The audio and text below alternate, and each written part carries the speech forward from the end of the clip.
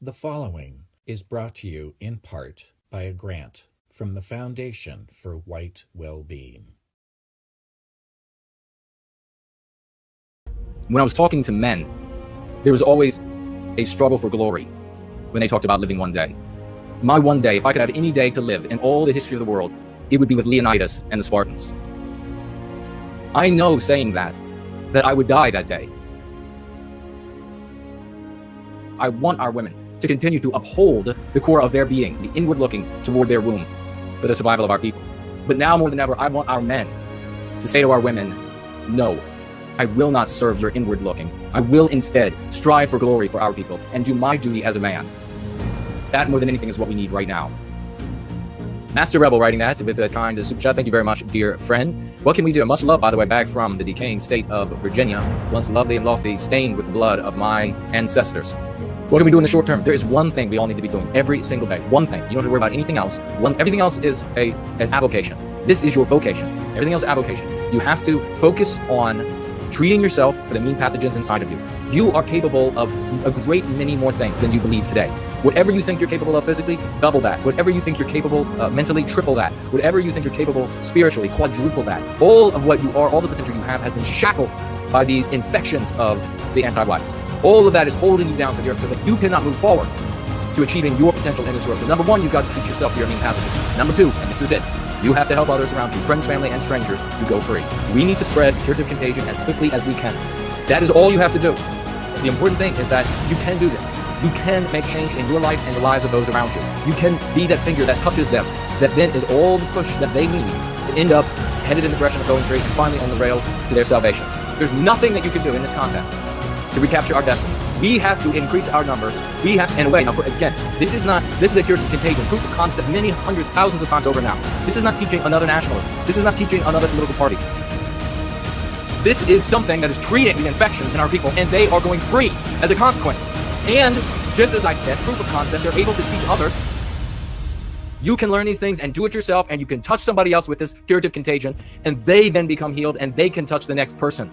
And it spreads like any other contagion, this one being a curative contagion. The societal context is not static forever. Things are going to change. This event horizon we talk about is approaching. We're seeing the fissures. Now, the light, as it approaches the event horizon, begins to stretch. We can see the signs of that limb that we cannot see beyond. That means it's coming. Other things are coming that we can't even foresee.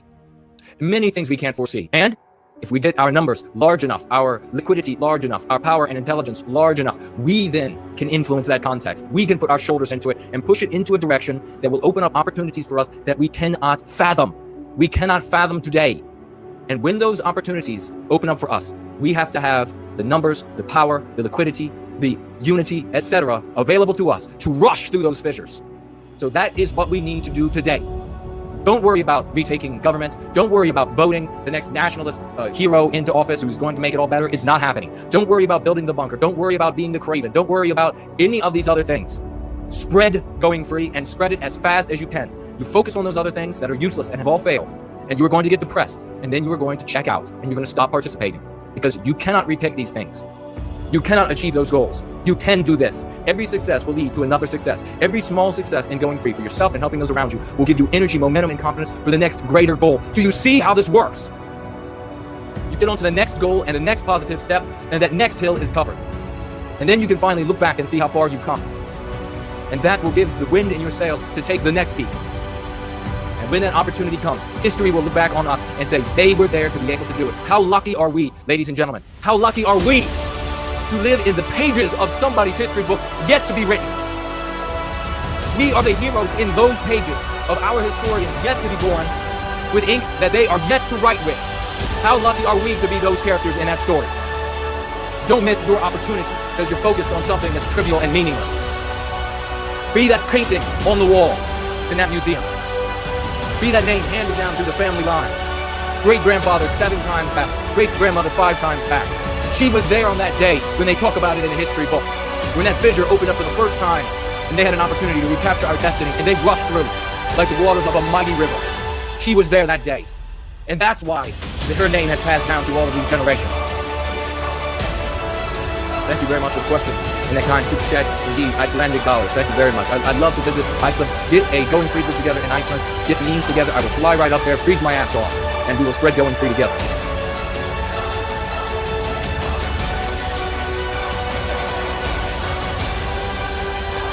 Super chatting $6. Thank you very much, dear friend. A great participant in the service of Wellbeing. Your passion for our people's well-being is inspiring, Jason. Thank you, brother.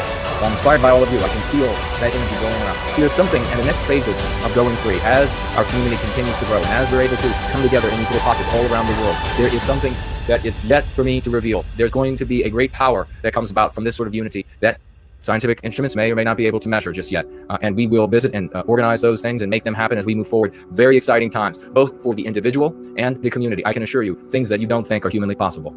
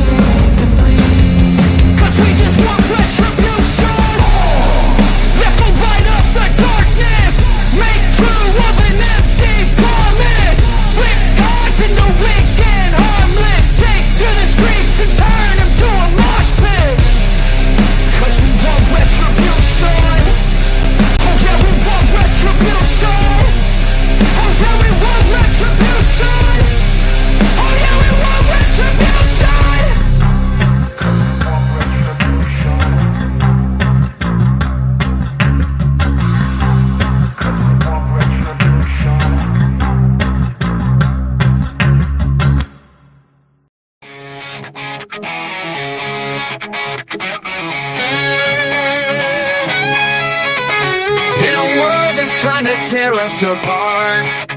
They throw their stones, but I've got a brave heart. I'm proud of my roots, I won't be ashamed. With fire in my soul, I'll never be tamed. They want us silent, but I'll raise my voice. With every ounce of strength, I'll make my choice. No more shadow, I'll step into the light.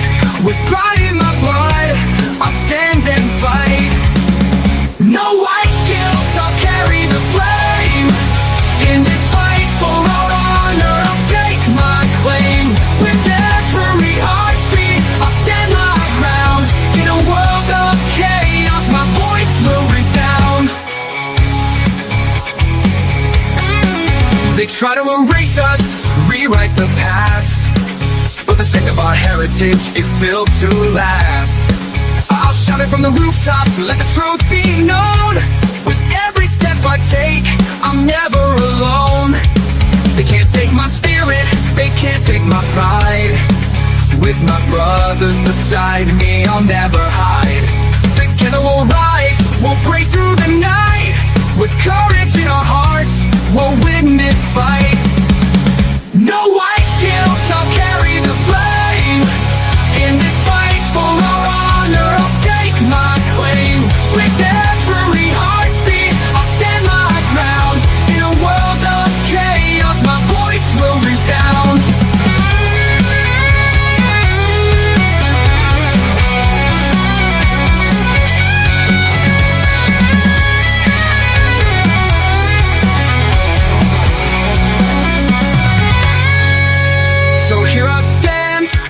unyielding and proud. In the face of their hate, I'll shout it loud. No more guilt, no more chains to bind. With pride in my heritage, I'll never unwind. We'll carry the torch, we'll light up the night. In this battle for truth, we'll stand and fight. With strength in our hearts and pride in our soul, we'll rise together, we'll take control. No white guilt, I'll carry the flame. In this fight for our honor, I'll stake my claim. With every heartbeat, I'll stand my ground. In a world of chaos, my voice will resound. No white guilt, I'm proud of my name. In this world of darkness, I'll never feel shame.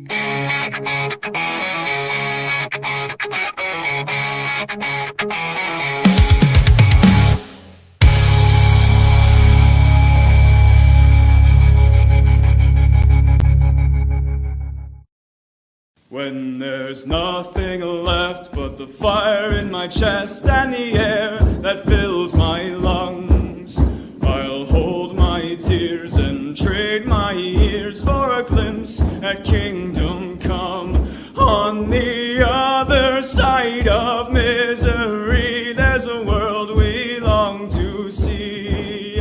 The strife we share will take us there to relief and sovereignty.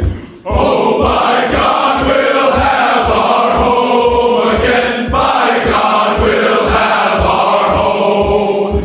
By blood or sweat, we'll get there yet. By God, we'll have our home. In our own towns, we're foreigners now. Our names are spat and cursed. The headline smack of another attack, not the last and not the worst. Oh, my fathers, they look down on me. I wonder what they feel to see their noble sons driven down beneath a coward's heel. Oh, my God, we'll have our home again. By God, we'll have our home. By blood or sweat, we'll get there yet. By God, we'll have our home. The road is dark, the way is lost. My eyes, they strain to see. I struggle forth to find a friend to light the way for me. Oh, brothers, can you hear my voice, or am I all alone? If there's no fire to guide my way, then I will start my own. Oh, my God, we'll have our home again. By God, we'll have our home. By blood or sweat, we'll get there yet. By God, we'll have our home. Oh, by God, we'll have our home again. By God, we'll have our home. By blood or sweat, we'll get there yet. By God, we'll have our home. Holy God, I love Sundays, folks, because it's our Sunday gathering, Church of the West, and it's glorious to be with you all. Featured stories today: answer to white fragility claim, which you'll be hearing a lot of now that what's happening to us in South Africa is being discussed. The rejection experiment is a little diversion there, interesting. A man spews the N-word. What happened with that? Karmelo Anthony?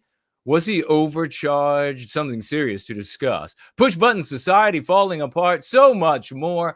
Go free lesson of the day. We mentioned it, white fragility. We have an MC for that, and we'll get right into that at the beginning. Your comments and questions, and then there is this.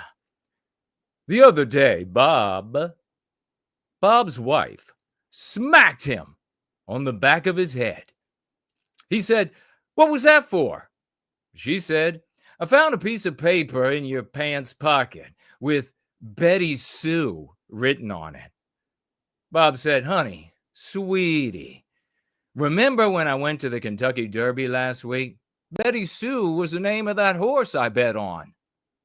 She said, "Oh, okay, I'm sorry," and walked away.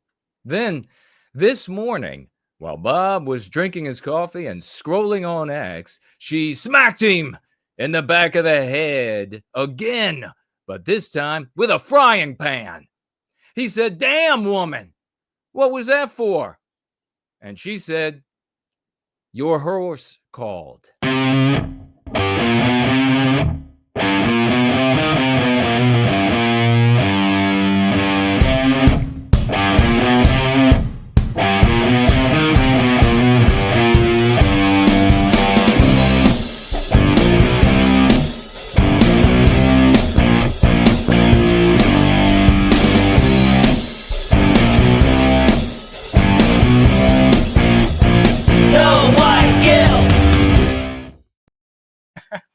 Let me know, please, that the mic is still working, ladies and gentlemen. It is 5 p.m. in the once great state of Virginia, across from Mordor on the Potomac. It's 7 in Sydney, 10 in London, midnight in Moscow. And what time is it where you are on planet Earth? In fact, what day is it? It is a glorious Sunday evening here in the once great state of Virginia, Monday morning in some parts of our glorious Western civilization. And we are together. We are rocking.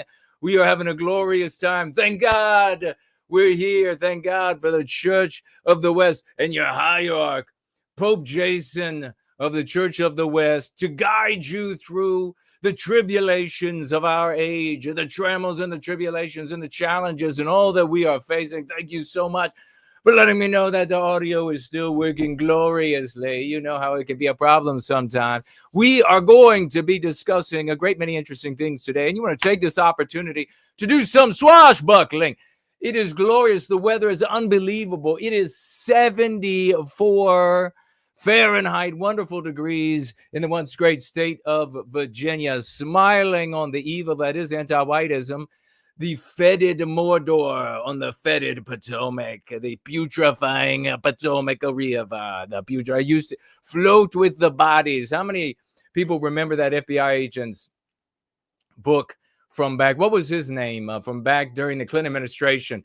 And he said he got transferred to the FBI office in Washington, D.C. And the first day he opened up the window and looked out at the Potomac and there was a body floating by. Yes. Western civilization. That's what it's supposed to look like. Nothing like those pictures of prior to 1965 where it's like New York City and they're celebrating New Year and everybody is white. Every single person is white. No, we don't want it like that. We want bloated, rotting corpses floating so that we can look just like the Ganges. We can look like just like the rest of the third world, ladies and gentlemen. That's what we want. While we are together here today, and I am looking glorious. I don't know if you can tell. The tie is a bit of a black and a little flecks of gold that run through it. It's looking magnificent. I know I can't help myself, but it's glorious, ladies and gentlemen. You're going to tag me as No White Guilt @ No White Guilt @ No White Guilt over the course of the gathering, and you will do so over on X. You will do so on Premium Rumble. You will do so on the Twitter live chat, which is looking glorious. It's just past 2 o'clock on the west coast of this country. It says the great biospirit of the West. It's wonderful to see that champion in the live chat as always. You're going to tag me, and I'm going to check out what you have to say, your questions, your comments, your concerns, even if you disagree. If you do so in a respectable way, then we will treat you with respect. Otherwise, you will be treated like the disgusting, pimply troll that you are, and you will be thrown back to the dock, and you can live with the other anchorites in the middle of nothing, stinking nothingness.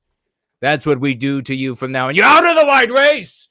You're out of the white race. We decide from now on. You can financially gift while we are together. You can do so by heading on over to the Dude Bro Moment platform, aka Entropy, up and running. You'll find it in the description. You'll find it over at nowhyguilt.org. Click on the financial gift tab. You'll see a number of options there, including options for financially gifting on a monthly basis recurrently without ever even thinking about it, and thereby make your way to the honors roll call. And then if you climb high enough, you reach the all-stars of the honors roll call. We will honor you at the beginning of every month with everyone on that roll call. We will also you will also find that there are cryptocurrency wallets at which you can financially gift yours truly over there. There is also a snail mail address, and you can send me mail. And we have some mail in the thaumatological mailbag that we will be digging into a little bit later. It's wonderful. I can tell you this.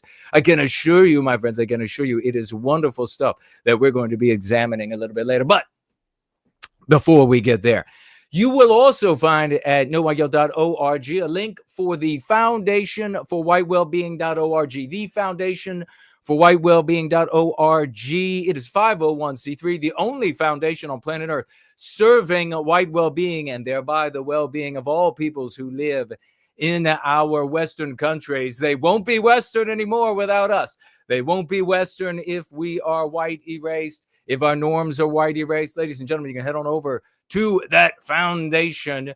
And if you donate there, please tag yours truly as the destination for those funds, and they will make their way to me. Otherwise, you can head on over to the app at which you can give cash, and you can financially gift me over the course of this gathering, and I'll be recognizing you. You can head on over to Subscribestar. You can do the same over the course of this gathering, and I will be reading your comments. And I just noticed over here that the great Dallas has shown up in the live chat on Premium Rumble, and she said, hearing you perfectly here in the anti-white cesspit of Los Angeles, the Los Angelinos over there, and which much pity, and you can have pity in return for the once great state of Virginia. But we're going to take it all back, ladies and gentlemen, because there was a time when Virginia was 100% white, just like South Africa was 100% white. There was a time that Los Angeles was 100% white. We are going to recapture our destiny, ladies and gentlemen, and we are going to implement our norms again for everyone who lives here. And those who don't like it, they can get out. Premium Rumble is up and running. You can financially gift there as well. D-Live is up and running, and you financially gift there as well. I2C up running. You can financially gift there as well. And this, ladies and gentlemen, is a happy Memorial Day weekend. Let's give a big respect over the course of this weekend to all of our fallen heroes across on both sides of our conflicts when they have been internecine.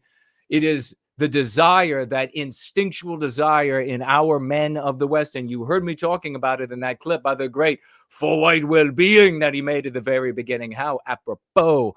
Isn't it so? How apropos that I was talking about that in that clip, where we feel this drive to defend our people, to defend the tribe, to give even our existence a genetic death for ourselves. Nothing could be more beautiful than that drive, and it exists nowhere else in our population than in the men of the West. So let us remember, even when we have allowed ourselves to be driven by fools into ethnic conflicts against our brothers, internecine conflicts, because we have differences in language, differences in breakfasts, differences in lunches and dinners, differences in flags, and we're not going to allow leaders to do that ever again, because they are indeed the misleaders. Anybody driving you against those of us with the spirit of the West need themselves to hang from the gallows. That is how a future would be just. I can promise you that. In Game of Thrones, of course, in Game of Thrones. Great to see everybody who is showing up here today. Eric the Great is with us. Whitebot is here. Janice is here, and her life does not suck. So please remember all of those fallen heroes. We all have relatives that have headed off into these horrible, bloodthirsty conflicts and have lost their lives. And it is on this weekend, and in particular in the United States, on this Monday, that we recall, honor, and remember these heroes. 07s for every man, every boy that charged off into conflict and perished for what he believed was the defense of, genetically believed that he was in the defense of our spirit of the West, irrespective of the arguments made by the fools and misleaders. What are we going to start off with? I want to bring your attention to the meme pathogen, which you are going to be hearing everywhere. You hear it regularly. Meme pathogen. It is an idea. It's an anti-whiteism that undermines our well-being. That's what an MP is. Easy to remember. Meme pathogen. Very easy. They're all over the place. Sexy beast mode is unlocked, my friends. And here we go. So we need a response for the MP white fragility. That is going to be, if it's not already, it's going to be surfacing a lot, since now we have, as a consequence of Donald Trump lowering the boom on Cyril Ramaphosa, and hopefully he was sitting in a comfortable seat that was stain resistant on that day in the Oval Office, because Trump lowered the boom on him. He lowered the boom. He's like, hey, and remember, I don't know if I mentioned it the other day, but it's definitely worthy of mentioning that Cyril Ramaphosa isn't just some next president. He is a literal founding father of the victimization of the white race in South Africa. He was there in the ANC in 94 when this got kicked off. He's been there for every ritualistic gang raping of our people, brutal murders, and categorized as robberies gone wrong and requests for directions gone wrong at this farmer or that farmer's house, any excuse. He's been there since the very beginning with a big smile. He came to the Oval Office because the tap was turned off by Donald Trump for several reasons, not the least of which, of course, was Ramaphosa in South Africa speaking ill of Israel and world Jewry's treatment of the Palestinians. But nonetheless, what matters to us is that our victimization got discussed, and you're going to have a lot of anti-whites talking about white fragility, just to by the by.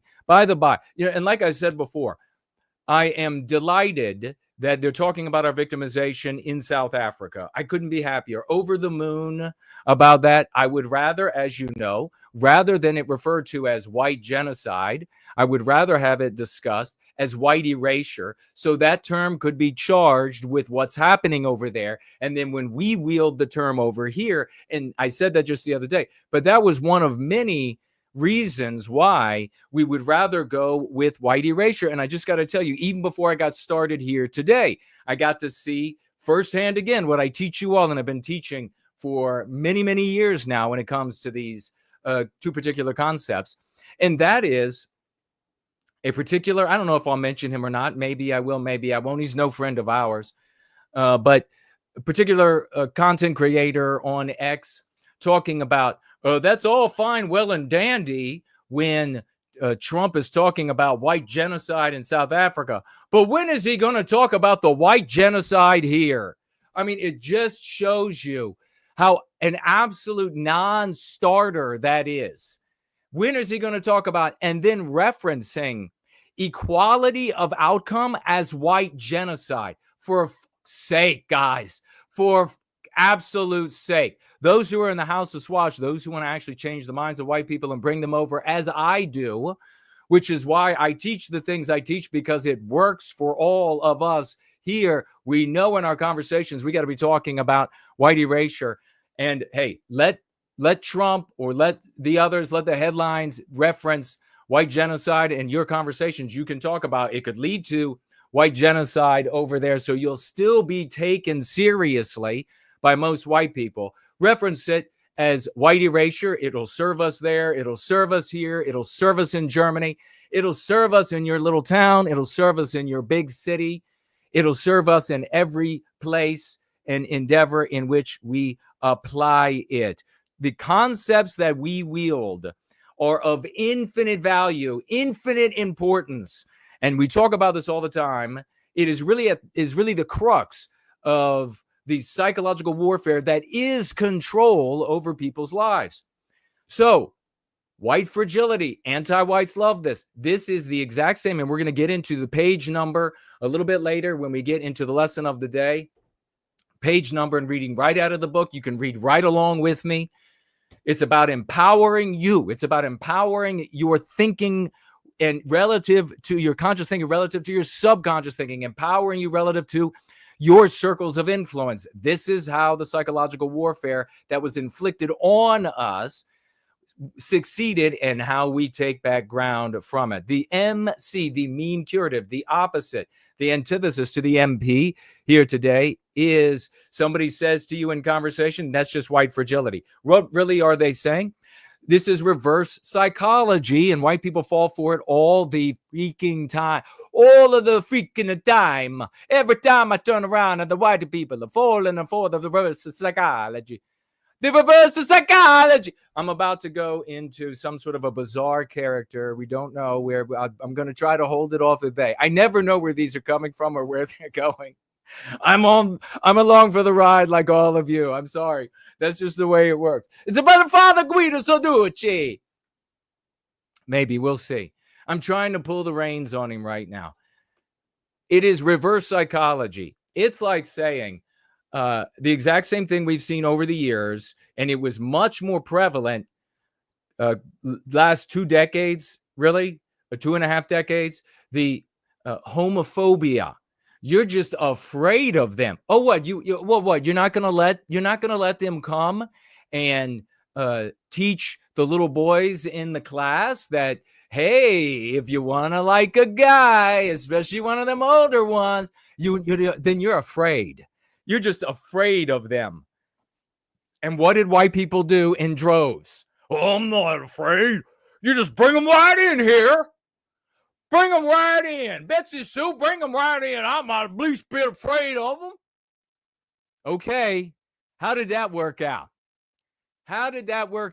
It was white erasure of our norms, white erasure of the interaction between men and women, men and men, etc. in society.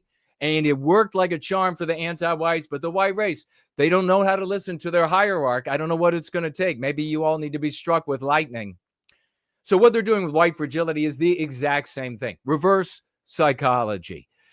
They want you to say, and it's working beautifully everywhere you turn, well, I'm not fragile. I'm tough, I'm really tough. So you just take them transformers and you let them get down there in the elementary school and talk to my children, my daughters, and my sons. You let them talk to them all you want, because I ain't the least bit fragile. Look at the size of my forearm. You see my forearm? How'd it get so big? What do you do with that arm? I think we know. What do you say in response? Well, here's a response that's really powerful. They say white fragility, and you say it's self-defense. And you don't want white people defending ourselves. You don't want me defending white people because you're an anti-white POS. You are using this fragility to get us, this claim of fragility to get us to lower our guard so that we can be victimized by you. You're an anti-white POS, and I don't care what excuse you give me to get me to lower my guard. I'm not lowering my guard. It's self-defense. So any argument to get me to lower my guard is proof positive right then and there and moving forward that you are anti-white. I have used this so many times, ladies and gentlemen. Time for you to use it as well. Concepts are important. As we roll through today's gathering, I want you to be thinking about the MP white fragility, the MC of it's self-defense. It's self-defense. You could say to the person, what you call fragility is actually self-defense. What you lie is fragility is self-defense. You call it fragility, I call it self-defense. You don't want me to defend myself. You don't want me to defend white children. You don't want me to defend white women. That is what we lay bare, and we force the argument there. Damn, I'm good.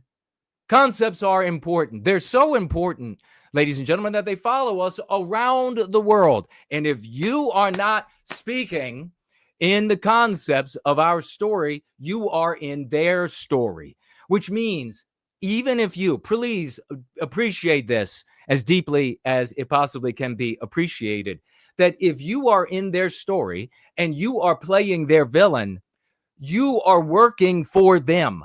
You are not in resistance to them. You are not in retaliation against them. You are not troubling them, our victimizers, the anti-whites. You are a tool of theirs. And I think it's apropos to say that you are just a tool.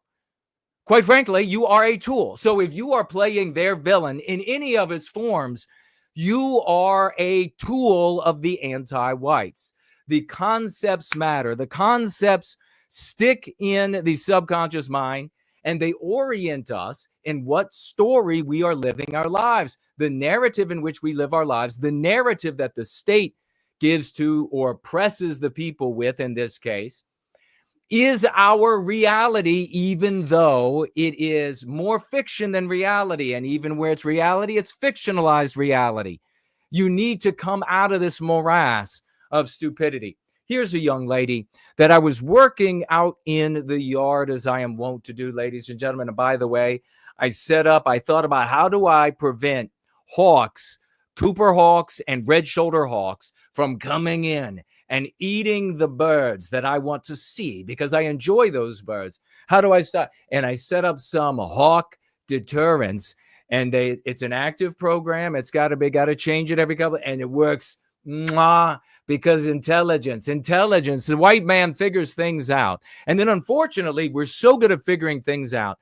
We say, Cupcake, you can't do it. Oh, you can't fly the fighter jet. Oh, you can't fly the 747. Oh, you can't drive the tractor. Oh, you can't operate this. You cannot. Well, I'll tell you what, us white guys, we will just turn all of the complex machinery of that we do in our heads, we do with our instinct. When we operate it, we'll just turn it into a button, and then you'll be able to press it and do it too. Not realizing, of course, that we weren't going to be thanked for that. We were going to be shouldered aside, told that we are oppressors and exploiting them, and they could have pressed the button all along, except in St. Louis, they forget to press the button, and at some of the horns, the button doesn't even work, and we'll get into that as well. A lot of buttons. Remember what I told you all the way back in high school? And I had that shouting match with the black female. And boy, she was a big black female. She's very thick, and not in a good thick. No, very thick. Like she had the ass end of a Pinto stapled to her lower half of her body. And she just drove around on that. It was amazing. And she said, I could do that job too. I could press them buttons. And I stood up and I was like, bitch, who built the buttons? Who continues to maintain the buttons? The buttons aren't static because societies all around the world are always advancing and there's always competition, which means the buttons will always have to be updated. Who does that? You could press that button. Here's a bone. I think you'll know what to do with it. Concepts are important because they stay with us and they determine how we view the world. Let's take a ride. I was out in the yard, and YouTube recommended this little lady to me with 250,000 subscribers. 250,000 subscribers. She can barely string a sentence together. This is your future. But I remember we were talking the other week. I was like, people don't go to the wise man. It used to be the known in the West, like a thing passed down from generation to generation, that yes, even though fools can get old, you're not going to find wisdom in the young. I mean, it's just obvious, right? Fools can get old, can grow old, but the young can't have wisdom. And so we knew that we had to go track and look for the intelligent and the wise, and that meant in those who had long experience, especially in given fields. But all of that's been thrown away. All of that's thrown away. Every white person today almost turns to the youngest, dumbest 20-something for advice, for interpretation of what's going on. Are you getting out of your minds? Well, that's what happens here. Was this Angela Rose? And she has much to say, can barely string a sentence together. But hey, she's a mid, and she's giving her 2 cents. And so naturally working toward 500,000 followers. But that's not exactly, that's just a little diversion. I really want to talk about what she says here in a moment. I find the way that this monument is built is very spectacular. By the way, she's in South Africa. Somehow she has the money to take a trip to South Africa. I'm going to guess it's because she has massive money coming in as revenue, audience, commercials, massive audience. People are rolling in and she's getting paid also by private donors, of course. People are throwing money and they're like, please go. Can you imagine sending that? If you watched any of this, I have no idea who she is.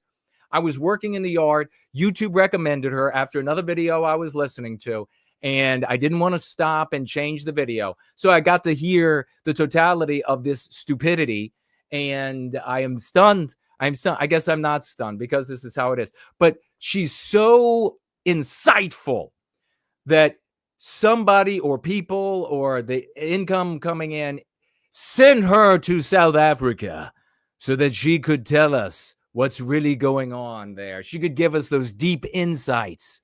And these kind of people, you know what they would say to the impactful. That guy said a shudder. Impactful insights into what's going on. So here she is down there in South Africa.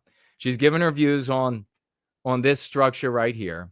I think this is a fact. I find the way that this monument is built is very spectacular. It almost looks like it's somewhat in a pyramid shape, and it also That would be pyramidal. has a feel like a church. It's also It's also like a pyramid. It's also like a church. It's also like Las Vegas, where I hope my followers will send me next. very sad. Also, I'm really getting this impression that it's really killing and affecting the people's morale here, the Boers, the white Afrikaners, because even if they get a college degree, it's not going to count. They don't have job opportunities because of how far the DEI movement has gone. Plus, I'm sorry, what? I'm sorry, what? I didn't hear that, Cupcake. Did you just say in South Africa? Because how far the DEI movement in South Africa has gone? Is that just what you said, Cupcake? This bozo, conservative, is down there. The Boers, Afrikaners, speaking with these brothers and sisters of ours. And instead of calling this anti-whiteism, she goes down to South Africa and calls the anti-whiteism inflicted on them there. Now, there are concept titles that the anti-whites use down there, and then they give to our cuck brothers and sisters in South Africa. And then they use the same words down there that the anti-whites give to the anti-whiteism. It's a real shame and disgusting. And this American female goes down there and she uses the concept DEI. And remember, all of these concepts, they're just the anti-white concept du jour. This changes. Race and national origin was the anti-whiteism in hiring long before DEI. These things are the anti-white concept du jour. They'll keep changing it until your dumbass calls it what it is, anti-whiteism. So think about, though, the power of this. Just pause for a moment. What do we talk about here? That you are taught these concepts that you then think in, and therefore you speak in. If you are given concepts that prevent you from identifying our victimization clearly and appropriately, you can't speak in our defense and therefore effectuate an end to our victimization because you can't think in our defense. She literally has gone thousands of miles and is interpreting our victimization on another fucking continent. with the concepts the anti-whites have given her here. If you don't see how profound of a victory that is for anti-whites, then the advanced placement class, which the Go Free Dialogic is not for you. You're for the dum-dums down the hall. Take your dunce cap and get the fuck out. Don't let the door hit you in the ass. Just get out, because this is not for you. This immediately reminded me of the moment where I was speaking many years ago, and I've mentioned this a couple times over the years. I was speaking with a female, white female from Australia, and she was talking about back home, and I was asking questions about the anti-whiteism back home. What are the neighborhoods like? Where you lived? Was it dangerous? How many non-white people are there? And she was, every time I would say something like non-white or a danger associated with non-white community, or not able to get a job because you're white, since they're giving the jobs to non-white people, I could tell she was like she got nervous, right? She was talking to me about, now she had lived in America for years. I mean, she still had her accent. She didn't just fly over, right? She wasn't fresh off the boat from Australia, but she still had her accent. She'd been living in the U.S. for years. She was talking about the black people in Australia, and she was rolling along, yada, yada, yada, African Americans. And I said, wait, you have a sizable population in Australia of blacks from America? And she said, oh, no. No, that's the black people in Australia. She was very nervous about saying that. She had been so brainwashed with the anti-white narrative, so brain poisoned by the anti-white narrative. Again, are you smart enough? Are you intelligent enough to see the profundity of control over the living organism by way of the concepts that are learned consciously and sometimes unconsciously through music and movies and the like, seeded into the subconscious mind, and from there control the living organism? Are you able to see this? She had become so brain poisoned with anti-whiteism, obviously back in Australia, but then once she got to the United States, that black people, wherever they lived, were African Americans. They could be born in Nigeria. And the power of the anti-white narrative was so complete over this white female that they would be African Americans. The blacks in Australia, so complete the victory of the psychological warfare that is called anti-whiteism over this female, that the blacks in Australia were identified as African Americans. Insane. But it's all the tools by which the human animal is controlled. That female from years ago and this little cupcake here on her way to 500,000 subs. So more and more people showing up to just wet their beaks in the supreme intelligence and wisdom and knowledge and opinions of this little 20-something mid, sending her off to far off lands. No.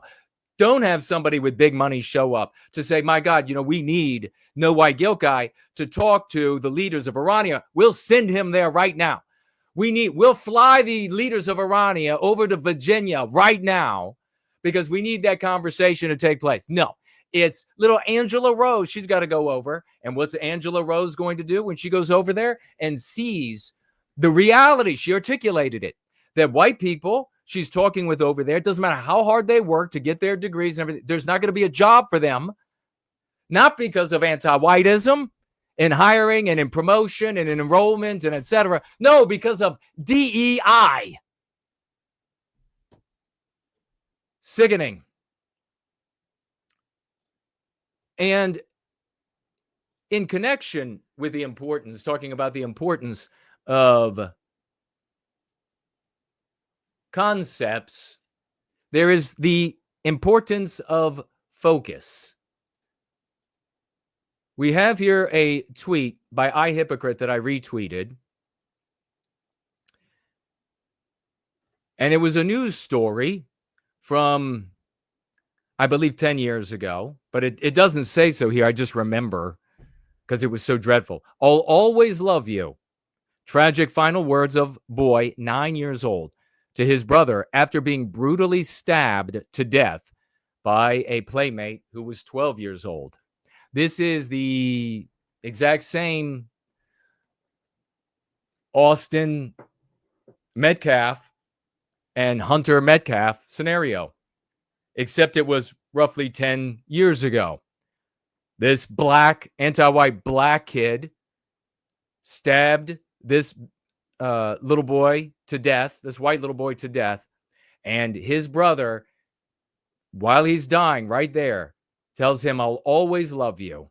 Well, of course, Hypocrite gets like 1 million plus views on it, and then he doesn't throw any attention this way because looking like he's a merchant on the right more and more. Up to him to prove otherwise, but looking like he's a merchant. I wrote this. If this is a story I think it is from 10 years ago, it's a huge proof of the point I just made this week. This is why I teach that a focus on us is the only focus that will end our victimization. I got to tell you about Crowder, and you got to remind me to tell you about Crowder. Just today, I saw this. I said, why? Why is it the only focus? Because the corrective to focusing on blacks is white flight. 10 years ago, no progress has been made for the white race to stop this kind of victimization, and now you have Austin Metcalf dead. 10 years ago, we could have started focusing on us.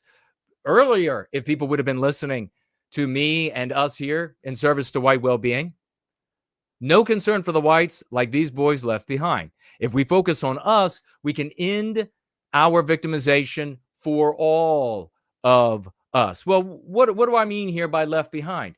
This is a trailer park where this happened.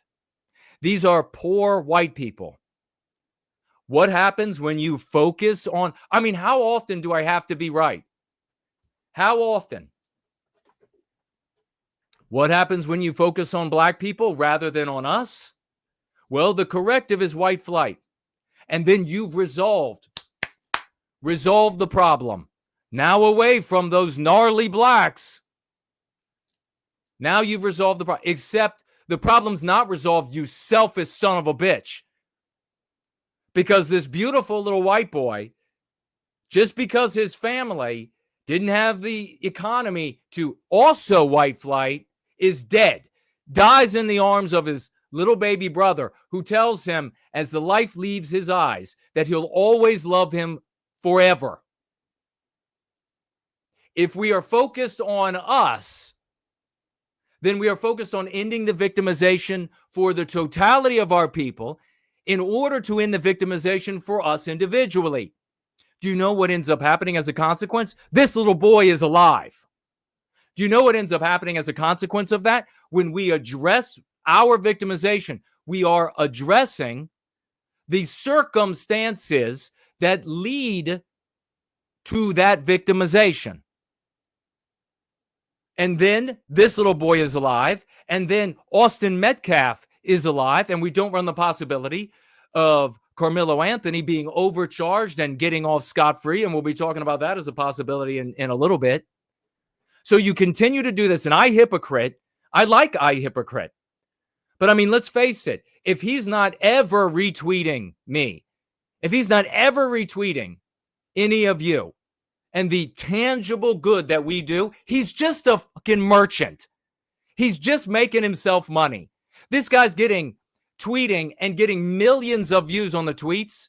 Does he actually want to do good? I'm calling you out, Hypocrite. Do you actually care about white people? Do you want to just make yourself a bunch of views by showing an article about a little white boy that died and his brother said, I'll love you forever? Is that you just want to make yourself popular? Or do you want to stop the conditions that led to that? It's up to you. Merchant or hero? Merchant or hero? It's up to you, buddy. So yeah, calling you out. He should be retweeting what I tweeted right here. Nothing could be more true and obvious than this. So, talking about Crowder, just today, I heard a snippet of one of his videos earlier today where, remember, we talked about here, and I predicted on the very first day that the focus on blacks would, as the ancillary, as the antecedent, the derivative conversation would be all about blacks. How bad? Why bad? What can be done? How has the white race played a part? Crowder, so no thoughts about our well-being. None. What did Crowder actually talk about today? Blacks having black fatigue over other blacks saying they can't date white women. How good is that for the white race? How healthy is that for the white race? Wow, this black fatigue, it's a very real thing. You got black people out there, they're suffering the black fatigue because there are other blacks out there that say, if you date white women, well, you're out of the race.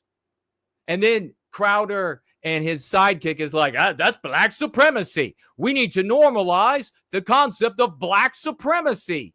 More focus on another race of people. And I get it. Crowder is obviously a merchant. That's all that bitch does. He is a merchant from start to finish. He was a merchant when he got started at Disney. He's a merchant with all of his interaction with Hollywood. The guy is just a merchant. But I mean, that's exactly what we predicted here. That's exactly where it would go. So 10 years from now, there are going to be a lot of little boys just like this, a lot of Austin Metcalfs dying in their brother's arms, a lot of them. And the question is going to be, is that number going to be reduced at all, or is it going to be magnified? If it's going to be reduced, it's only going to be able to be reduced by whites acting as a people, by us focusing on us and ending the circumstances that lead to any of our victimization. If that focus remains on black people, for example, you're going to see a lot of little white boys getting stabbed in the heart and gutted like this one was by the 12-year-old. You're going to see a lot of white girls being gang raped and left for dead on the street corner. And then the merchants out there, the Crowders of the future, is I Hypocrite going to end up being just a merchant? And so I Hypocrites of the future, they're going to be tweeting about it. Wow, look how many views. People are really going to get pissed off of this tweet. Whoa, look, I got 5 million views on that one. It only cost that white little boy his life. That's all we had to pay for it. Fucking disgust me. Merchants disgust me. The merchants on the right, you disgust me. So, concepts, focus, important. MP, white fragility. MC, it's self-defense, not fragility, bitch. And you want us not to defend ourselves because you're anti-white. I want you to find not only where that fits in over the course of this gathering, but the engine, the mechanics behind that MC and how it is therefore constructed, find ways to apply it to the other items that we cover on our roll-in today. We're going to be getting to proof, rejection experiment. Men are way more gentle with rejection. I don't know if you all saw this, but it was very interesting. We're just going to take a little moment to have a look at this. And I don't know about this particular set of videos and how legitimate or illegitimate or whatever they are. Over the years, I've seen similar things done. I've seen both videotaped and just an experiment where they wrote down the results of what the participants got in response. But in here, what you're having is, what you're about to see is guys go up. This guy in particular goes up to females and he tries to ask them for their phone numbers. I think you're really, and just like a normal, not with a line or anything. By the way, talking about lines, do you all have any lines that pickup lines that you've used in the past that you like? Maybe I'll share a couple of mine very briefly here that I've used that I like, that have worked. And others have not worked so well, but have worked. But this is just walking up and trying to start a polite conversation. And what you're going to see here is the girls are rude as hell. And when the guy walks up and tries to start a conversation, and in reverse, the guys are super friendly to the girl when she walks up and is complimentary and would like to get their phone number. Why do you think that is? I want to hear your thoughts. Tag me as No White Guilt, @symbol No White Guilt. I want to hear your thoughts. Let's listen to what they have to say here. This is really random. I just thought you were cute, and I just thought you were really cute, and I want to know if I could get your number. Hey, excuse me. I just thought. No. Hi. Hey, nice to meet you. Hi, nice to meet you. You're very attractive. Thanks. Can we get your number? See, I don't Something? know. You know, you look pretty and all, but I can't right now. So Maybe I could grab your number. Are you doing anything tonight or no, I'm tomorrow? sorry. I mean, you're really cute, but thank you for asking. Yeah. Appreciate that. You have a good day. No, this is All right, so I don't know if you noticed, one of the girls actually said F off when he walked up. I've seen that happen with friends. Just not trying a line and not trying anything, just going up and saying, hey, how you doing? I noticed you walking by. Any normal approach. Just any normal approach like that. Try to start a conversation and get treated like this. And the reverse, of course, we've talked about a lot when the guy is in the top 10% of pretty faces that she has access to. And if he's not in the top 10% of pretty faces that she has access to, there's no respect. 9 to 98% of the time. And this is why we have this phenomenon developing across the West of guys not approaching women anymore. Guys not approaching girls anymore because of shit like this. I have, over the years, approached with normal conversation more women than you'll probably ever imagine anybody doing. Just because I approach people with conversation. Guys as well. But in a percentage of those cases where I'm initiating a normal conversation with a female, where I could potentially be interested in the girl, if she shows interest back to me, whatever that percentage is, the percentage of interest back, almost flatline, not in the top 10% of the pretty faces that she has access to. I've had them be rude as hell, like this guy experienced. So maybe you're a guy out there and you are thinking you're maybe really shy or you're really afraid of that kind of outcome. You've never done it because of it. Well, your fears are justified. Don't let people tell you otherwise. Your fear of that happening, but fear of what comes after, that's where you are just missing the boat. You'll survive it. She's a loser. So if the girl walks by and she's like, fuck off, and she just walks away, then she's scum. Because why? What kind of person is that?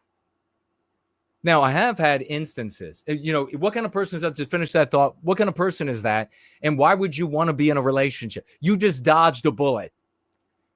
Anybody who, and here, of course, we're talking about ceteris paribus, normal looking, average, like you're dressed nicely. You're not in obviously a tux, but you're not dirty either. And your hair is not jacked up. You don't have a face tattoo. We're talking about just ordinary folks. You walk up and, hey, how's it going? What do you think of the weather today?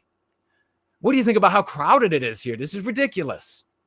It's so easy to start a normal conversation. But what ends up happening? If the female perceives that you might be interested and she perceives that you are not in that top 10% of pretty faces, you are going to have zero respect in 95% of those cases. If she is not perceiving that you could be interested. So very often you might start a conversation with a pregnant woman and she's got like 2 kids, and she'll just talk and like you're somebody at church. But if you approached her when she wasn't pregnant and didn't have her kids and she thought that maybe you were interested, you would get the rude ass treatment. You would be totally disrespected. These same women melt when the guy has a pretty face. Top 10% of pretty faces, the guy walks up and he's like, hey. And there have been tough to call it experiment, but there have been gambits. There have been shows where people have gone out with like a really handsome guy, and they have the guy walk up and they want to see what happens when this really handsome, pretty-faced guy walks up and he's like, hey, excuse me. And even where they're being kind of rude, and the girls all of a sudden like, oh, and batting their eyes. Oh, and they just suddenly their voice goes up several octaves. They're super friendly. They're super giggly. I mean, fuck you, ladies. Honestly, this is so disgusting behavior. Meanwhile, you see right here where these guys, when they're taken, a female who's a mid, she's cute though. She's like, hey, I think you're a good-looking guy. You want to hang out sometime? And the guys are gentle about it. So people say in response to that, well, the females, I bet if we look in here, we can find where females will say, oh, well, you try being nice when the 500th guy comes up to you in a semester. You try being nice to all of them. Well, first of all, we know she's lying. She ain't being nice to any of them. We know that's a lie, right? But what she's saying is, first off, that she's having a fatigue from people telling her that she's attractive. Look, that's the way it is, Cupcake. That's the way it is. You have to have noblesse oblige. If you live in a world, I would love to live in a world where every semester of school or every quarter of fiscal quarter in business, I have 50 women that are mid-level come up to me and they're like, wow, you're a really handsome guy. I would be on the moon. I'd be walking like a rooster everywhere. My head would be doing this everywhere I went. Hell yeah. Hell yeah. 50 this semester. You believe it? And you got these bitches and they're like, yeah, you trying to be nice to all of them. No, if you're going to live a life where people are coming up to you and telling you and showing interest in you and telling you you're attractive, it's your duty to be polite. You not being polite. But here's really, when you talk to Jason, you know you go to the next level. When you talk to the hierarch of the West, you go to the next level. Ain't no way she should have 50 guys approaching her over the course of a semester. Because in that first 10, in that first 5, she should be finding a peer pair to start dating. She should be finding somebody to date. The only reason why she's out there at 50 plus guys coming on every semester is because she's telling all those who are equal to her to f off because she's holding out for that 10% prettiest face guys. So that's an admission. Every time that women say, oh no, I've got to have that bitch face. I've got to put on that bitch face. The reason why I looked at you with that awful, searing, I hate you look, even though we're strangers. The reason why I looked at you with the, would you not just die? Because ladies out there, that's what all us regular guys get our whole lives. If females don't absolutely, abjectly look straight through us like we are non-existent, which is mostly the case. If there is ever any eye contact, it is the, I wish you would die look. And females tell us, the reason why I have to look at guys, the reason why I have to have a bitch face, a bitch standing face, is because Everywhere I go, I'm just so besieged by guys telling me how pretty I am and looking at me and everything everywhere I go. So that's why you should have a ring already. You shouldn't go past 10 guys.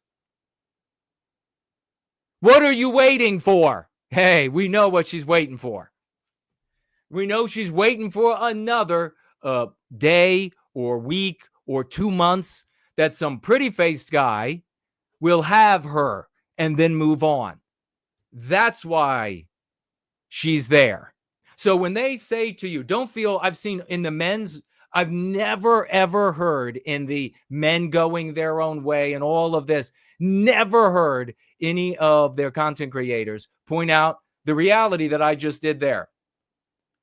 They will mention the standing bitch face. They will mention the girls complaining or the guys coming up to them. And they will have, literally, I've heard them have empathy for the females. I get Stefan Molyneux, who gave courses on this, talked regularly, had people call in regularly years back. He said, I have empathy for you. I realize that must be tough. You've got to go out and have endless men coming up and asking for your number, asking for your name, trying to have small talk with you. So I have empathy. That makes perfect sense that you would give them the I wish you were dead face. That makes perfect sense. That you would tell them to F off as soon as they walk up to you if they're not pretty enough, not tall enough and pretty enough. But really, it's just the pretty. That's really what it comes down. It's the pretty face. That's the main thing. Top 10% of pretty faces. Telling you to F off, have empathy. I don't have empathy for any of these females. Zero. You should have picked in the first fucking 5. The first 5 that came up to you were your peers. Ain't no guy going up to a girl way up the ladder of looks unless he ain't right or he's rich or whatever. Ain't no guy doing that. We're going to what we think is roughly equal. So somewhere in that first 5 or 10 guys, you're going to find one that is worth dating, is worth finding out some about, and then put a ring on it. Put a ring on it. Then you don't got to worry about normal guys. And that's what we're talking about here. Ceteris paribus, normal guys coming up and telling you you're attractive and they would like to get your number. Can we do something? Can we get a coffee sometime? There is a much smaller percent of females out there that, and it's such a relief where I've had conversation and it comes to the point where, hey, might you be free at some point to coffee, what have you? And the girl has been polite. I'm so sorry. I've got a boyfriend. Oh, cool. Thanks for letting me know. We still had a great conversation about X, Y, and Z. Have a nice day. So sorry, whatever it is.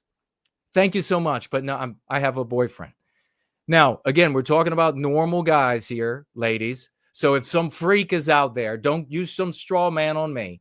And the guy's going to come up whether he got a ring or not or whatever. Obviously, tell them to F off. That's a completely different conversation than what we're having here.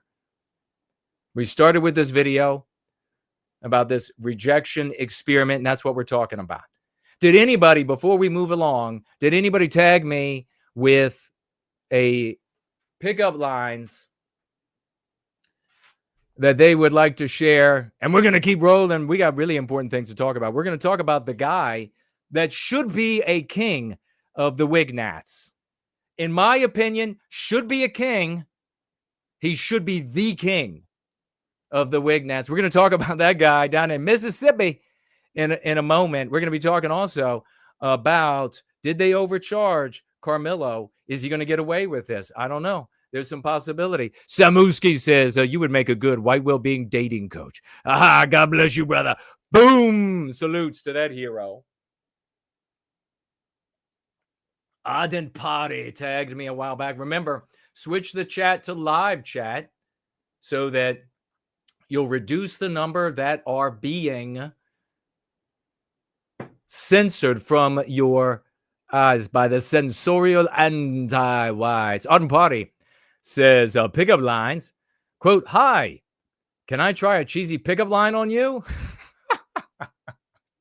Sweet. Have you done it? Did it work? Then he says, "Cool, maybe later." If she says yes, he says, "Cool, maybe later. Hi, I'm ardent." That's all, brother, you should have to say is just, "I'm ardent," and they should be like in love. Eyes batting as big as they can be, as like giant butterflies. Giant butterflies, monarch butterflies. Eric the Great is here. Hello and welcome. Corey is here. Did anybody else get in? Wing of Production says, "I love us." I do too, man. That's a beautiful thing to say. God bless you. Ivan the Horrible, truest of champions, with us today. Are you worthy of my attention? Says Wing of Production as a pickup line. Did you have any pickup lines that went bad? Tag me as No White Guilt. Did you have any pickup lines that you like went good? Did you have any pickup lines that went real bad? Tag me real quick because we're going to be moving along here. What are your thoughts on what I was just sharing about the approaching folks and talking with them and then inquiring? Might you be interested in finding out a little bit more about each other? What do you think? What do you think about the females and their standing bitch face? Looking over here for any tags, and we'll be getting to financial gifts a little bit later. God, it's glorious to be here in the house of Swash. Loving it. SMH, clapping hands or waving hands. Says, what's he say here? "I love white people." And looking for tags for this particular subject right now. Gano is with us. Gano Worms. "Hey, do you work out in those pants?" Because they're working out for me. Corey, have you used that before? Did it work? Mazumek is with us. Good to see you. Dan is here. White Light Knight says, "What's your view on the spelling of anti-whiteism? Use the E." And we were talking about that, and we're gonna mention it a little bit later with Tim the Murdoch, and he agreed. Use the E. In my experiments, just briefly saying, in my experiments on strangers, they were able to read every time successfully anti-whiteism. When the E was taken out, I can't remember exactly. I'd have to go back to see the data that I kept on it. But it was much of the time that they ended up reading it as anti-whitism.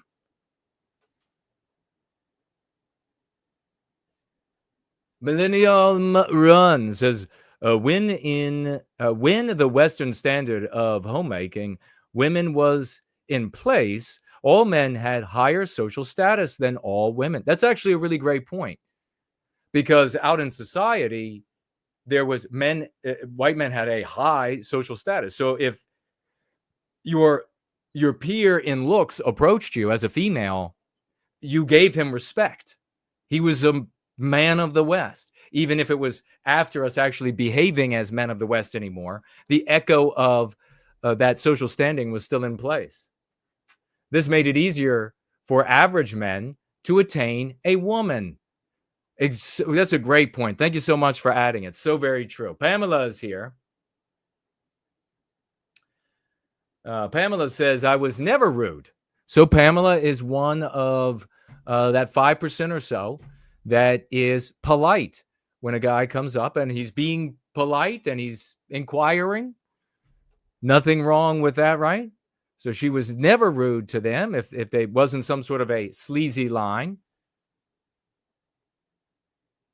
Now, I don't think I've used this. I've used a line that was not sleazy, but it was kind of good-natured, I think, good-natured, but was referencing a little bit of carnality.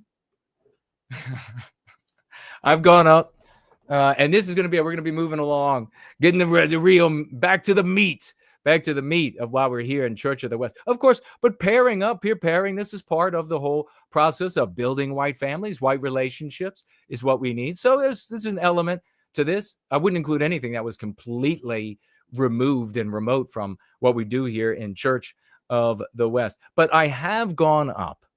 I will share. I have gone up and I've said to a female or more, hey, I really like your dress. It'll look great on my bedroom floor. I have said that maybe a time or two. I've said that. And, that sometimes it works more than others. Sexy beast mode is unlocked. Of course, some of you will remember, and we're going to roll unless there are any more tags on this topic. Some of you will remember the line I used on the very attractive woman at a Starbucks many years ago. And she was at the Starbucks. I was at the Starbucks. The first thing I noticed was all the guys checking this woman out because I was like, what is everybody looking at? And all the guys, we were sharing that like knowing look. And by the way, girls, you don't have to be a 10 to get that from all the guys in the room. Total mid can get that. Just, don't dress slutty. Dress fit. Dress like you have confidence. Dress like and move like you have confidence and you are poised. And the guys, you won't be able to see it. We're all hiding it. But we'll be looking at each other like, oh, yeah, you see what I see? We do it all the time. The guys will. Anyhow, so even more for the guys in the room, I did this because, they were all watching. And so I walked up and she was, you know how people do. They take their coffee, and I don't get it, but they take their coffee and then they go pour it some in the trash bag. And I don't do that. They pour it in the trash bag and then they add their cream, they add their sugar. She's doing that.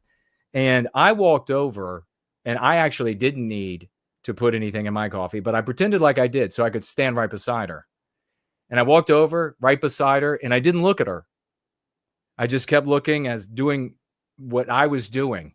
But I said to her, here I am. You have 2 more wishes. And I saw her face like slowly turn toward me. This absolute astonishment. Anyhow, come to find out that she had a guy equally as pretty right outside. She's like, that's my boyfriend. She was polite about it. She's like, that's my boyfriend right there. And when I looked over, I in my head, I was like, holy crap. He's pretty as she is. Some bitch. I hope they had pretty children together. But those were 2 of the lines that I've used in the past. Real quick look to see if anybody had anything to say. We're going to keep it rolling. Spud said, are those Windex pants? Because I can sure see myself in them. Oh, somebody used that on you? Or are you saying that you use that? Oh my God.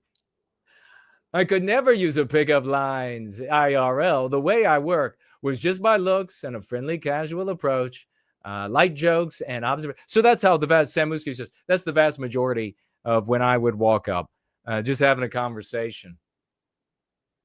Hallandier has written something that Janice has alerted me to, but I am not seeing it. Can you copy it and copy paste it and tag me? Arden Party said, yes, his line worked. Epic.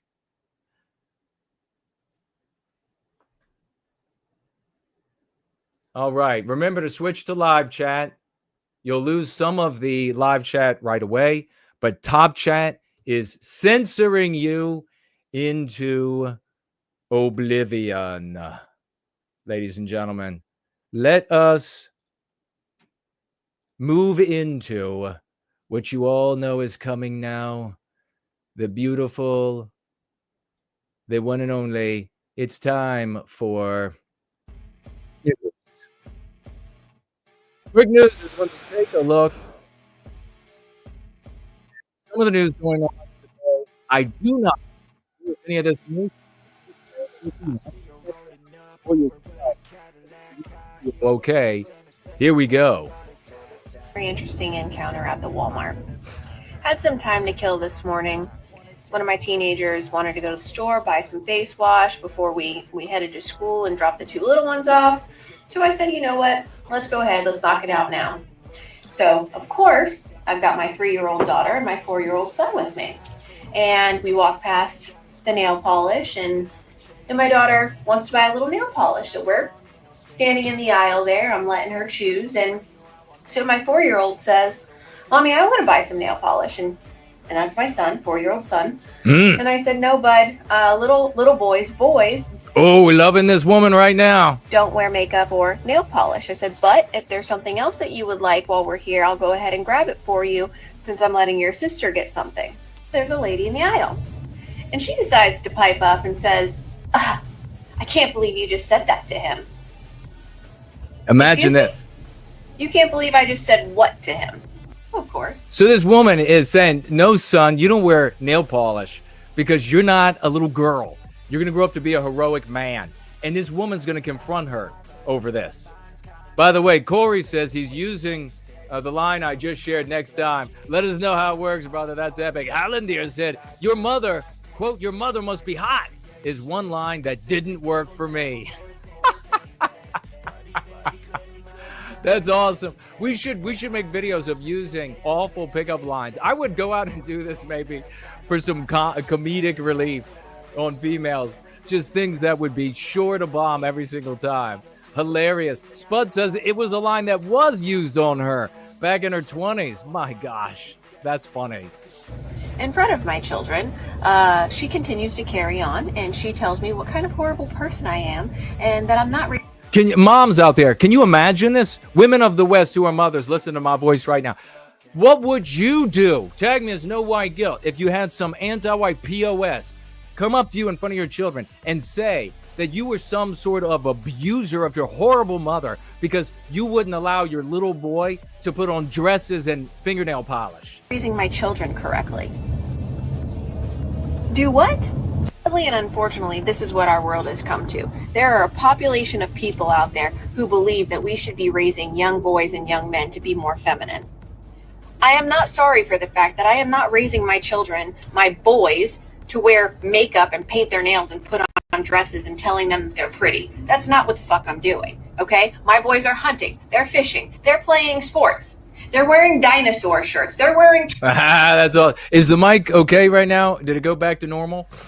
truck shirts, they're wearing fishing shirts, not fucking dresses. Raising my boys to be strong young men. Yes. If something changes for them in their life, in the future, No, she should have cut it off there. Not if they decide to start flying around on their tiptoes. No, they're gonna be men. They're gonna be badass. They're gonna have dinosaurs and pterodactyls and dragons and swords and fighter jets. That's what they're gonna be. They're gonna be men of the West. Let's give this woman some big salutes. Big salutes, Mom. Big salutes. The sentencing of a killer driver has been delayed over claims he can't practice his Indian religion in prison. Bhupinder Singh killed mother of two, Christine Sanford, in a high-speed crash at Windsor Gardens in March 2023. He claims he didn't stop to help her as she lay critically injured because his turban flew off, which is akin to being naked in Oh my God, in my turban! public. Today, he was due to be sentenced, but his lawyer is arguing undue religious hardship should be considered. The matter's been... Okay, so this anti-white, non-white is arguing he can't go to... He didn't help the woman that he murdered because his filthy rag fell off his head. And that's akin to being naked. And so therefore he couldn't have helped this woman that he murdered by running into her. Now he's saying he can't go to jail because he won't be able to practice his Indian. What is he, Sikh? Is he Punjabi? What is he like? Is he Hindu? What's the religion that he can't be in prison for? And if I were in charge, I would say, fine, here are the gallows.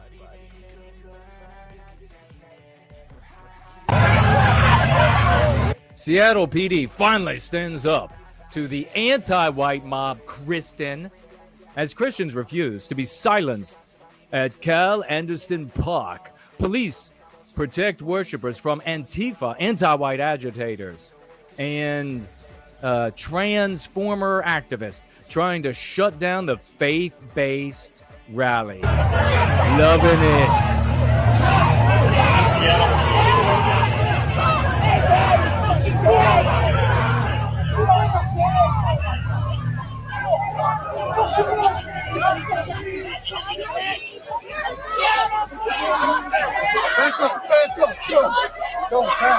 Oh, you gotta love that, don't you? Oh, hammered, slammed to the ground, going to prison forever. That, or like I said, that or the gallows. Let's hear it for the PD out there on the West Coast. Seattle PD finally standing up against the anti-white scum.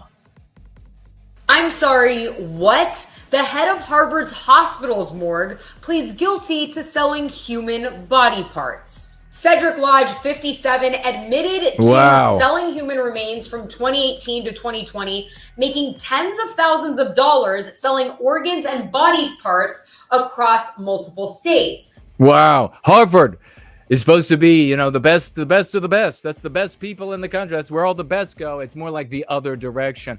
White Light Knight says, pickup line, quote, "Have you got a spare sock?" She says, "Why do you want a spare sock?" Me, "Because mine is a foot. Mine is a foot."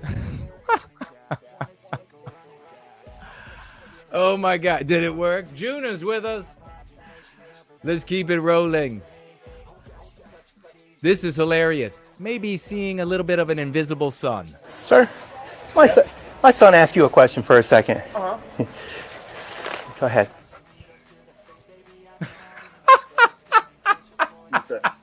Speak up, he can't hear you. Get your fingers out of your mouth. I'm tired of it. Do you? What? You not hear him? No. It's probably because he's got his fingers in his mouth. No. All right. We're not going to get pizza. We're not. He wants to know if you have these in camo. Which one? These bed sheets here. Uh-huh. And what kind? I'm tired of this. I'm tired of this. Say you're sorry. Now, what do you say when people help you? You're welcome. Thank you. Come on, You're let's go welcome. find your mom. I'm getting out of the store. It's hot in here. It's like 80 degrees, and I can't stand this crap. Oh my God. We have been cooling down for the last 4,000 years. So if people say, oh, the planet's warming, well, it's all about when you start the measurements. If we look at the last 38 years, there has been no change in temperature. If we look in the last 150 years, we've had 3 warming periods and 3 cooling periods with a total warmth of about 0.6 degrees Celsius. Now, I wonder why it warms. I mean, 1850, now what happened then? Oh, yes, that was the end of the Little Ice Age. Do you think it's going to warm or cool after a Little Ice Age? Of course it's going to warm. To jump to the end, the guy says if they tell you that it's warming or that it's cooling, the response is, since when? And it's so true. Big salute to that guy. Oh, you're going to love this mother. Mom Phyllis Penna was pulling into her driveway when she was confronted with something that every parent dreads. And saw someone looking into my daughter's window. So I called the police. Saw a kid in a gray and black hoodie. Just on your property? Right in the window right there in the front. And he was standing there, and I guess he didn't see me pull up, and when he saw me, he took off, tripped over the stones, and took off that way. I don't have a clue who he is. Blonde hair? Yeah, blonde hair. As Phyllis and her 15-year-old daughter look on, get ready to celebrate this mother. Police go in search of the suspect. Come here. Show me your hands. Don't you stop, police. I'm just thinking if I could just slow him down, trip him up a little bit, give Watch him this. a chance to catch up. Watch this. Look at her. Look at her. Got you, bitch. Yeah, Mom. Big salute. Yeah. Good job, ladies. Thanks to this brave mom, the 19-year-old suspect was arrested. Sign her He up. was never charged with voyeurism, but pleads guilty to evading arrest with prior conviction, possession of a controlled substance, and is sentenced to 10 months in prison. To this day, I have no idea how I tackled him like that. Look at her. Look at her. Wow. Don't mess with my kids, man. Don't mess with my kids, man. I love it. That is so awesome. Sign her up. Notre Dame, here she comes. Center linebacker. A park ranger at Yosemite was asked, why is it so hard to design a bear-proof trash can? He said, Park ranger in Yosemite was asked, why is it so hard to develop a bear-proof trash can? Here's what he said to her. it's because there's considerable overlap between the smartest bears and the dumbest people. And I think about that all the time. I can relate. I can relate. Considerable overlap between the smartest bears and the dumbest people. Can we say cuck and schmuck? Breaking news, Tulsi Gabbard, our Director of National Intelligence, has just reported that newly declassified documents show that the Biden administration labeled Americans who oppose COVID-19 mandates and COVID-19 experimental medical treatments. Remember when we were reporting on this and people were acting like it wasn't, people in the white sympathetic sphere, they're like, that's not important, but you would categorize people a certain way? Yes, it is. As DVEs, marking them as domestic violent extremists. This allowed for the FBI and other government agents to open a, quote, assessment. Just remember how many times that we were attacked by people that were saying, no, you shouldn't be warning people to not behave in a certain way that will get them categorized a certain way that will allow other departments and other actions to be taken. Well, here it is. Yesterday, a creep told me he loved my long hair, so today I cut it. You believe that?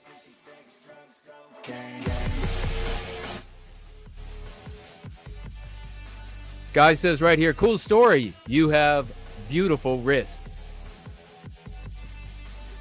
You know what's crazy about this is this guy will have to go home and act like his wife's day was harder than his.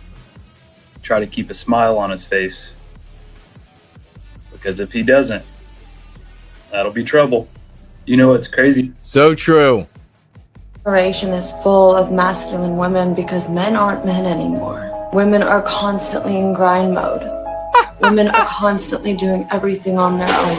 Women cannot depend on men for anything. Her being in her masculine energy is a defense mechanism, because if she doesn't do it, no one else is going to. And the last thing she wants is another man wasting her energy and taking more from her. Not every woman has to be put in this box of cook me dinner, make me babies, keep quiet. Some of us were born to run the world. Oh boy.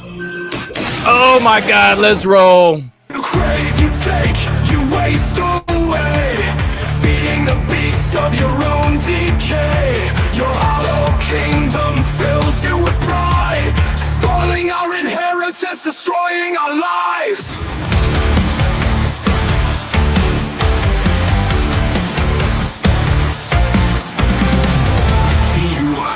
Slave to consumption, averting your eyes to our people's destruction, drowning your screams, a mindless sedation, while the anti-white poisons our nation. Anti-white scum, clinging to your hollow gold, blind to the sickness that's taken hold.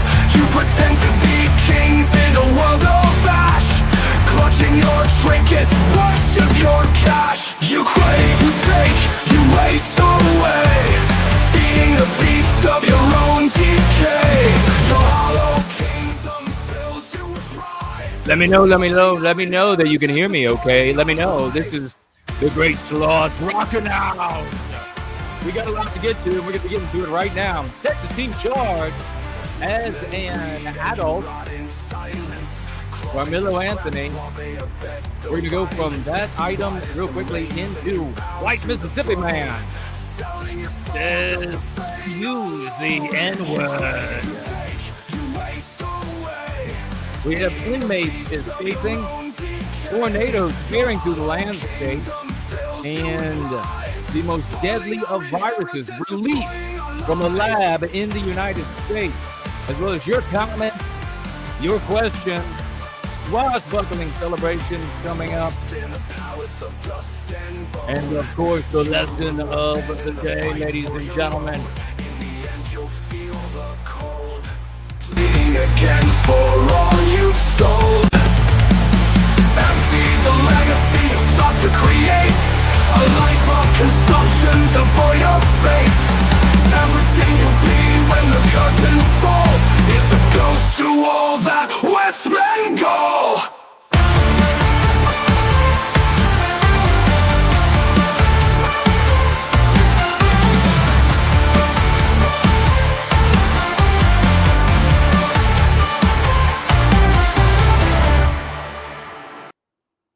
All right, let's get right to it.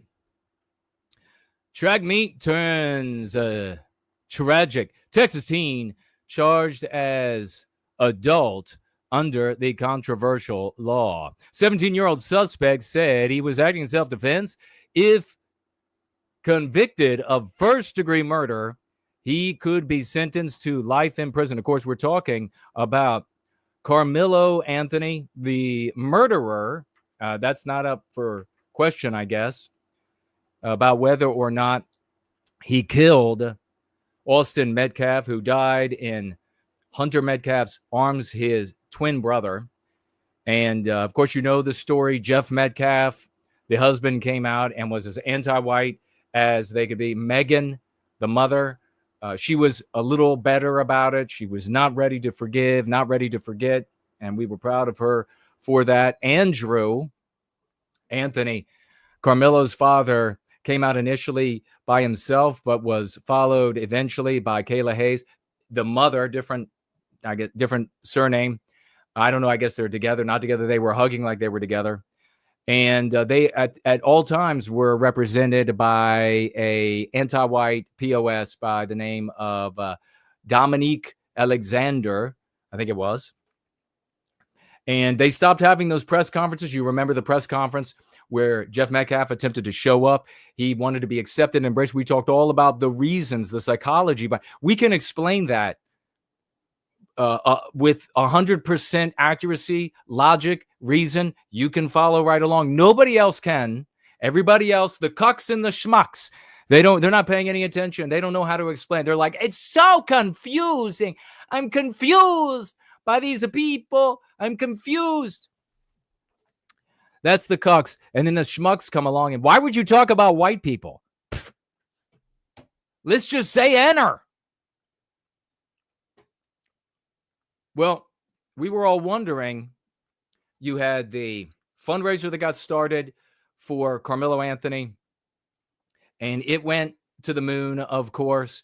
You had another fundraiser started for Austin Metcalf, and it also ended up finally doing well. And Karmelo's fundraiser ending up creating the blowback that created a massive fundraiser for Shiloh Hendricks. And everybody's been waiting. What's the charge going to be? What did we see? We saw a couple of anti-white black women come to Karmelo's aid immediately. You had Judge Angela Tucker, I think was her name. She immediately said, oh, we're going to reduce that $1 million bond to a quarter of that so that he can leave and go home. And then you had, what was the principal's name? Kara Henderson? Principal Henderson.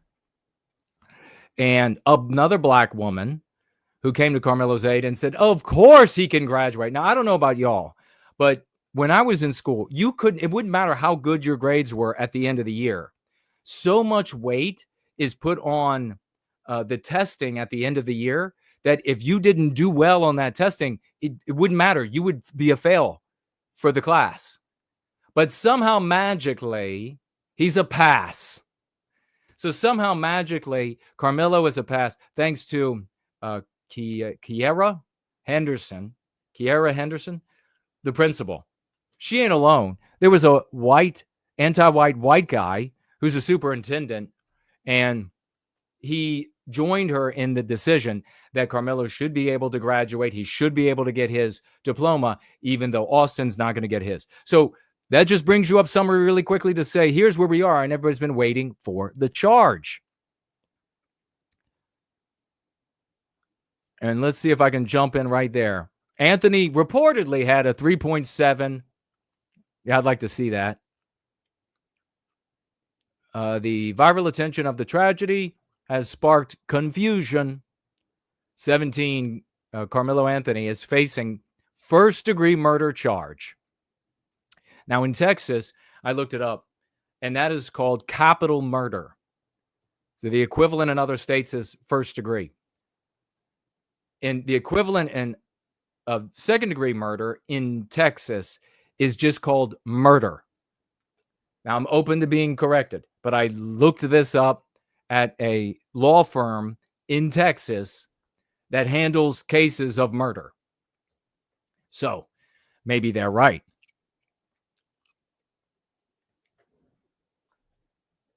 So what does this mean?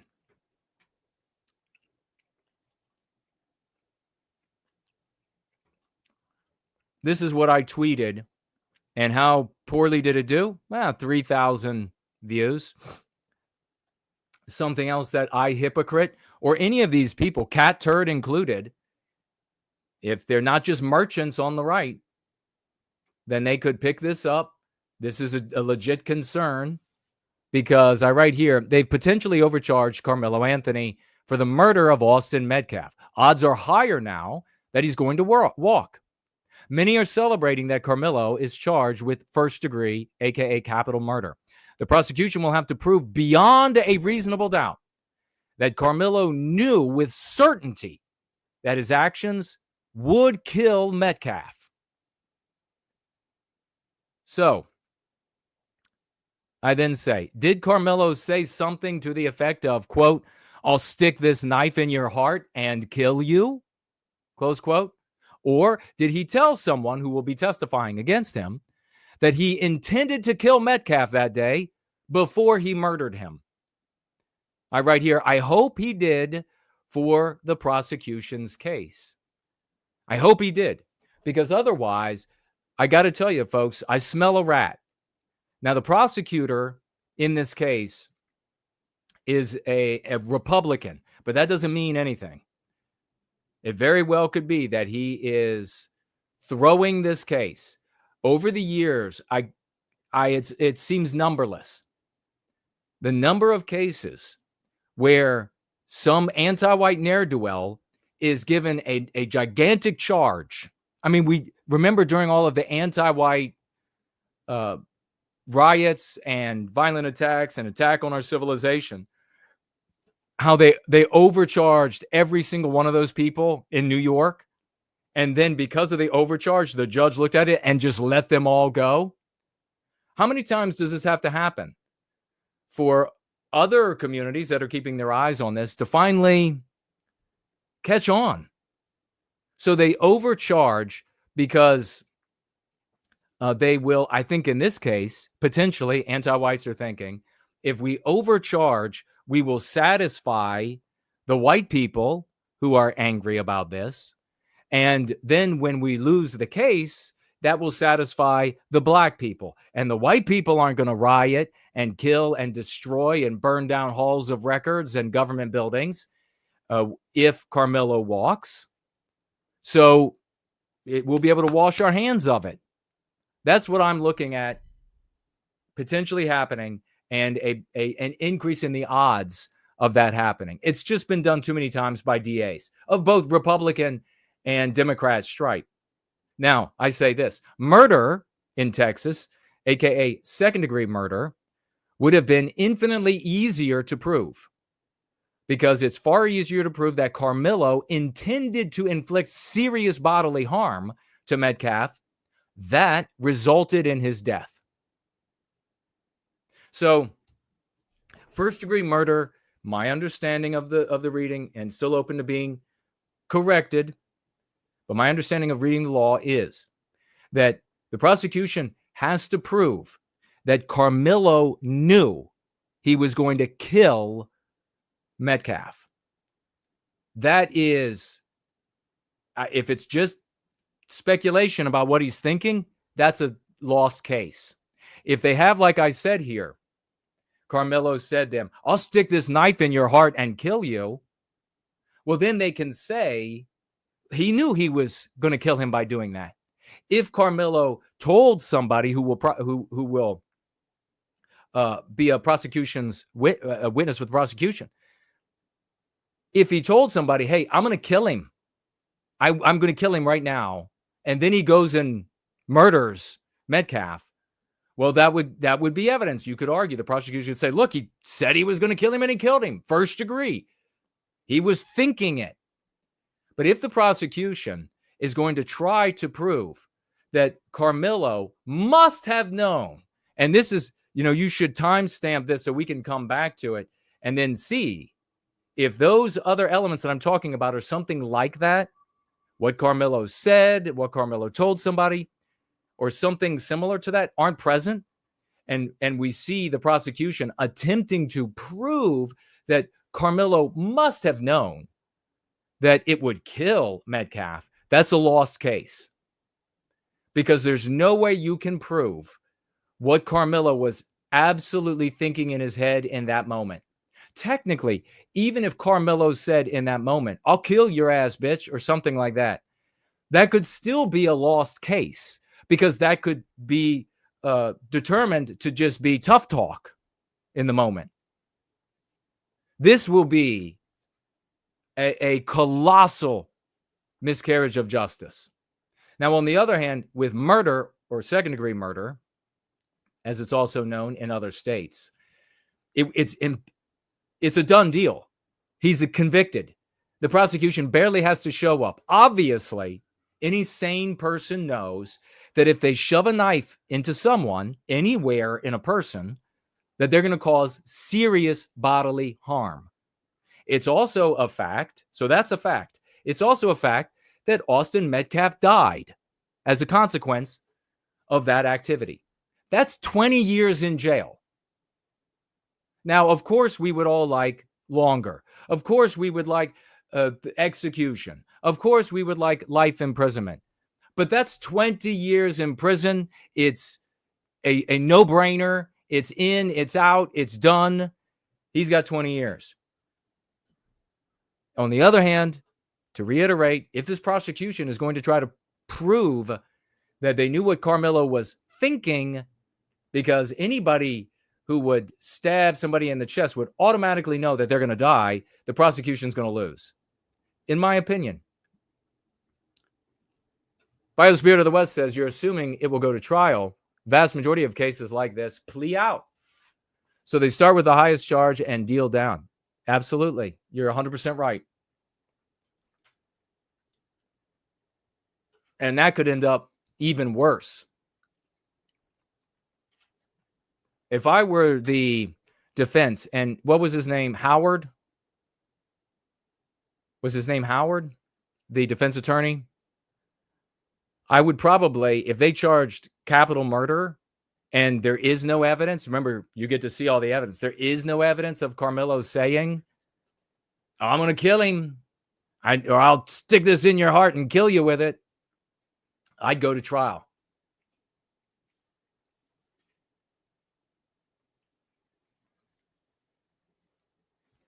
Merlin says he arrived late and he's watching from the beginning and catching up. Speedy time to you, my friend. Coyote is here. Hello and welcome. We'll see what ends up happening there, ladies and gentlemen. Hopefully it does. The case, the prosecutor, his name is, let's see, I have it here. Greg Willis, Collin County Criminal District Attorney. So we'll see where it ends up going. We'll see how far Greg gets with it. Could you imagine how dumb? Is it Mike Howard, the attorney? How dumb that attorney would be to say, oh, well, we'll take 40 years in prison, or we'll take 10 years in prison when your client could walk. Again, that's if they don't have those other kinds of statements and planning.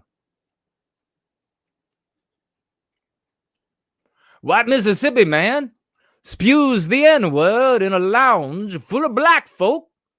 Guess what happened next? I'm going to read that in my best Mississippi. Samuski says the justice system is mercantile in function. It's anti-white 100% of the time. It absolutely is. Very well stated, my brother. Remember to let folks know that we are alive. This is the Go Free Gathering of the week, Sundays. It's a glorious time to get together, to flex our white positive muscles, recapture our destiny from anti-whites so that we don't have to have any more Austin Metcalfs, so that we don't have to have any more 10 or so years ago, the little white boy and his brother, I will love you forever. I can't even think about it for more than a second.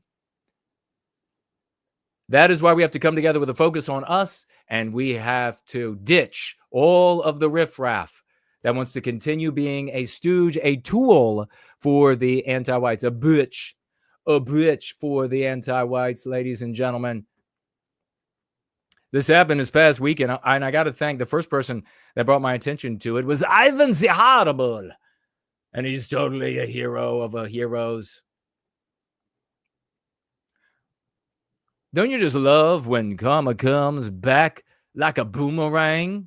I think that's cultural appropriation there. In the case of one white man in Mississippi, his karma happened just minutes after he walked into a bar. Don't you just love how Phoenix Haley misunderstands karma? I sat down many years ago with some Buddhists, and I was like, I don't think people are using it right. And they're like, you're right. You're right. That's not how it works. But wouldn't you know it, we were right again. Karma happened just minutes after he walked into a black bar in Holly Springs, Mississippi. Black residents account for more than 70% of the city's population. Remember, Holly Springs, when it was built by white people, was 100% white. We can now say that Holly Springs has been white erased. What can't you say there? That it's been white genocided. Oh boy.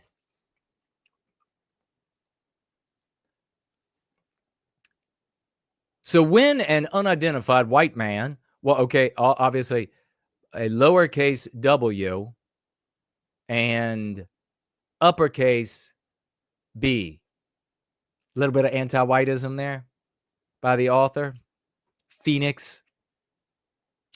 When the white man walked into CJ's lounge on Sunday, he should have known he'd be severely outnumbered. Hold on, let me put down my watermelon.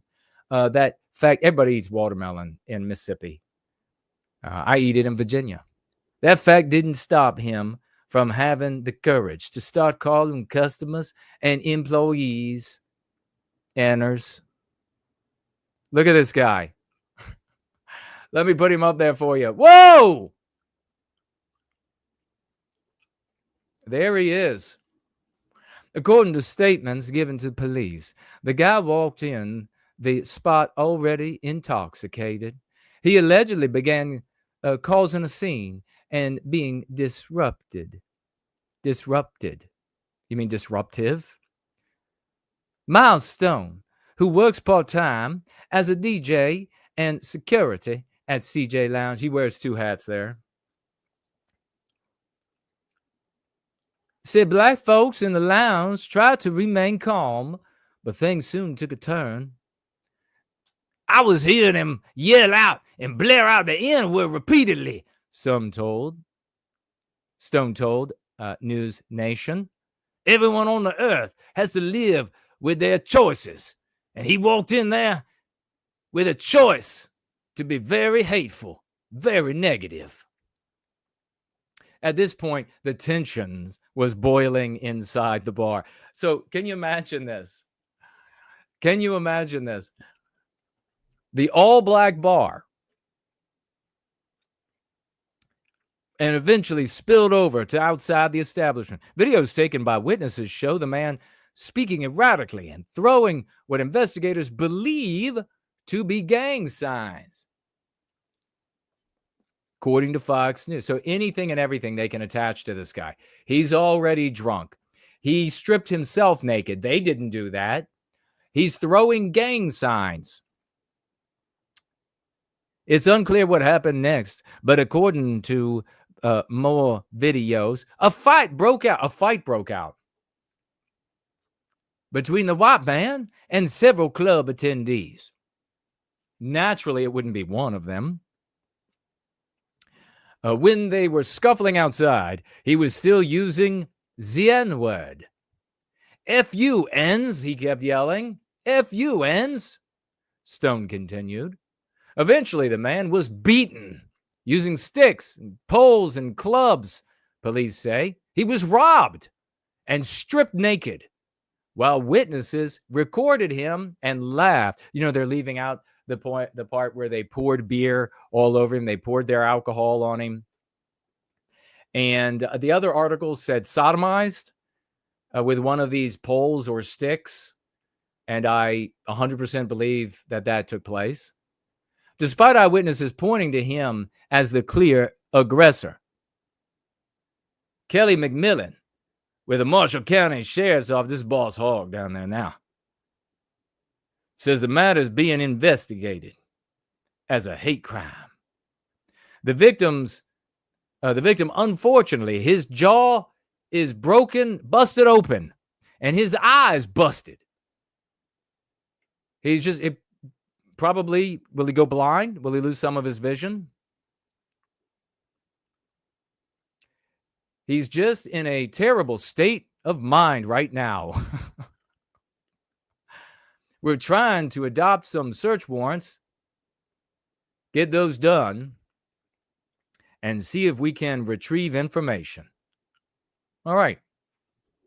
No arrests have been made, according to the CJ's Lounge has since been temporarily closed. Now, what I read elsewhere about CJ's Lounge is that it is operating without a liquor license, which is like go to jail forever if you are anybody else. If you're a white guy, no liquor license, and you have an establishment and you're selling liquor, it's forever. You're never getting a liquor license again. You're going to prison. You won't be able to operate. It's going to be awful for you moving forward. So saying no liquor license, no license to even operate that kind of business at that location, but it's allowed to operate because of anti-whiteism, because of white erasure of our norms. It's also, I think, probably a little scary for the police department there because CJ's Lounge is said to be a very violent place. And I wonder why. Probably that name, CJ Lounge. Never name your lounge CJ's. CJ Lounge, automatic, violent place. Clearly the name is what's doing it. Why do I bring this up to you?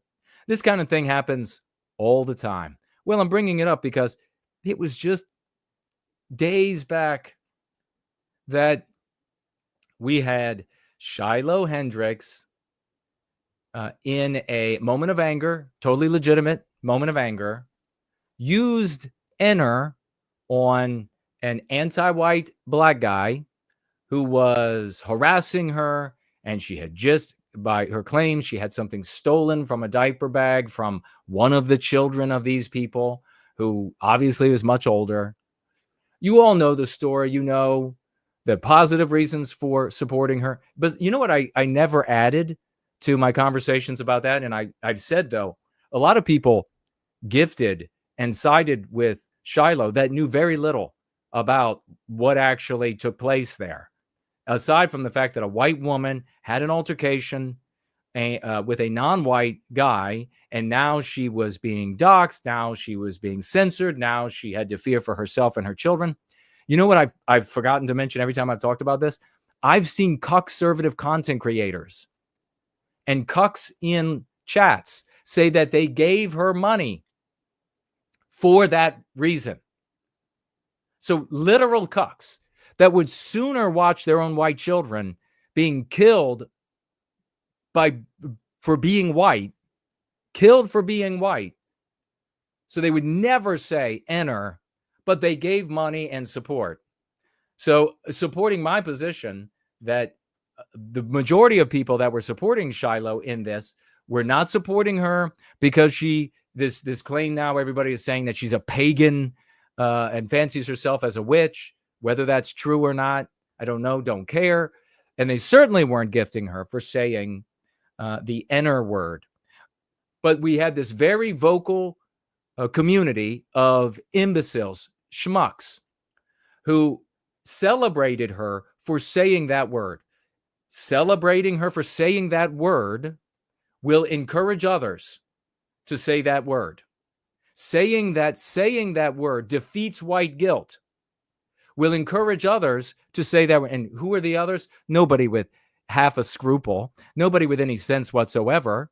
But that doesn't mean that we shouldn't love them as our white brothers and sisters just because they are on the extreme left side of our bell curve. No, in fact, we should look out for them. We should give, for low IQ people, you have to give very clear signals about what is right and what is wrong, what will benefit them and what will harm them. So if you tell them this will benefit you, you'll be celebrated. And on top of that, you'll defeat white guilt. You'll defeat anti-whiteism, all completely preposterous notions. And on top of that, you'll be made a millionaire for saying this. This was literally their arguments. And that's the argument I was arguing against. And you can look back at all of the threads and see, I know they want to try to walk it back. I know they want to try to move the goalposts. I know they want to try to say, oh, no, it wasn't that at all. It was something completely different, Jason. I know they want to do that now. Many of them, not all of them, though. Because many of them continue to say what all of that Wignat sewer simp crew was saying from the very beginning, that this was a magical word, that if you used it, it defeated all of our oppression, that you just had to get out there and say it right away. Well, of course, they were challenged to put themselves on video saying it. What did I specifically say? 2 adult black males. Put your name out there, put your face out there on the video, go say it to some adult black males. And then I predicted, and you all remember, that I said, somebody's going to go do this, and they're going to have the ever-living life beat out of them. I might have used that exact phrase as a consequence of it. Days later, voila. Shiloh walks away with over $750,000 that she's already taken out. More donations continue to come in. It's some 20-some thousand people have donated to her Gives and Go, and the money continues to come in. We saw the Jew, Avi Radklin, decide that he was going to try to make money off that and call a black female that was talking normally this N word as well. Got fired, got the money he was actually asking for, but didn't up it, as far as I know, because so many people started pointing out, hey, this is a literal 100% Ashkenazi Jewish guy. Why are you endorsing him? Many of the Christians that endorsed Shiloh Hendricks are now recanting because they are being told that she fancies herself as a pagan priestess. And they're saying, oh my God, if I'd have known that, I wouldn't have given money to that cause. So look at this segmentation. Look at the sectarianizing, of course. Why? Where are the other focuses? Where are the other focuses? Once again. So here you have a guy, I decided to tweet about this, that should be the king of Wignats. He should be worshipped by every Wignat. Wignats should be out building a monument to this guy. Why? He didn't go take on some emaciated Somali anti-white black guy. He didn't go take on some black female, probably was small. You don't get to see her in the video with Racklin. He went to a lounge in town that's known for being immensely violent, according to the news reports I read. I don't live there. That's known for being violent, full of black males. I mean, everywhere. And you can see in their security footage, adult black males everywhere. And he went in there and started calling them all out as Ners. Well, what happened? I tweeted about this. Hey, did you see the white guy who called blacks Nner in Mississippi this past week and was beaten, stomped, stripped naked, beaten with clubs, drenched in beer, mocked, and videotaped? Where is his $1 million? Of course, I asked that. Where is his million? Because so many of the people, even Matt Walsh, was wrong on this. Even Matt Walsh. You're going to go out there and you're going to say, Nner, well, this is the way to defeat the anti-whites. This is how you defeat them. You go out there, you say things that they prohibit, even though, as I point out in my arguments, vastly superior to these morons, point out that anti-whites don't want you to do a lot of things. Some of those things, doing some of those things are detrimental, like this. Some of the things they don't want you to do are constructive and positive. Not all boundaries lead to the reclamation of our destiny. This was never a sensible position. And you saw the people, content creators and so many others, saying things like, Jason, why would you get in the way of this? Why would you get in front of all of this excited momentum over these people talking about saying Nner? Why would you get in the way? I get in the way because of my objective, because I actually care about white people individually and collectively. If I didn't care about them, I sure as hell would not be online doing this. I actually messaged Tree Godfather. We had a back and forth about all of the attacks. 60,000 views on this. Tons of these tards, these wignats, attacking in their usual brain dead fashion, attacking me for my position.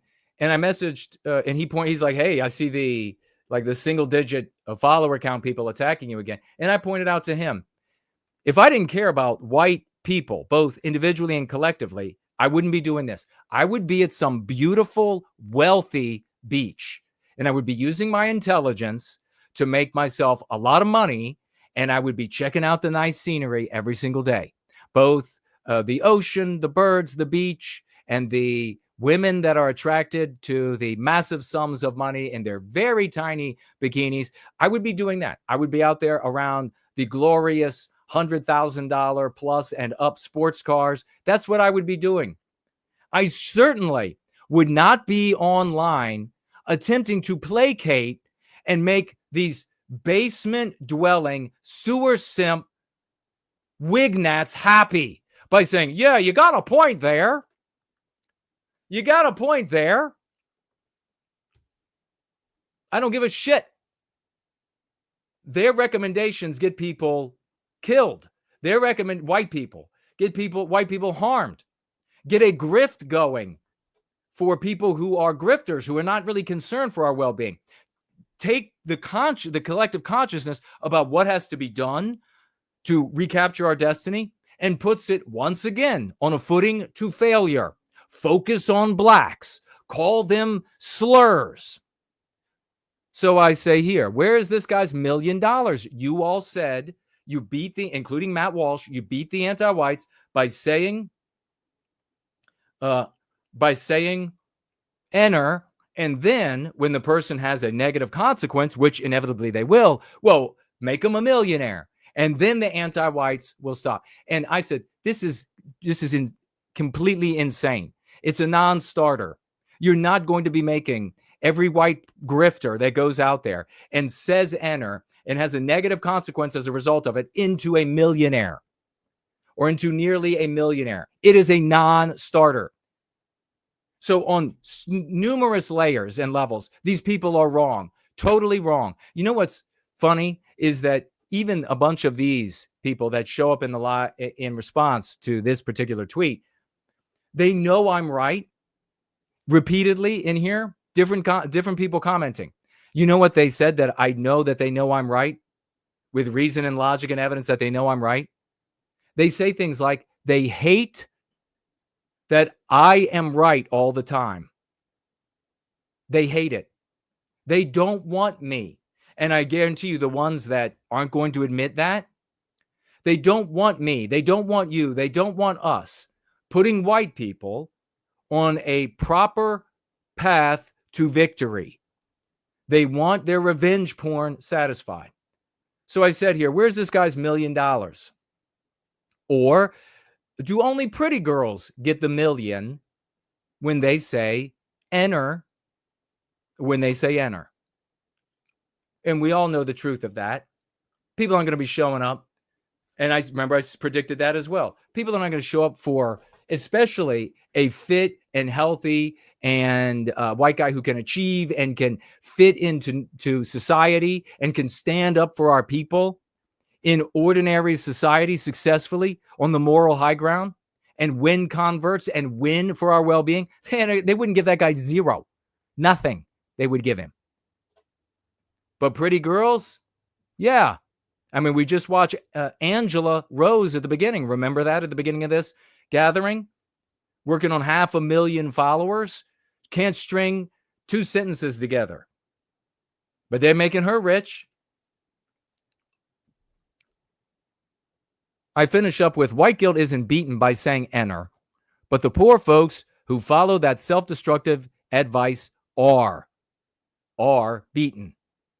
And this guy down in Mississippi, beaten.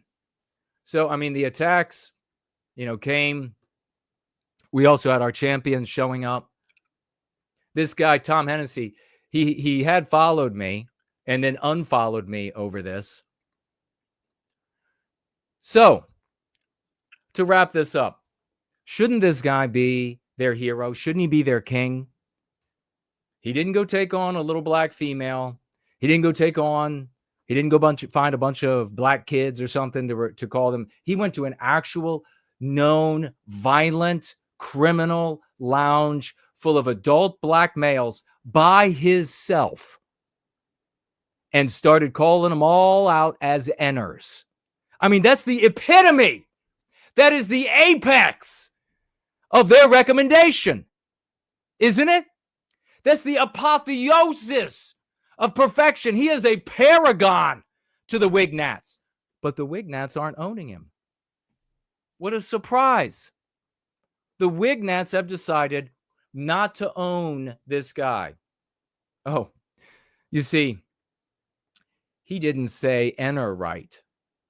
He didn't say enter right. He didn't say enter in the right context. He didn't say enter in the right environment. He didn't say, so wait a second. All of a sudden, we have this goalpost moving. All of a sudden, it's, well, no. It's not just saying enter, but it is, of course, just saying enter. Before this moment, it was just saying enter. Everybody should do it right away. It liberates our people. And then we show up and we make him a millionaire.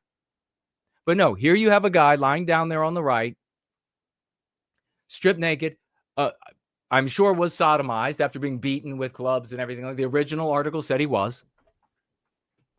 You have to look into it to follow up on the evolving reportage on this. But here you have the guy at the apex, the paragon of their argument, and they abandon him. And I got to laughing because, of course, that would happen. But I thought, you know what?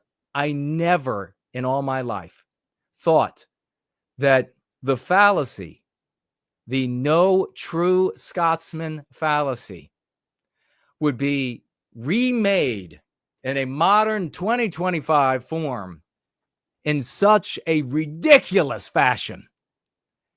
And that's exactly what they did.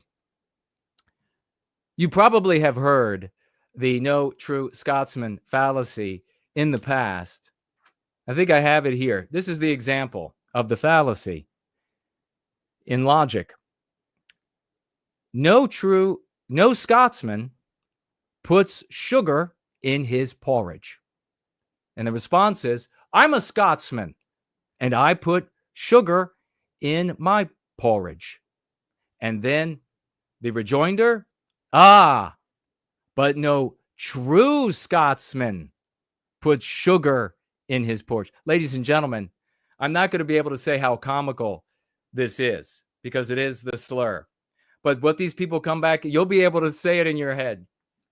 They're saying that this guy, he's not a true nagger. It sounds much better in the real form. Say it in your head. He's not a true nagger. That's literally the joke that these losers are. They have remade the no true Scotsman fallacy into he's not a true nagger. That's your problem, Jason. That's your problem. You don't understand. He's not a true nagger. It sounds, as I say, it sounds much better the real way. That is literally what they're saying. Totally abandoning this guy. They all coming back and they're saying, this is not at all the same. It's not the same context. It's not the same. Moving the goalposts. Once again, these people are abject scum. And I'm not going to, I can look at some of their comments. We do got a little bit of time before we get into. Oh my God. But you see, Jason, he's not a true nagger. She was a true nagger. And if you're a true nagger, then we'll make you a millionaire. And when you're a true nagger, then you defeat white guilt and anti-whiteism. That's a true nagger. But what he did, no, he's not a true one. So let me take a quick look.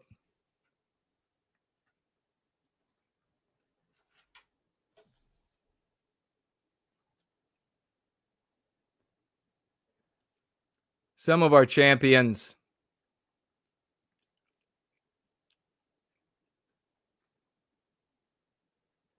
Here at the top. Here you have, we've seen this Mama Duck, I think, in the live chat before. Mama Duck says, why do you attack your audience? So telling people not to engage in behavior, this is a total straw man, to not engage in behavior that will get them ruined, that will get them sodomized with a pipe, is attacking your audience. We are all overcome with anti-whiteism slowly. Be supportive. This white man was beaten due to anti-white. He was not beaten due to anti-whiteism. Mama Duck. He was beaten because he went into an all-black bar and started calling them the slur that sets them off. And someone convinced him that that was the thing to do. This guy says, send me the link and I'll donate. Now, some of them at the very beginning were saying things like, well, Jason, you go start the Give, Send, Go, and I'll donate then. This guy said, it's not about the amount of money. It's about sending a message. The message is that whites should take their own side no matter what. Racism saves lives. This poor soul, Black Eon, is a tool in the anti-white narrative. Absolutely taking a concept that they have impregnated the totality of our population to believe is the most heinous, and that the people think that that way are monsters, and thinking he's going to own it and change things that way. I wrote back to him, anti-whites don't need you talking about, anti-whites don't want you talking about the discrimination directed at whites in hiring, enrollment, promotion, etc. They also don't want you saying, enter, I've picked my battle and you've picked yours. Who do you think is going to have more success? Why won't you start fundraising? I say I disagree with the behavior. It's obviously destructive for the individual and our people. No benefit. I hadn't seen anything about this guy until this post. See, like I said, at first they were excited that I was going to be starting or somebody was going to be starting. Some of them were. And then they decided, oh, no, maybe not. You could make the guy a GoFundMe instead of saying, why her, another straw man. These people, we're really talking about midwit is the ceiling for them. I don't think you'll find many who actually are full midwits. Trying to climb up through that glass ceiling of midwittery from the midgetwit section. Didn't say why her, obviously said. This thing is also very annoying thing that these midwits, really comical, or midwits and midgetwits are doing, is they turn to Grok or other AI and they pose questions to get answers that they want, and then that they think will be a refutation. And then they'll grab that and post that. I mean, could you shout any louder that you are a vegetable? Can't make my own argument, but I can go and pose 20 questions to Grok until I get an answer that I think can contradict you.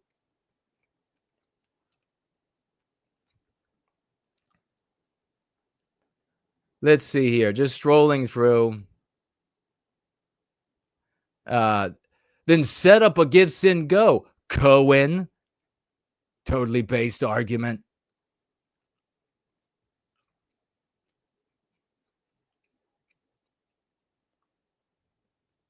Let's see.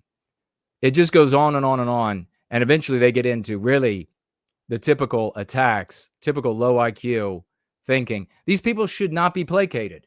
Now, I get it that content creators who do this for a living don't want to have people with such disreputable characters slandering them because they don't want their audience to hear the slander and then be worried that they will be attacked for being an audience and leaving as a consequence. I understand that. I can empathize with that. But our objective is to actually recapture our destiny. So I am never going to yield to the vegetables.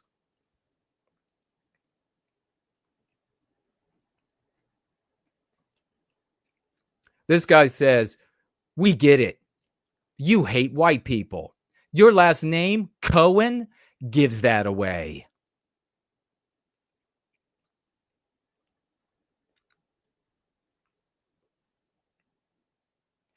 This guy talking about me, that guy, me, is just, oh, no, I'm sorry. Talking about the guy in the bar. There are so many like this where it's the new no true Scotsman fallacy. He's not a true Ennernagger. He was just being belligerent.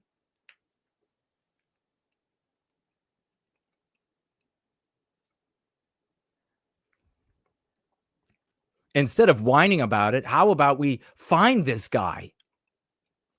Well, you all aren't.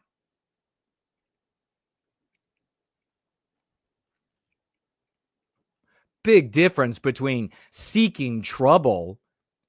If you go out in the world saying Enner, you are seeking trouble.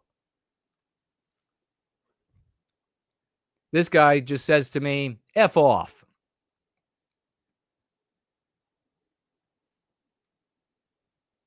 And then he says, I hope it was you who got pissed on. This one's saying, aren't you ethnically Jewish? I swear, I heard that somewhere. This one, you turned into a cantankerous, whiny little bitch. Talk about all the projection. You know this swamp is a cantankerous, whiny little bitch. All right. So it goes on and on. This one, this is a dumb effing take. Shiloh has nothing to do with this other guy. Where did I say it? I mean, their reading comprehension, a single elementary level sentence construction. They've already forgotten the beginning of the sentence by the time they get to the end. These are the kind of, and then appease these people? No, it's like I told Tim Murdoch. There have always been, in the past, carnivals that would show up in town, and there would be a slew of losers that would pay to see the freaks, to see the anomalies, to see the abominations of nature. There would always be a slew of them to see that. That's what these people, this is the modern carny goer. That's what they are. They want to see a carnival spectacle, and they're going to giggle and snigger about it. Well, fuck them. This real winner here, I'm sure we'll get to keep his account. He should have killed him.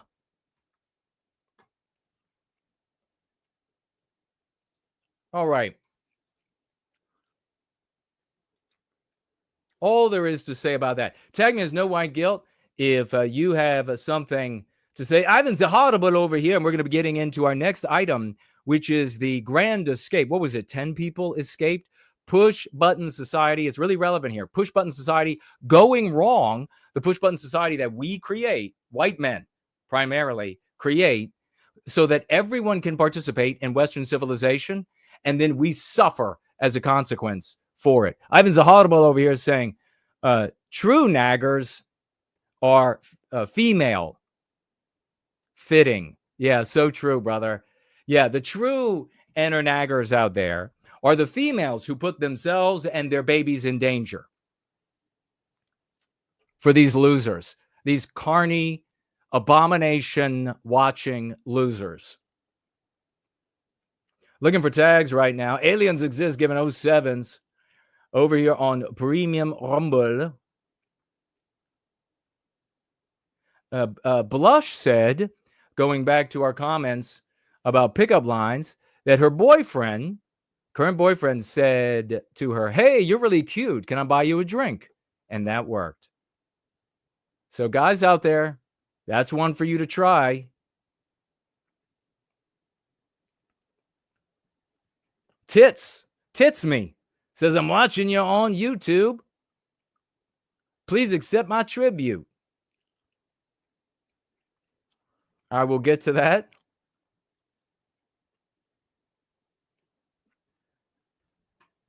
Let's see what else we have here. Any comments tagging me on DLive or Odyssey? I do not see any tags.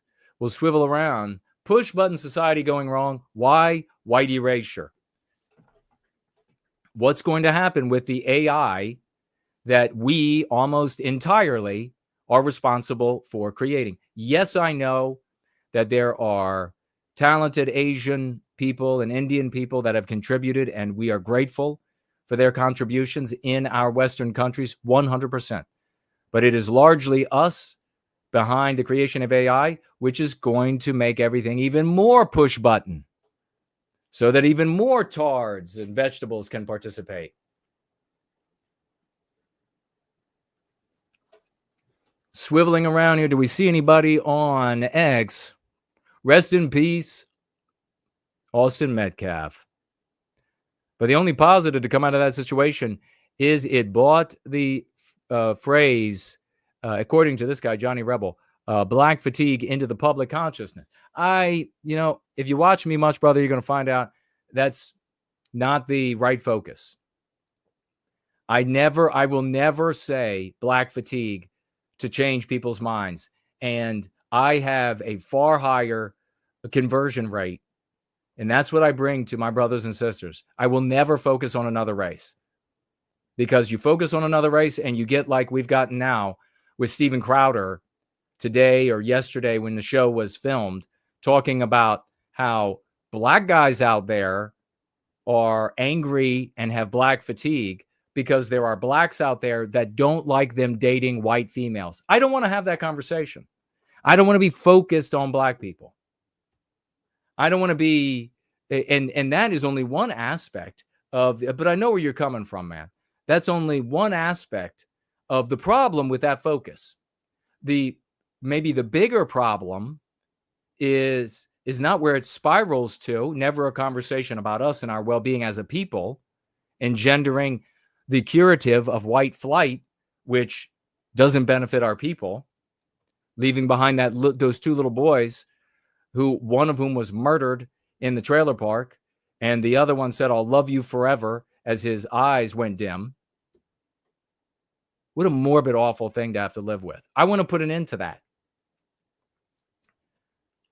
But the bigger problem when you're talking to normal white people is that if you say that all blacks or most blacks or all Jews or most Jews or all Arabs or most Arabs, if you get into that conversation at all, you've completely undermined yourself. It doesn't take anything away. Focusing on us doesn't take anything away from the reality of crime stats, of IQ stats, the more important reality of biospiritual projection, instinct, animal instinct into the world that creates our cultures, which are why the white countries are Western, the brown countries are this, the black countries are that. It's all different. That's the more important conversation. The moment you begin saying all Jews are most Jews, all blacks are most blacks, your white audience is going to say, wow, that's pretty immoral sounding. I know good black people. I know good Jewish people. And that's what's been going on for generation after generation after generation. And saying to these white people, well, there are some good, does not overcome what you've just done. They're then thinking about, well, what happens to my black neighbor that watches my house when I'm gone and watches it so closely that he caught a burglar breaking in and the police came again and all of my valuables were saved as a consequence. What happens to him how does he get parsed out from, you don't want them thinking about that. You want them thinking about our well-being.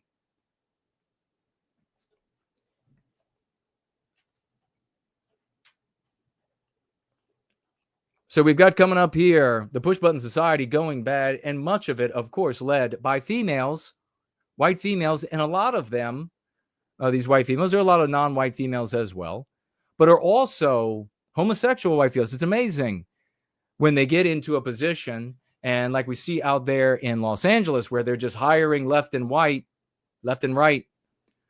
other female homosexuals, other female lesbians. Really? Those are the best you have, or just that those also have the same sexual orientation. And that's what's important.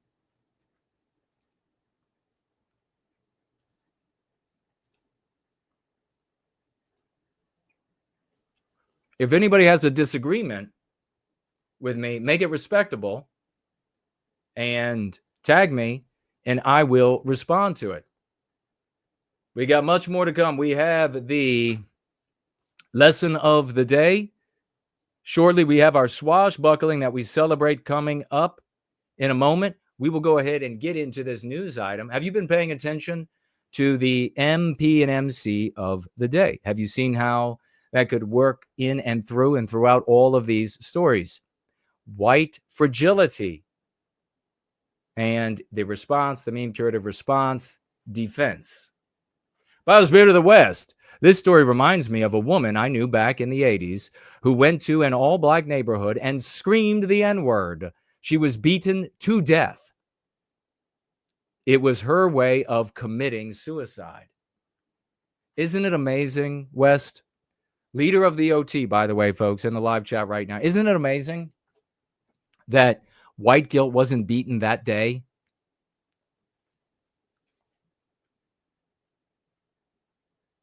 All right, no other tags that I see at the moment.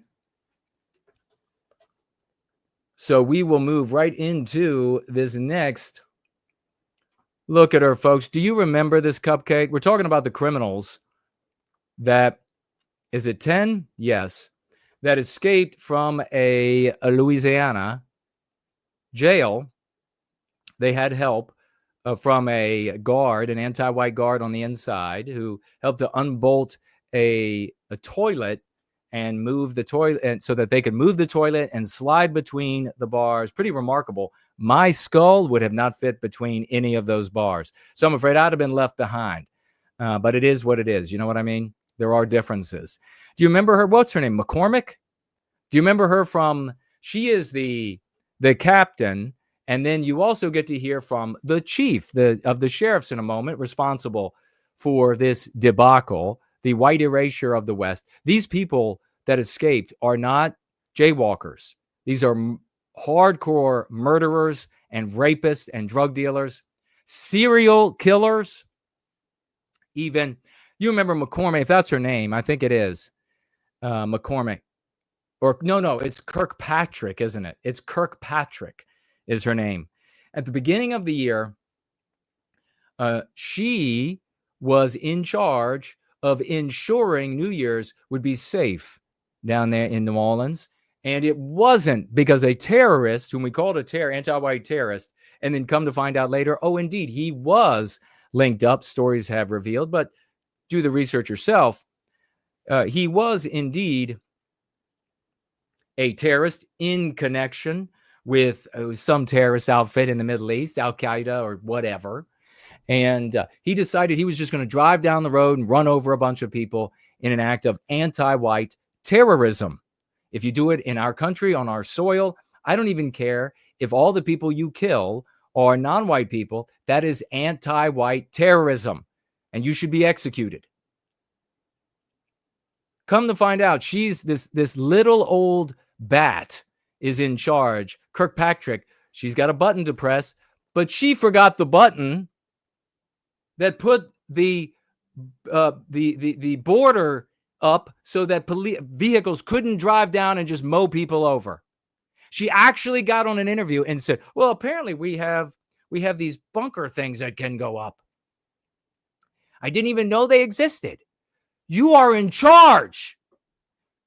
Big events happening all the time in New Orleans. What do you mean you didn't know these existed? Well, it's white erasure. You have to accept it. Accidents happen. People forget about things like these barriers. They forget accidents happen. That, folks, that's called a third world country. Forgot that there were barriers that go up and didn't even know they existed. How could you be in this job if it weren't for anti-whiteism? You got the job because you're this white, old white female that doesn't know shit, apparently. And all those people are dead because of it. Could have been your wife. Could have been somebody you cared about. Could be your son that had gone there for the celebration. Dead now because of the third world status of the white erasure of our police departments. How many people are being harmed now by the prison break?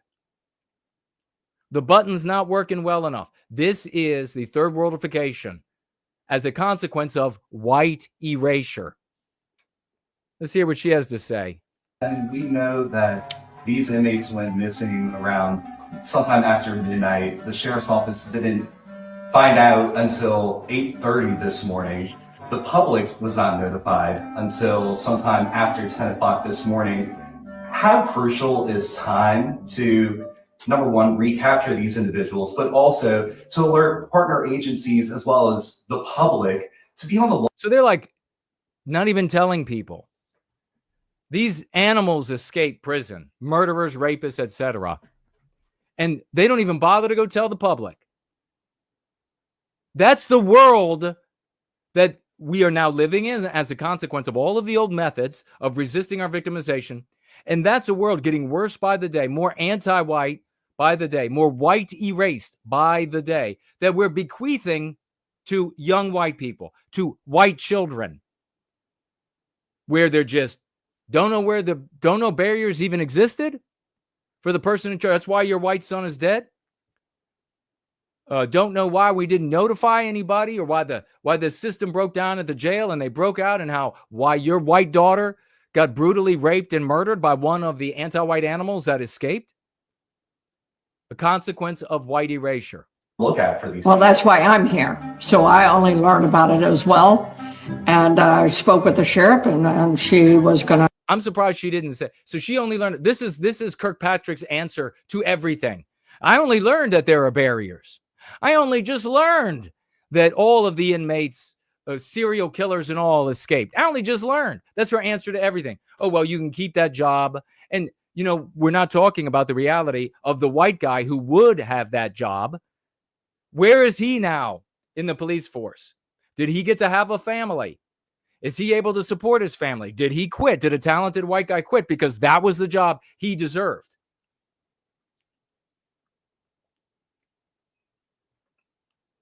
Is that what happened to this guy?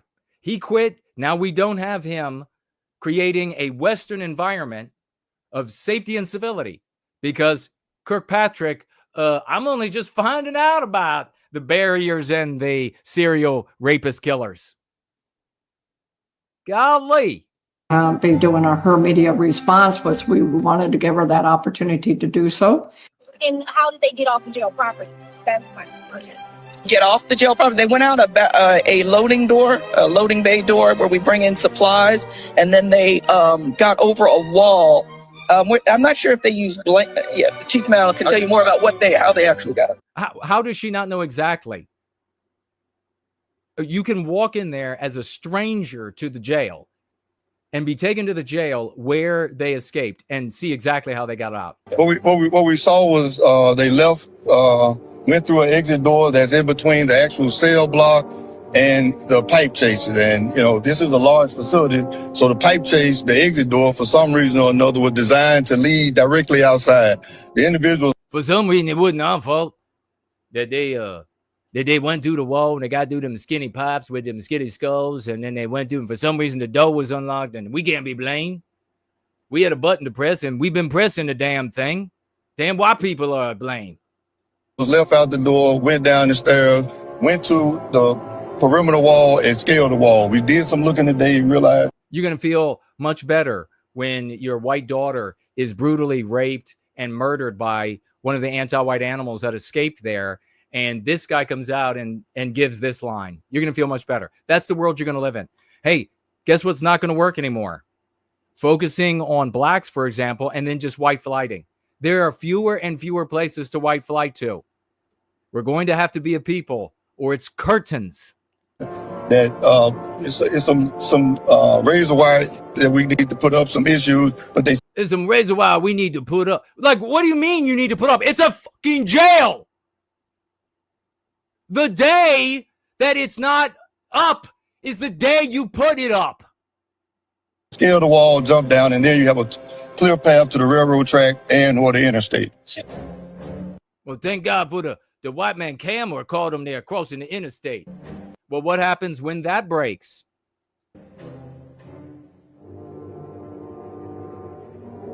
The problem is that the camera broke and we don't have no idea where they went now.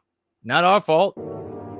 This is, I don't know how long I've been talking about Western civilization not being able to be maintained by other races of people because it's an instinctual thing. Just like I could not maintain a black society and none of your white asses could do it either. You could not maintain it as they created and keep it. I could not maintain an Asian society as they maintain it and keep it and create it. That's the reality, in my opinion.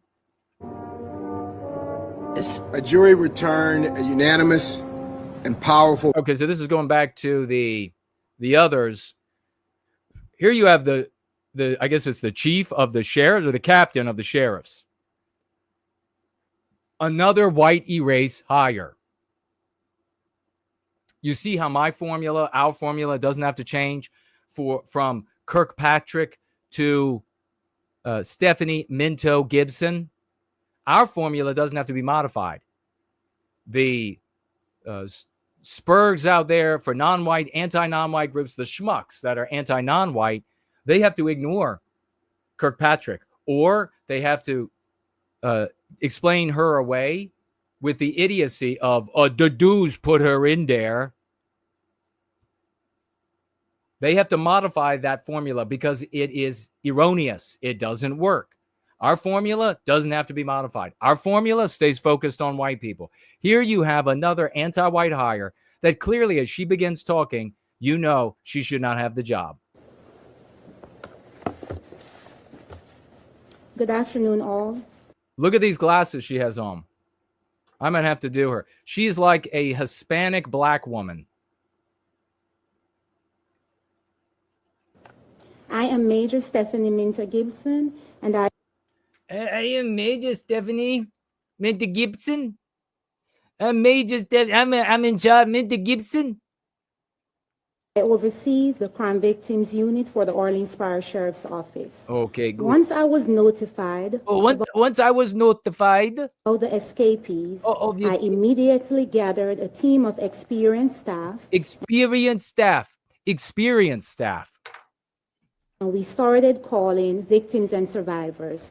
And look at this white guy here. This guy, you can tell by the look on his face. This is the personification of the white guy that gets through and hired and able to work in an anti-white environment. This guy, I guarantee you, bends over for everyone here. I promise you that. That's no solid, hardcore white man. That's somebody who is amenable to being shat on as a white male. Just to make sure that they are aware of what was going on and that they are safe.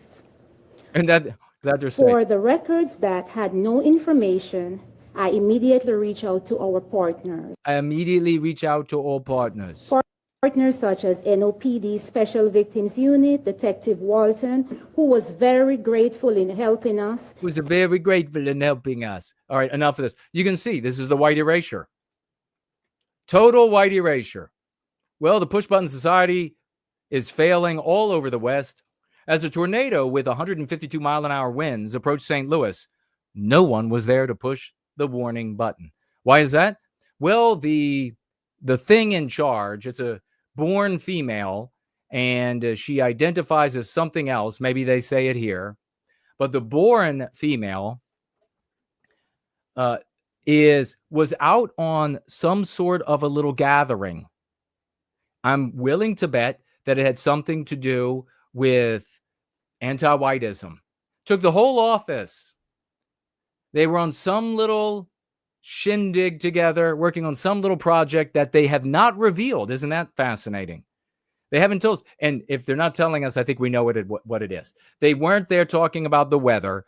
They didn't have a symposium about how well the systems of sirens work or anything like that. No, they gathered somewhere to talk about anti-whiteism. They gathered somewhere to talk about sexual identities, and are they all represented? And are we all being sensitive to all of their all the things that they can imagine themselves to be or believe themselves to be?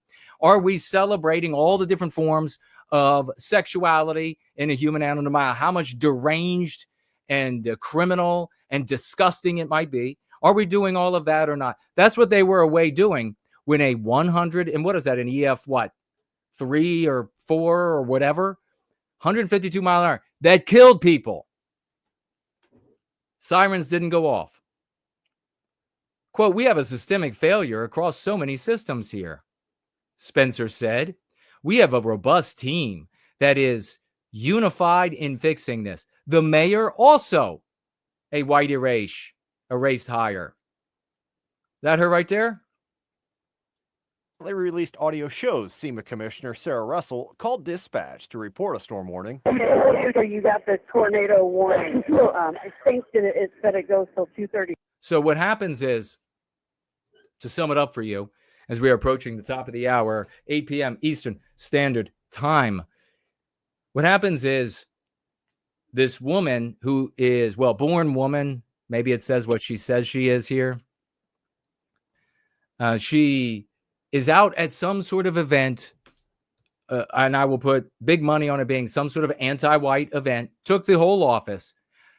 The Weather Institute that they reference and they get their information from for whether or not a tornado is forming, whether or not they, as this emergency department, need to sound the alarm and begin moving vehicles into place relative to the tornado, sends the warning.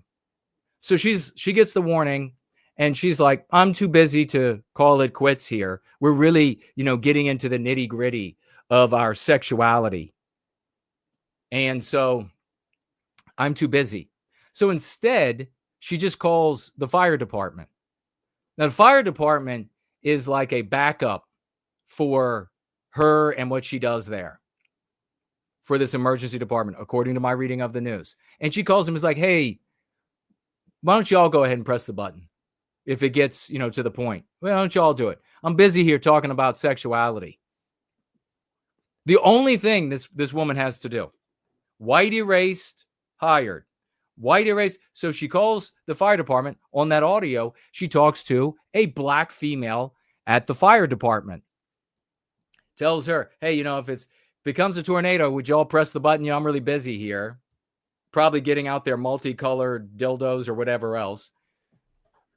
And the woman at the fire department says, "Sure will. Sure will." Well, the button, talk about how we articulate this. The push button society created by the white man is not being maintained, because you have to maintain these things. The button doesn't last forever. I'd like to go back and show this to the black female in my high school class. The button doesn't last for the literal button at the fire department is malfunctioning. So did this woman actually press the button? Did she tell somebody to press the button if the tornado got started? Did they press the button and the button didn't work? Did she just forget about it and went back to doing whatever she was doing? I don't know. The white erased mayor said, oh, it was just this absolute calamity. Numerous dozens of little links in the chain broke. Why would that happen? The links in the chain were strong when the white men built them. The links in the chain were strong when the white man was maintaining those links. But now the white man is gone. He's been white erased. And now all of these other folks are in there. And boy, they're living high on the hog.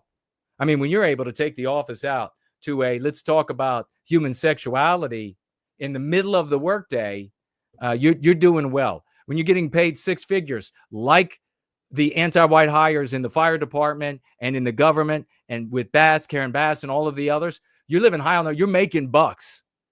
You are living a good life, because that's all civilization is to these people. That's all the West is to these people, to anti-whites. That's all it is to them.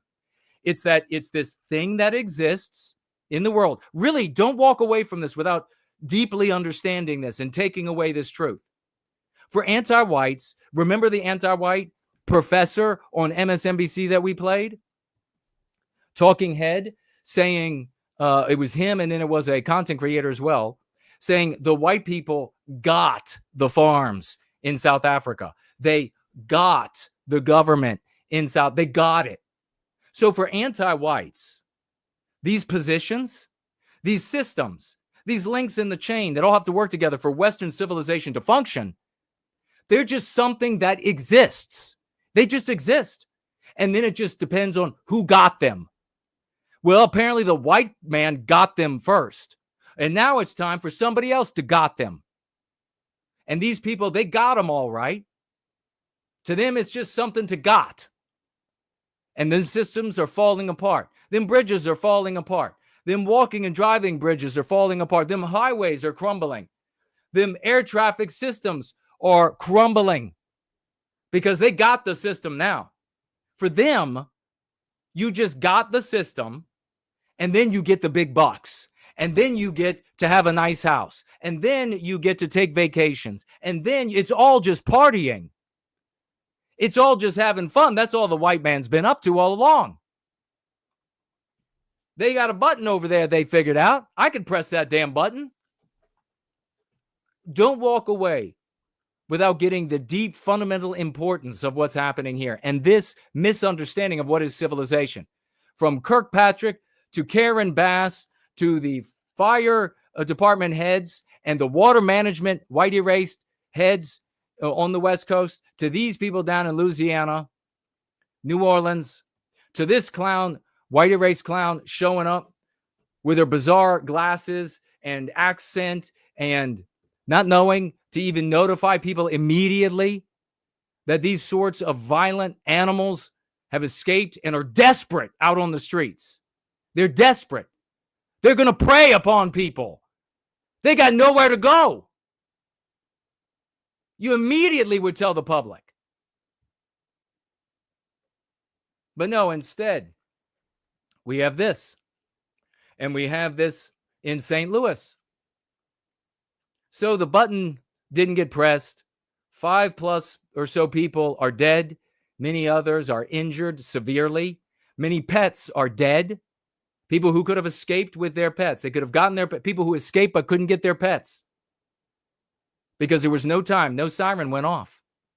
So now they've held with this white erased mayor a number of conferences. And every time she comes out, she's like, it's systemic. Everything just broke down.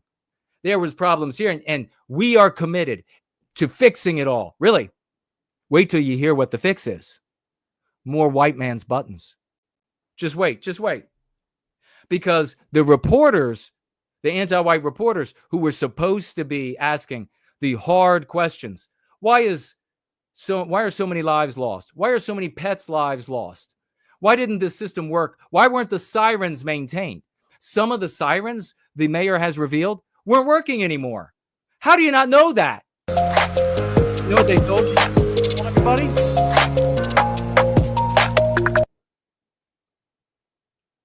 You know what they told everybody?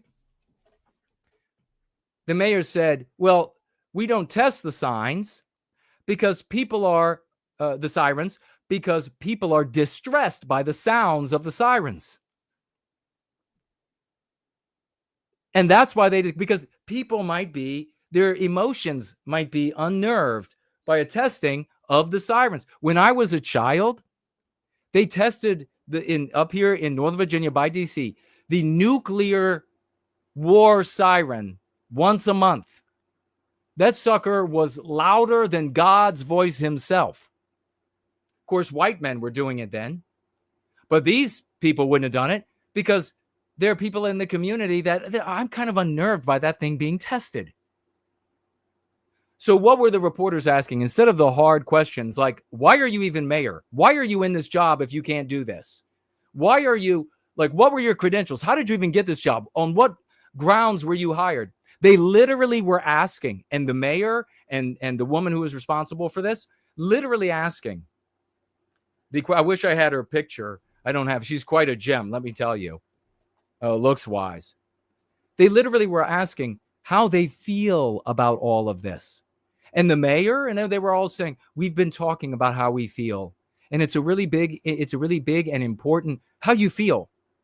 If white men are in charge, there isn't a moment when we said, how do you feel about this, Chuck? No. The white man comes in and says, Chuck, it works, right? Yes, sir. According to schedule right here, this meticulous schedule, we just checked. All the sirens work. All the buttons work. We've checked everything. Good. Chuck, thank you for doing your job. Nobody comes in and says, how are you feeling about this? How do you feel about the siren going off? This is about protecting lives.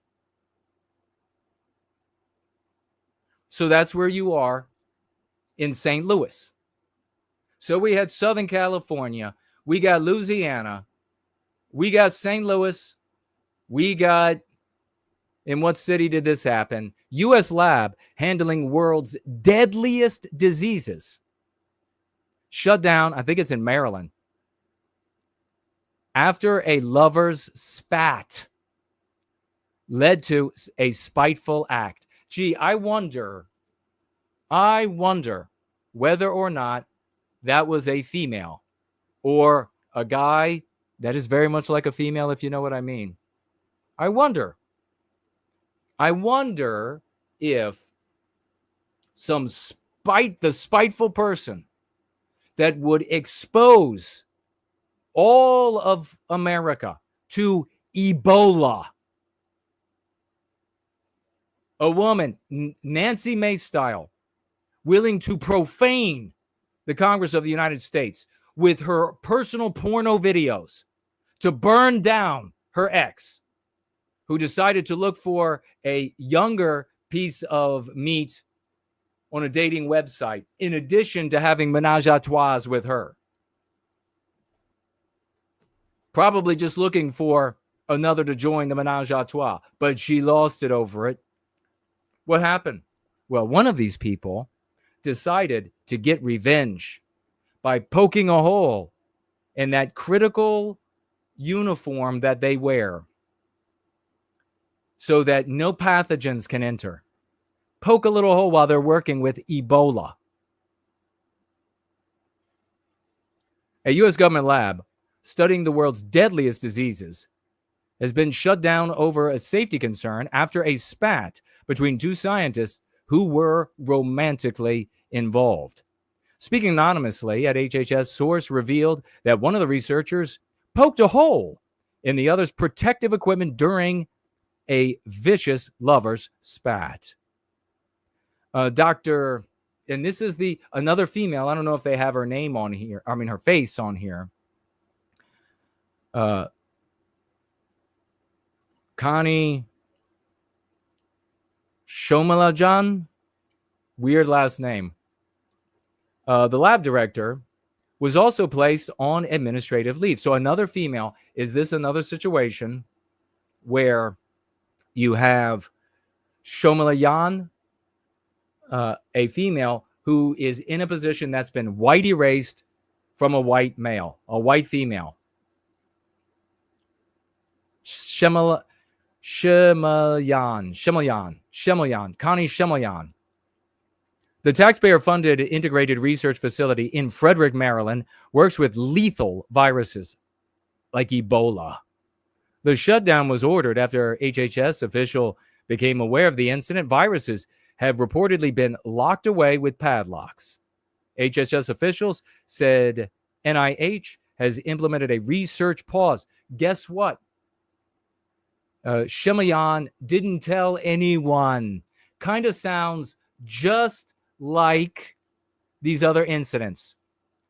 Don't tell anybody that the systems aren't working. You're not even bothered to check in Missouri. You don't tell anybody that desperate murderer rapists have just escaped, right? You don't tell anybody. You don't tell anybody that the water cisterns and reservoirs are empty and that they're not being fixed and not being repaired. You just don't tell anybody, because in a push-button society that the White House has made for you, when that breaks, well, nothing gets done. And on top of that, what is it all about anyhow? It's just about getting the job, getting the big money, getting the prestigious title of the job, getting the respect that the prestigious title and position yields to you, being able to buy the nice houses in the nice neighborhoods. That's why white people had the nice houses in nice neighborhoods, nice, safe neighborhoods. That's why the white people used to have far more than they do anymore, the nice cars that they could drive around town, because they were working their asses off to make sure that these systems worked. But according to the anti-whites and all of the people replacing them, like Shamayan here, according to her, white woman, according to her, it's just about gotten the job, gotten the title, in charge of this, one of the most important labs in the country with the most deadly pathogens on planet Earth. And she discovers, according to the story, that a couple of lovers end up in a spat, and one of them sneaks over and pokes a hole in this costume that would allow these pathogens to get into that costume, that uniform. And then that person, not only would they have Ebola and then die from it, but they would go and spread it to all of us. Shamayan tells no one. They finally find out about it, and the people above her pay grade shut the facility down. There she is. Connie Shemalian, labs director. Take a good look at the person who almost was in large part responsible. Of course, the most responsible party is the probably female who was so spiteful she decided to get back at the guy and poison the totality of America and maybe the world with one of these viruses escaping and making its way through communities, into airports, into train and bus stations. This woman played an enormous role, and she was the responsible party there. She should have shut the whole thing down. She should have had the probable woman arrested for what she had done. And instead of doing that, she potentially exposed you to Ebola and things even worse than Ebola. That's where the push button society gets us. That's where white erasure gets us. Folks, it's time to start paying attention to us. Share and share and share some more, and we'll be right back.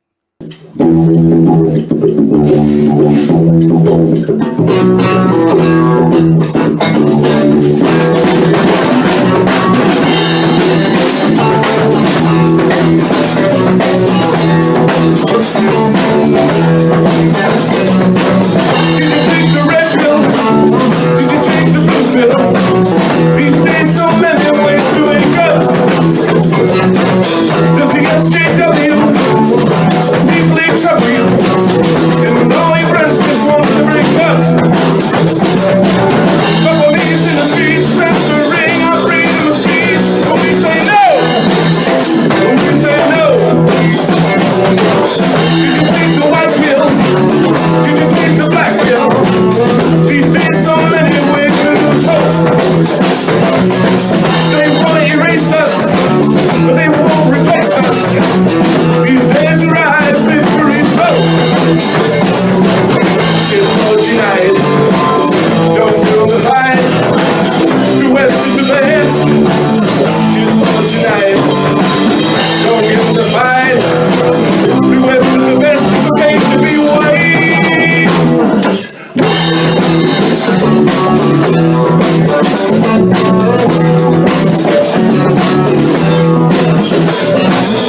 You don't have to thank me, but folks can don't thank me.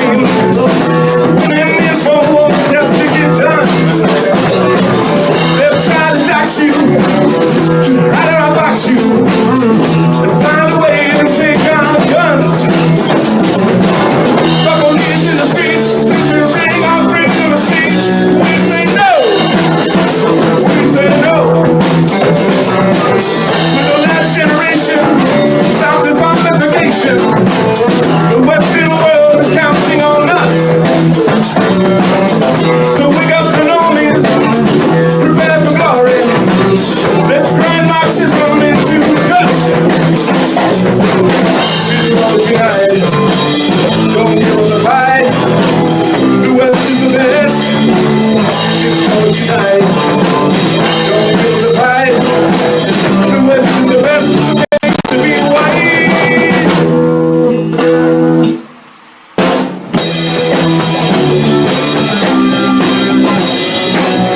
Police in the streets censoring our freedom of speech. We say no, no, no, no. Command the band to stand back in his hand. Now let's go.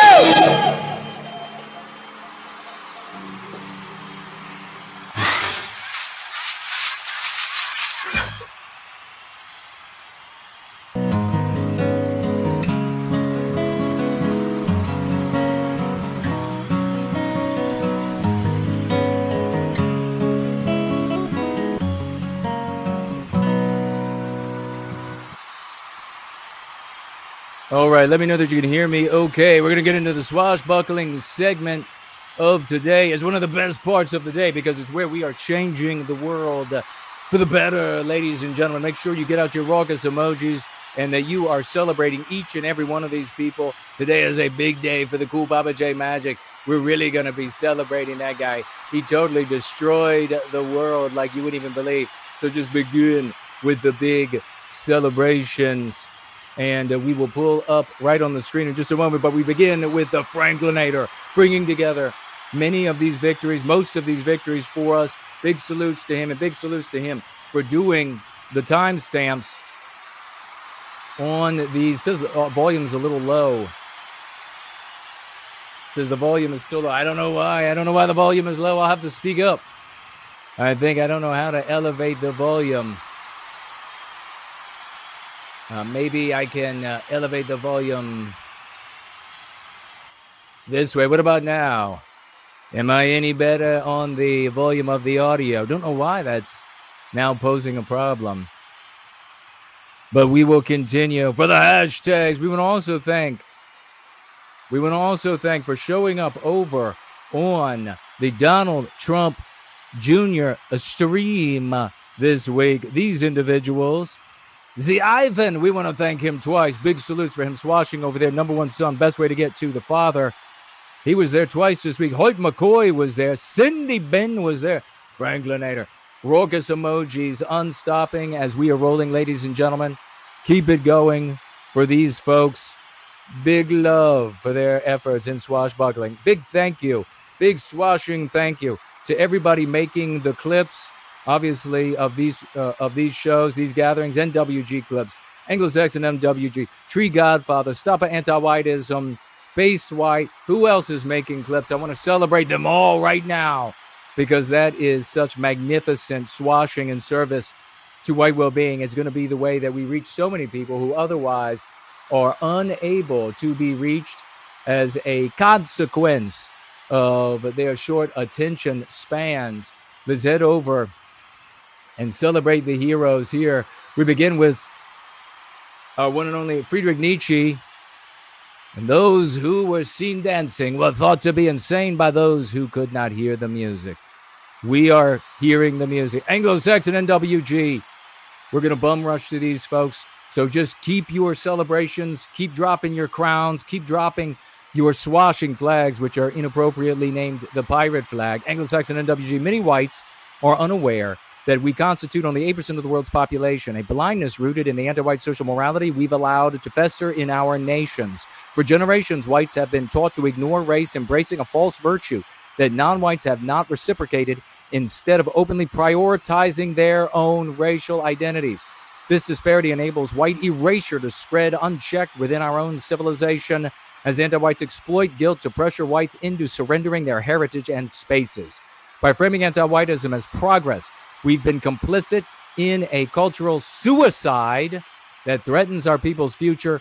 Over 2,000 people saw this genius swashing written by Anglo-Saxon NWG over there under I am, yes, you are, no. Keep the celebrations going. We be cool. We just forget about it.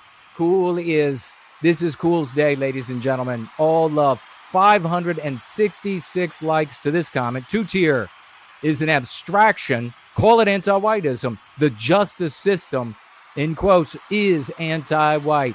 566 likes under and of or from the Lotus Eaters audience. Give it up for the Cool. He's back again, under Lotus Eaters again. Not, quote, boys, only white boys, pointing out where the Lotus Eaters are trying to say it's boys that are being victimized. No, it's the white boys. 617 people out of the Lotus Eaters audience agreed with that. Back again underneath with nearly 300 more people from the Lotus Eaters audience giving a like to this. White erasure is only for the heroes of our stories. The villains will remain white or even be labeled white when they are not. Genius tier swashbuckling by the Cool Papa J Magic. Keep it going, like I said. He says here, 444 people in Lotus Eaters audience. Again, this time, don't let the conversation try to keep, don't let the conservatives try to keep the conversation confined to South Africa. In every single one of our countries, anti-whiteism is dominant. The same anti-white narrative that is driving this spans the globe. 444 people gave a like to that genius, liberating concepts, liberating dialectics. That is the Go Free Dialogic. Cool, one of our very best. He continues again here. 570 people in the Lotus Eaters audience giving a like to this statement, anti-whiteism in the military. 100%. My God, this guy's such a champion. Here we have a one-off under Mark Dice, I think is what it is, saying it's no different when they say Karen, which is an anti-white slur. Where did that start, ladies and gentlemen? This one-off person, it was 656 likes from Mark Dice's audience and gets a like from King Dice himself. This is what you like to see with the work that we're doing here, as you see these folks who are not a part of this community. They're one-offs, but now they're participating, using the concepts, changing the story we live in. Cool is back again, this time on Matt Walsh.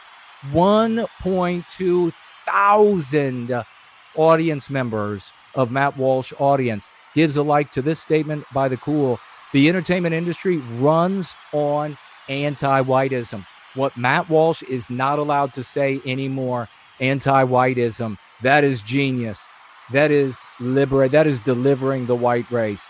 Put this guy on your shoulders and hurl him into the stars. He needs his own star formation. He's back again under Matt Walsh again. This time working on 700 members of Matt Walsh's audience, giving a like to. There is no double standard. There is no hypocrisy. Anti-whiteism is the only standard on our societal level. These rules are not arbitrary. They are anti-white. He's obviously addressing what's being said by Matt Walsh, acting like an absolute cuck, saying that the rules are arbitrary. They're absolutely not. They are anti-white. That's the way a cuck talks, and cool is the way a genius general hero of our people talks. Here he is again on Sargon. 392 people out of Sargon's audience giving a like to this statement by Cool. Do not use their term anti-racist. Anti-racism is just anti-whiteism. They are not against racism, but against white people. The R word is an anti-white slur. This is genius. Using the dialectics, using the lexicon from the practice Go Free, and liberating our people thereby. He can't be stopped, ladies and gentlemen. The Cool, the Papa, the J, the Magic is truly a magic hero of white well-being. This time under Sargon again, 218 people in his audience giving likes to title should be, quote, South Africa's anti-whiteism, close quote, or the white erasure of South Africa. While what you say is not necessarily false, Sargon, you speak almost entirely in abstractions, and we need to use language that makes it clear who is targeted. And by the way, don't let the conservatives try to keep the conversation confined to South Africa. As he said in just another comment, ladies and gentlemen, there it is for you to read. We're going to keep moving because we got a lot of victories. He's back again under Sargon for a third time. Over 1,000 members of Sargon's audience, abstraction extraordinaire, abstraction coward, as we call them, who do that. 1,000 members of that audience, though, gives a like to Cool, saying integration was never the aim. It's about white erasure and always has been. This is how the lexicon, this is how the concepts, the dialectics, the arguments, this is how they are seeded into the world. This is why you see them showing up everywhere. Who did it? Cool Papa J Magic did it, bitches. Cool back again under Sargon again. She needs to be charged with a lot more than false reporting. This type of anti-whiteism must not be allowed to continue. We need to start making examples of the perpetrators. Over 400 people in Sargon's audience, normally showing up for his abstraction garbage, giving a like to that statement. Real, tangible, white positive. Continuing here under Tucker, with growing on 1,000 members of Tucker's audience giving a like to this. And don't even get me started on all of the replies and conversations that are being engendered by these true swashbuckling generals. He writes, the conservatives need to get serious about dealing with anti-whiteism. White people in general are largely unaware of how deep this goes and how long it's been ruling us. Keep it going for this man. Show him the love. Emulate this guy. Emulate him. Anglo-Saxon, emulate so many of these heroes. Here is another one to emulate. Hans the Skipper over under Daniel Kunkanen. Hans the Skipper wants to set things straight. Gets over 5,000 people from Daniel's audience to take a look at this. There's a perfect correlation between LGBT and anti-whiteism because it's all the same thing. Big salutes to the great Hans the Skipper. Unstoppable hero in swashbuckling glory. Here he is under I Am Yes, You Are No. Almost 12,000 views from his audience. Hans liberates these people with this comment. The film's anti-whiteism can be summarized by a white officer asking the Cruz character, quote, what made you hate your own people so much? Big salutes. Hans laying down the law of white well-being, changing the concepts and the arguments we use. Keep it going for the great Hans, the skipper. God bless you all for celebrating. Here he is, again under IMS, with 6,200 people out of that audience viewing this, with hundreds of likes and retweets. White erasure creates a cultural arms race. Non-whites start out with numerical diffidence when they simulate being white. This is genius tier that people are getting on this thread. When they gain numerical courage, they project their norms and insult ours because they no longer fear retaliation from the host culture. Liberation, deliverance, power brought to all of our brothers and sisters by these swashbuckling commanders. God bless them all. Here he is again, this time under somebody, Jason 2 Bartlett, I think it says, working on 25,000 people in this audience, receiving the white magic pills that they need to go free. As the audience takes a breath, another horrific hush crime swept under because it contradicted the anti-white narrative. When all whites become a single people, all of this will stop. No more dehumanization of white people and no more anti-whites insisting on freedom from responsibility for non-whites. Keep it going. Big celebration, Christmas trees, gems and crowns. We got a one-off here from somebody named Kurt under Matt Walsh. I'm getting sick and tired of all this anti-whiteism. And he got 2.7 thousand likes, somebody who is not known to be in the community. And that's exactly what we engender and we love to see. God bless it. That is proof of the concept of what we do. We got King Dice coming up, ladies and gentlemen. And we got this gentleman right here. His name is Matt Morse TV. He has almost 500,000 subscribers who just watched him use anti-white in his reportage on his channel. Let's give it up for Matt. Brand new. Let's give it up for Matt. Big salutes. You just used anti-white to almost 500,000 followers. These are the people we got to be reaching. We got this young man coming up in just a moment. We're going to be celebrating as well. We got this coming up in just a moment. We're going to be celebrating as well, ladies and gentlemen. There you have it. Our doing right there. Definite anti-white feeling in the country that can't be allowed came out of his mouth after we put it in the mouth and was being used by Don Jr., not before. Celebrate this community for that epic work. Let's get to that Mark Dice video right now. Celebrate King Dice going off.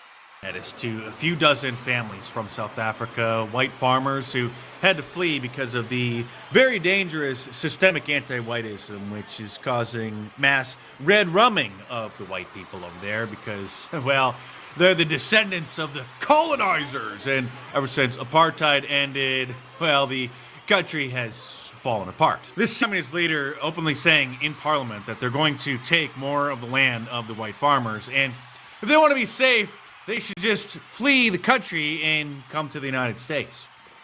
We will expropriate land without compensation. Without compensation.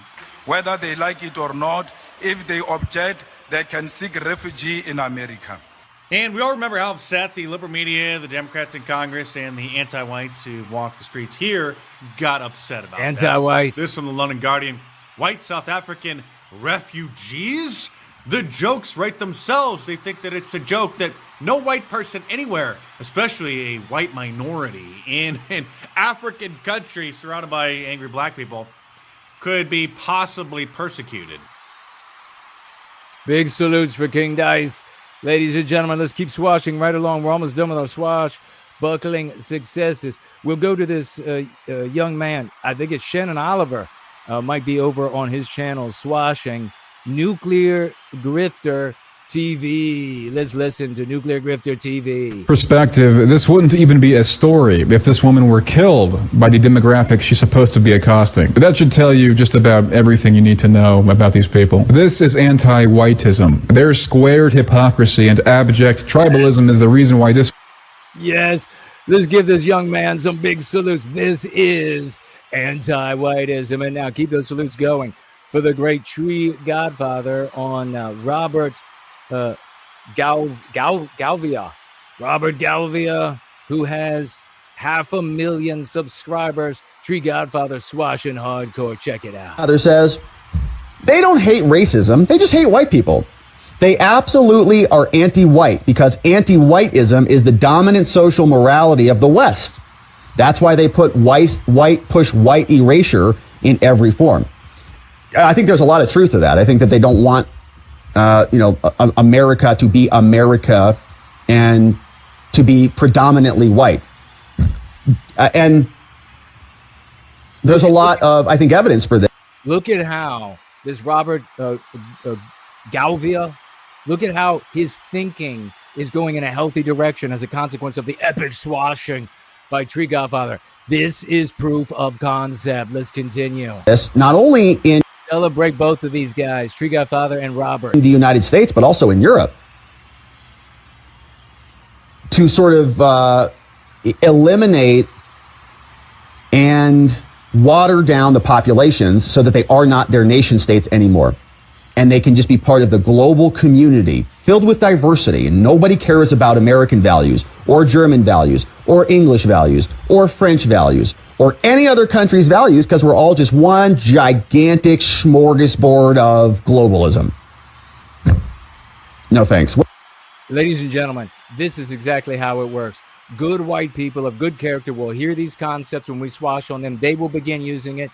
Other good white people will pick it up. As they pick it up, we're seeing it picked up, and it continues to roll. This is the only path to success, and we are achieving it here in service to white well-being. Everybody on your feet. Celebrate these champions, and we will be right back.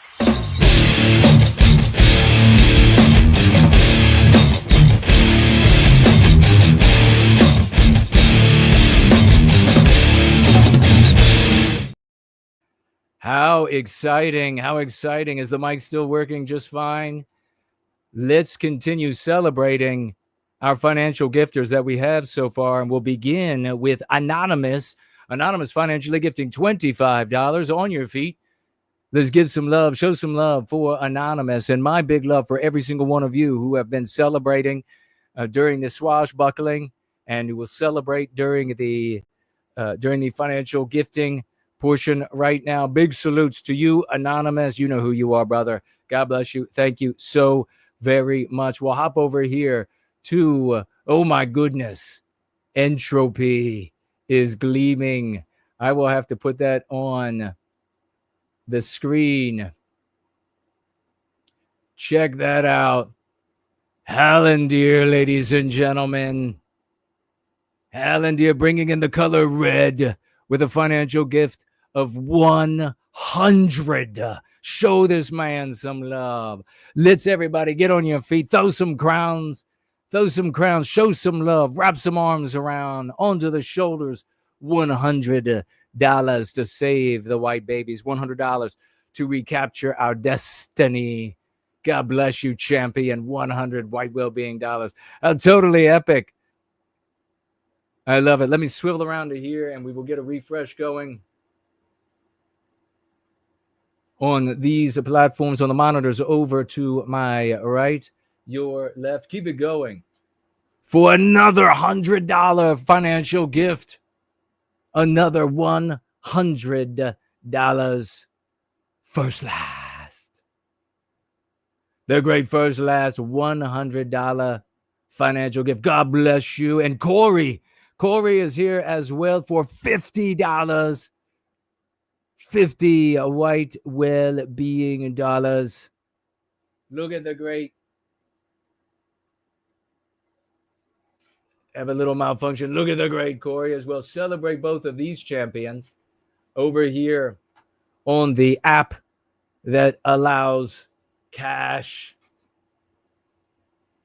Corey And first last. And first last looks like he wants us to say Adrian's lingerie. I don't know what that is, but he wants us to say it. Big salutes to these heroes. God bless you. Looks like we didn't miss anybody on subscribe star. We'll swivel around this way, and we might have one more. I don't think up electronically that has reached the celebration level, but we have the thaumatological mailbag, and we will peek into the thaumatological mailbag right now. We've got a beautiful card. Check out this beauty. And if you could only see, you can't see. But if you could only see the writing inside, the cursive inside, it is so beautiful. From Anonymous, a different Anonymous, writes, hello, Jason. Regardless of why Trump has interest in white genocide, it is an astonishment that the words white people are even uttered in public, let alone the world stage. Many white people are unaware they are a race of people whose name is white people. White people, Western kind.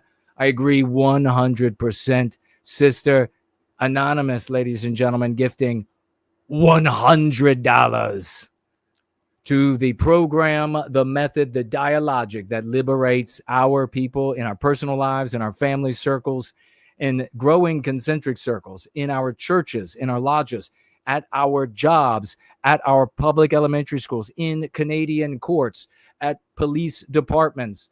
Ladies and gentlemen, it's working everywhere. It's scalable. It's replicable. Let's show love to Anonymous here. Beautiful to find in the thaumatological mailbag. I think I will prop that up right over here, and it'll be visible again when we drop the screen down. Totally beautiful. There it is for everybody to see. Big celebration, and my personal gratitude and thank you to every single person who are celebrating those who are swashing. And we spelled out exactly what that is and how that works. And everybody who is financially gifting. The engine of all of this are our efforts. Cash is the fuel in a society where dollars has defeated everything else. So it is the only way. This is the only foundation on planet Earth, changing things tangibly for white people in their lives, in their psyches, and everyone they touch. So a big debt of gratitude. Thank you all so much. I'll see if there are any other financial gifts to have a look at. I think there was one at least over here from on Premium Rumble from Titsme. Titsme, $2 financial gift. Thank you for that. Says, hi, white sir. I want to see your socks. Please, sir. No. I appreciate the whole foot fetish thing for a lot of people. I know there are girls out there that make a ton of money showing off their feet. I am the hierarch of Western civilization. I am the hierarch of the Church of the West. And so, no. And even if I weren't, I wouldn't be doing that. But thank you for the thought. My feet look like normal feet. Use your imagination. They're not all jacked up and screwed up and gnarled. So just use your imagination. All right. I'll be looking for tags. Tag me as no white guilt. Not the first time. Tag me as no white guilt. I want to get to your comments. I want to see what you have to say. I want to get to your questions. We're going to get into the lesson of the day, the MP and the MC. And thank you. Kate says I'm doing a great job. So thank you so much. When I get to that, and we will be getting to that shortly, I do want to get to some important announcements. Are you ready for some important announcements? Thankfully, at least, we're not going to be rushing here at the tail end of our gathering.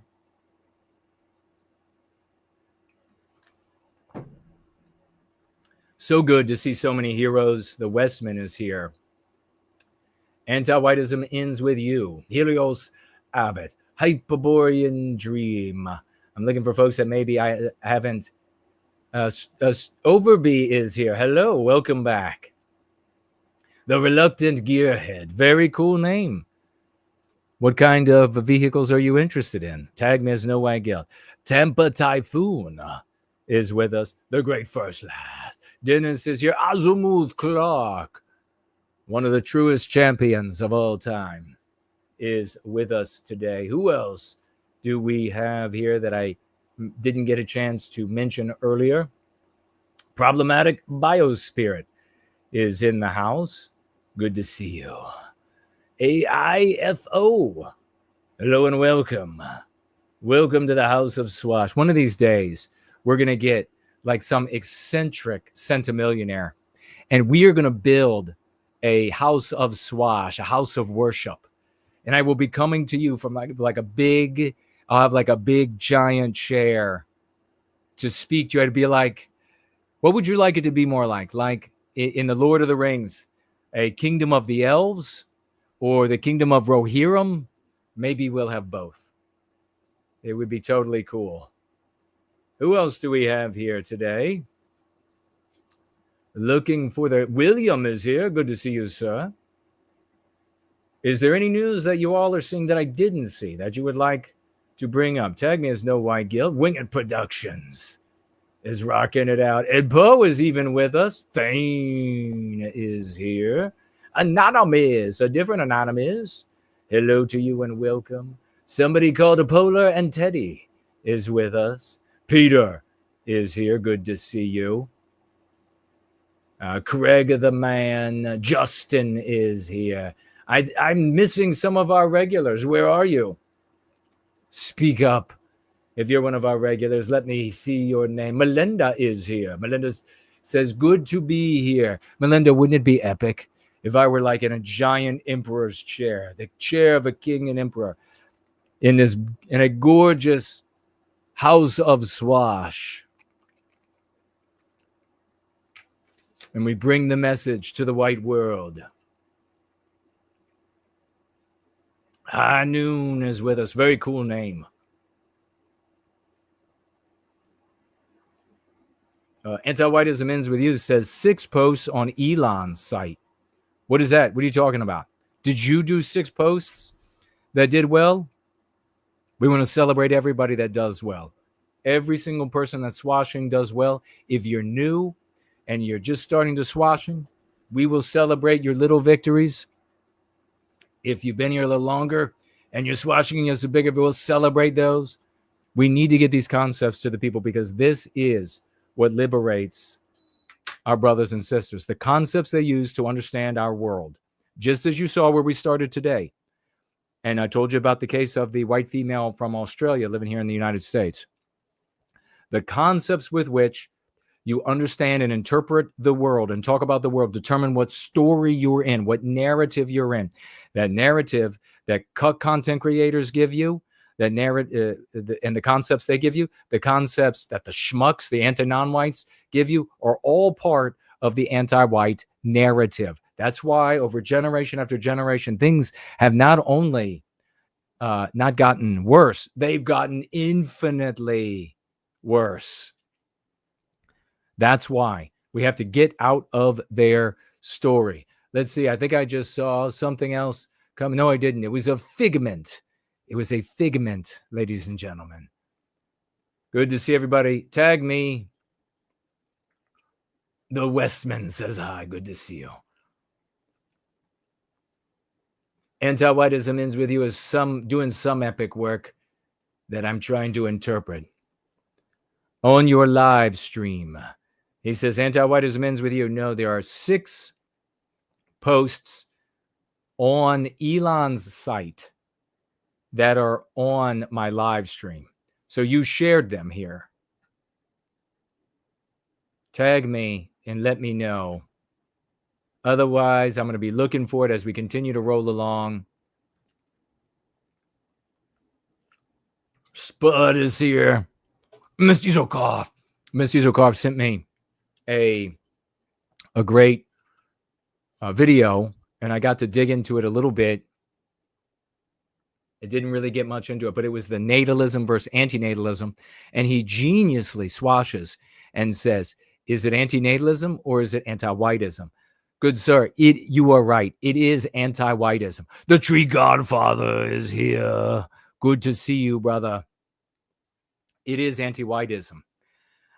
I guarantee you, with few exception, we will see that this anti-life endeavor, which is completely obviously insane, is primarily directed at white people.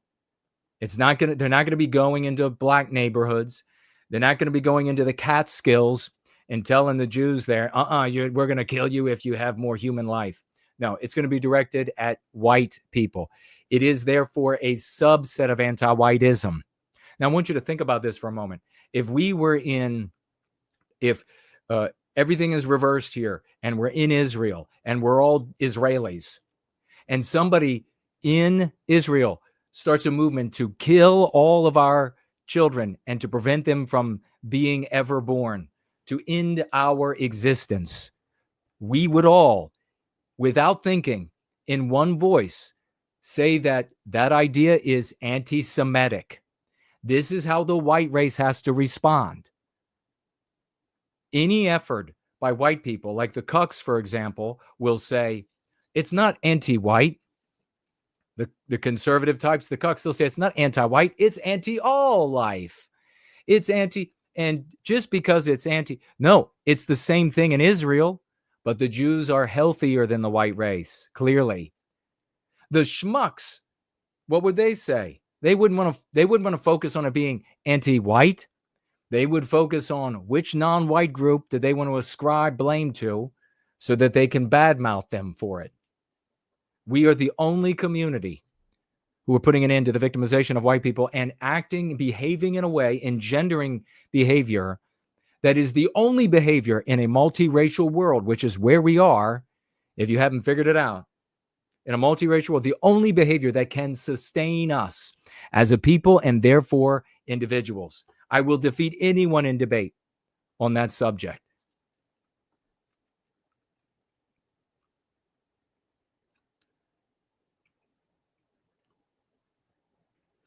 Six left. Your live stream. The number of people who were on watching, they departed. I guess they didn't like victory for the white race. Henry is here. Says, when do you think the average person will be able to realize this stuff and know how to use our concepts, like calling people anti-whites, in response to white supremacist, racist, bigot, etc.? Great question. Here's the beauty of it. We don't need a specific percentage to have it completely down and memorized and understood. It will be akin to the way you see anti-whites or people villainy signaling anti-whiteism.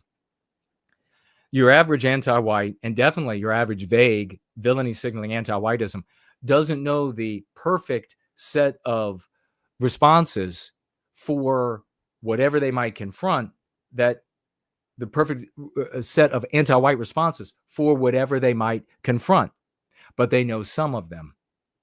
And that's how it is working and will continue to work for us.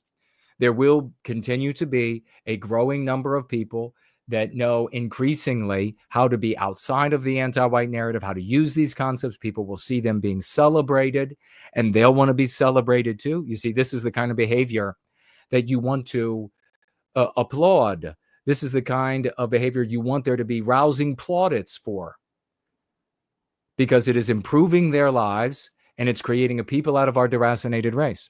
So you're going to see this multi, like onion layering of, some folks will know just to say anti-white. Some folks will know anti-whiteism and anti-white. Some folks will know white erasure. Some folks will know all of those and maybe a couple others, or maybe a few less. We just have to keep pushing. You saw, like in the swashing, people in all of these other communities are seeing these concepts, and they're seeing how they're put together by these swashbucklers. They're going to remember them because they're going to be useful to them, and they'll begin trying them out here and there, and it'll stick. And when they see other people use them, they see our swashbucklers show up, they see others end up using one of those concepts, they'll feel emboldened by it. So it's a matter of continuing to push, continuing to seed the population. And I mean, look at the level of success. And technically, doing this with our community we haven't even been doing it for 10 years. And it's all the way around the globe. It's in Western countries all the way around the globe. It's even showing up in non-white countries where there are white populations. It is working the exact same way vis-a-vis the anti-whites and the media and the police department, etc., in one country as the next. It's working in non-English speaking countries the same way it works in English speaking countries. So it's a great question. Thank you for that.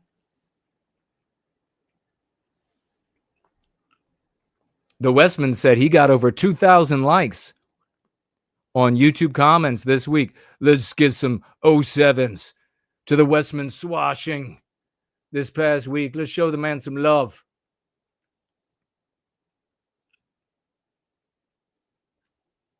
Let's show him some love.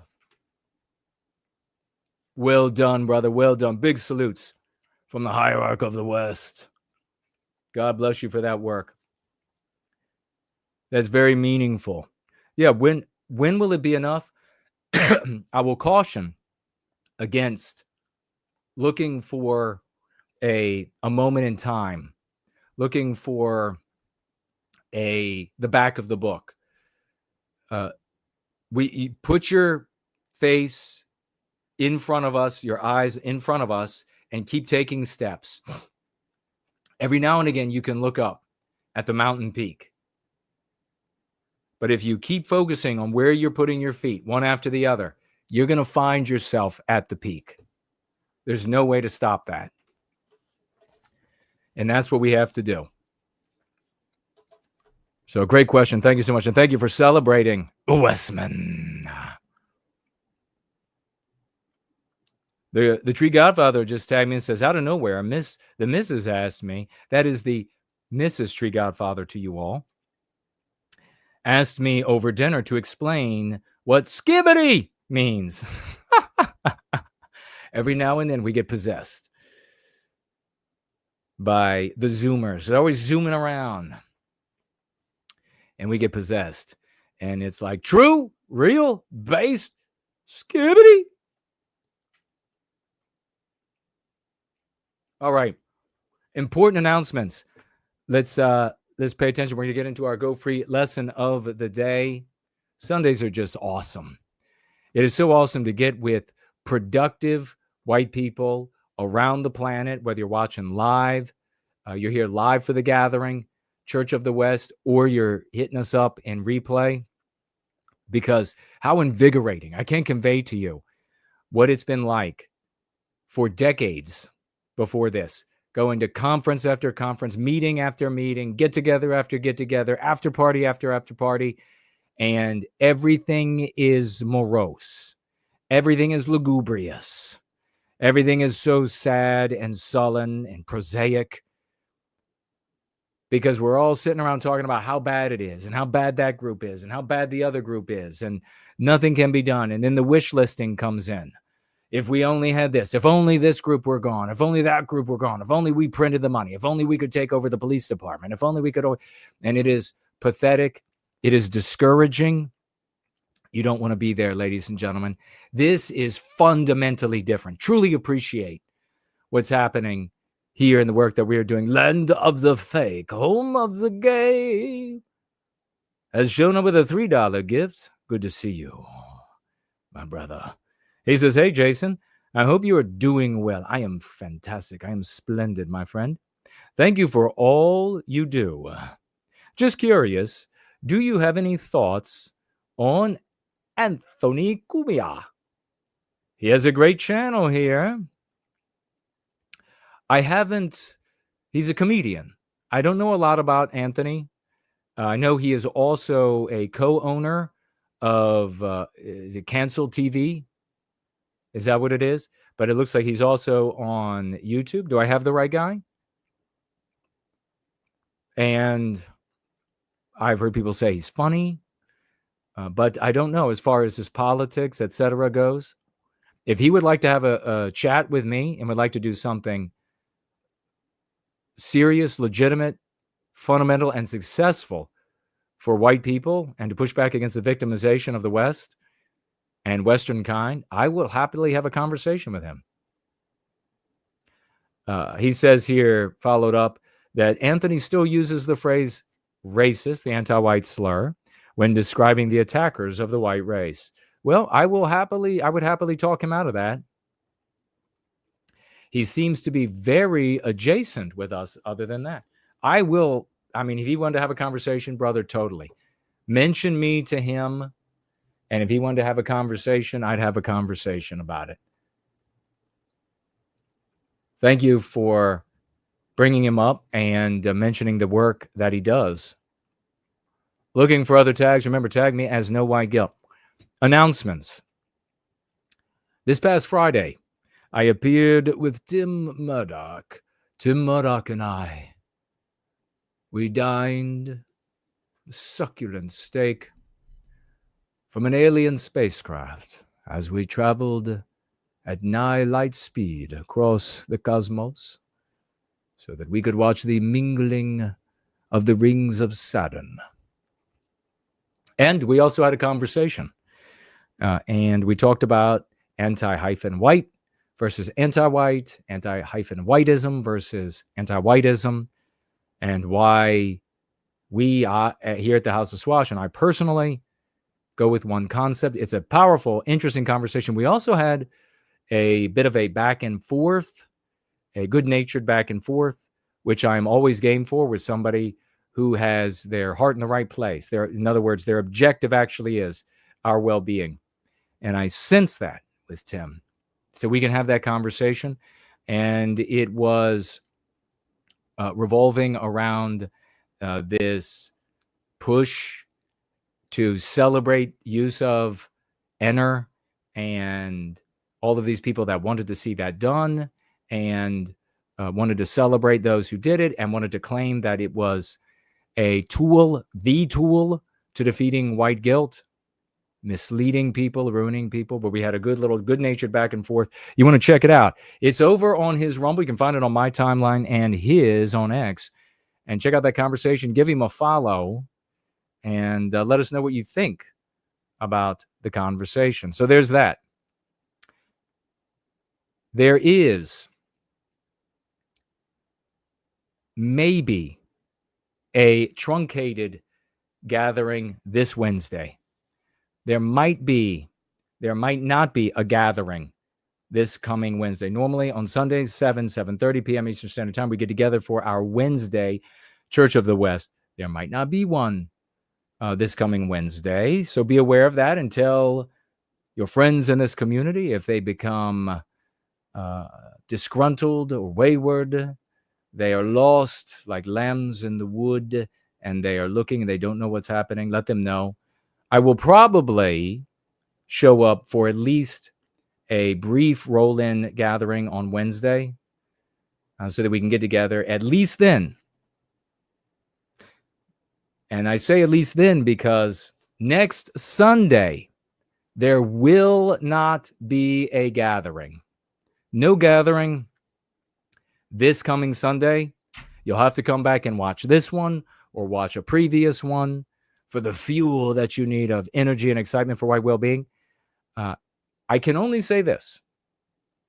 This week and through that weekend, I will be in service to white well-being in a very big and bold and powerful way, and warrants my absence, and we'll be able to tell you all much more about the gloriousness of the swashing that your hierarch will be up to this week.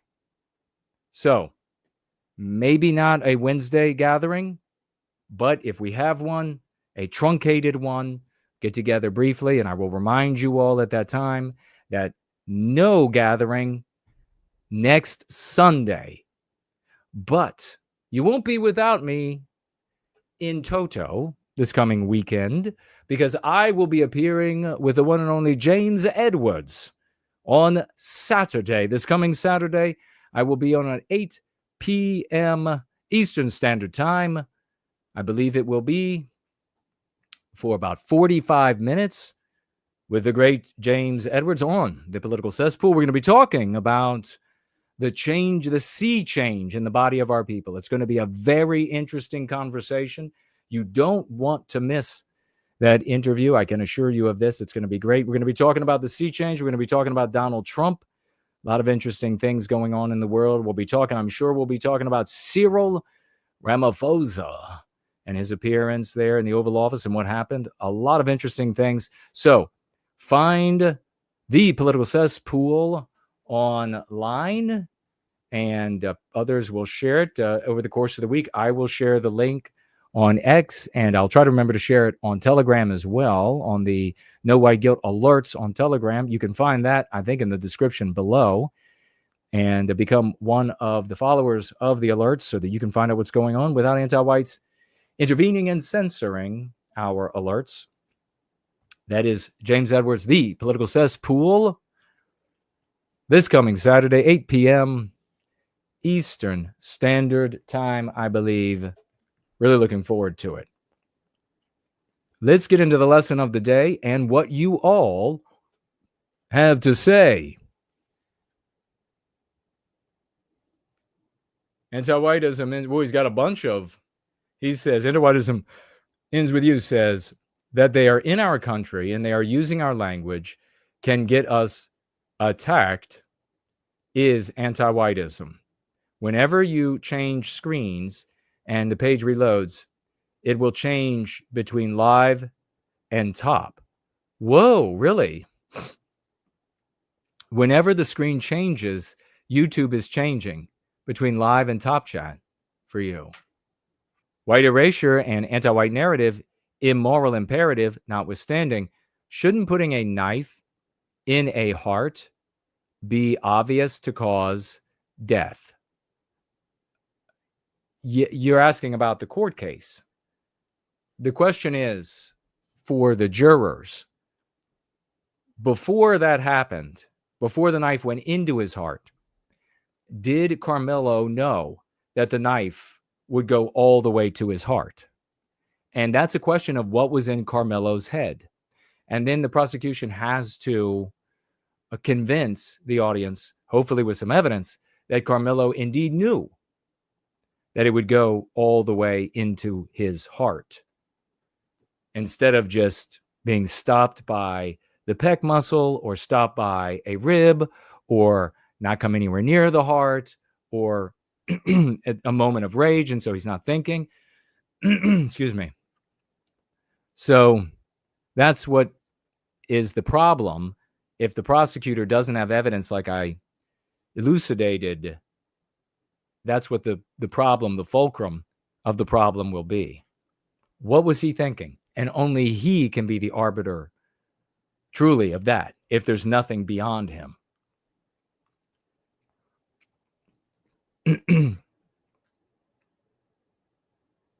White genocide is happening in every white country in all of our nations, but population is brainwashed scum.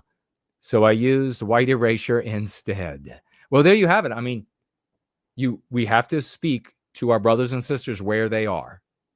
You got it. Where they are. Like I've said before, if beavers controlled the world, it wouldn't work for us to go to our brothers and sisters and say, beavers control everything, because it wouldn't have verisimilitude. It wouldn't have the ring of truth for them. They would say, you crazy beavers? No. And so it wouldn't matter how true or objectively true that might be. We have to speak to them where they are. So, well said. Anti-whites know they can lie about being called slurs and justify violence against whites. Well, point out in your sentence right there, it's an important thing to point out. Why does that work for anti-whites? Why does it work for anti-whites to say, this guy called this non-white group a racial slur, and then they beat him for it or beat her for it, and then that be taken into consideration for judgment, even for arrest. Why? Because of the social morality of the West. Otherwise, it wouldn't be taken into consideration at all. So all the white people, and it's typically in the cuck camp, that sit around and they continue in abject dodo bird stupidity to say, it shouldn't matter. Golly jeepers. Martha, it shouldn't matter what he was. They said a word shouldn't matter. I mean, they sit around saying this all the time. And trust me, I just want to kick them right in the face. Metaphorically, obviously, metaphorically. But these gullible white booby twits in the cuck camp saying that are just ignoring the reality. There's the social morality reality of the West. And guess what? Guess what hasn't been working? Ignoring the social morality of the West. You can say all day long to the end of time, it shouldn't matter, but it does. So we have to address it. Great question. Oh, and then you finish. That we can't speak our language in our country is itself anti-whiteism. 100%.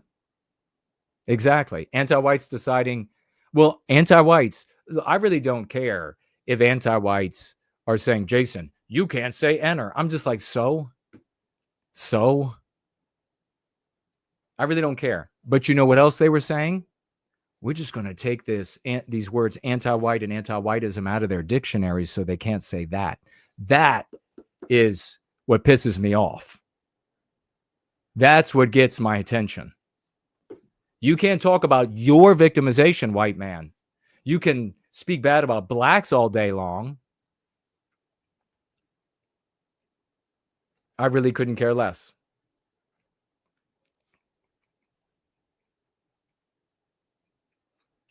Dennis there says, listen to this man, no white guilt. Right from the song and the video, brother. Awesome. Well said.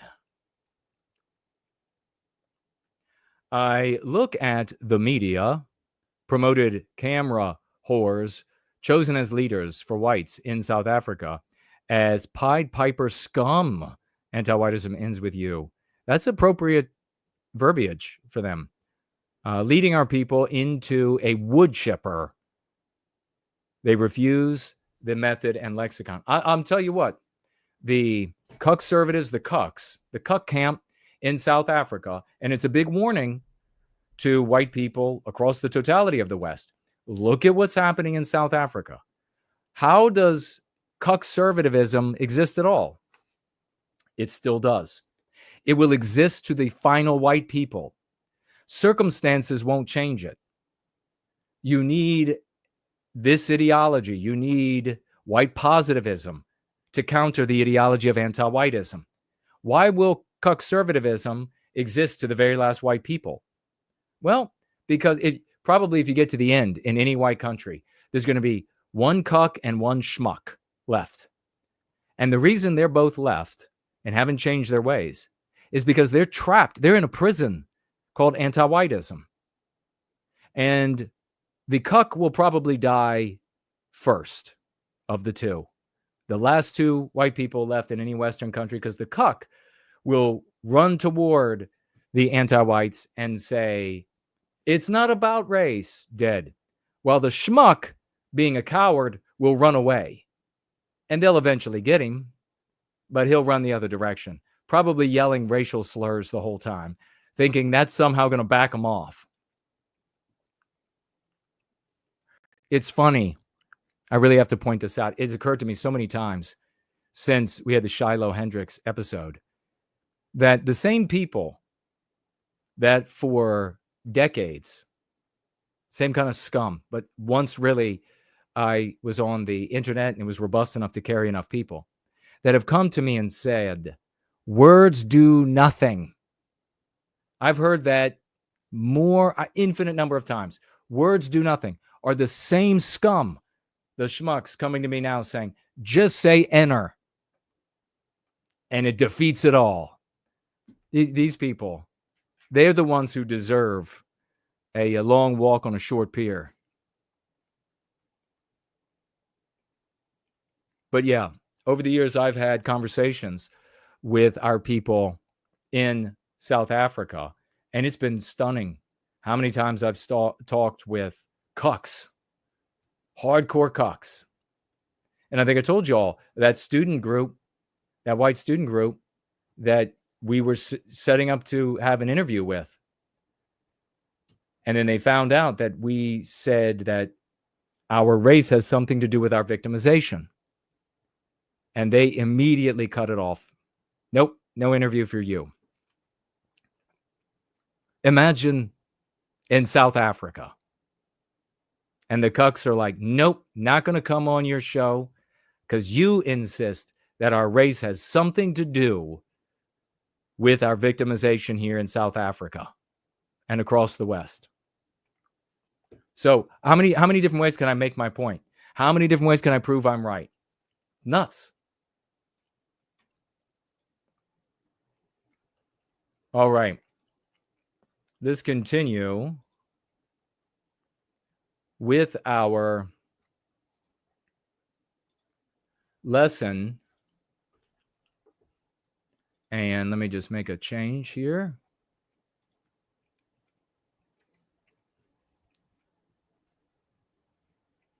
All right.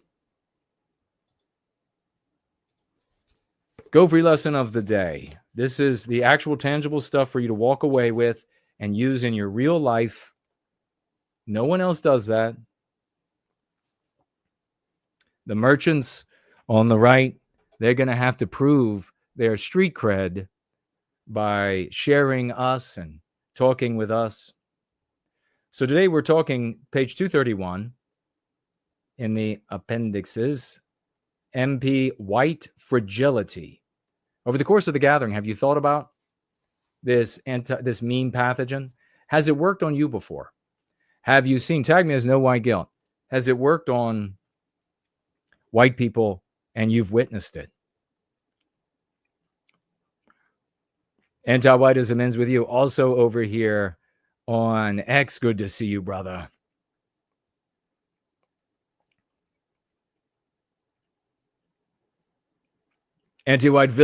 Anti-vilification League is here. Good morning, sir. Thank you for your dedication. A true champion in the land of Oz. Big salutes to you, brother, and all of our heroes down under.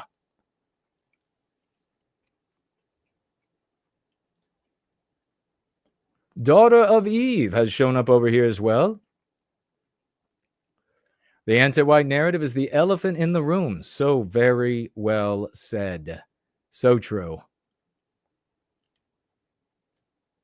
She came in earlier. Much love to Western kind and everyone who loves white people. Amen to that. And greetings. She started with earlier in our gathering today as she entered the house of Swash for Church of the West. Good to see you. I have seen the MP White Fragility use or work on white people. I can't even. In fact, also countless times. I would happily, and I've thought about this a little bit increasingly, taking on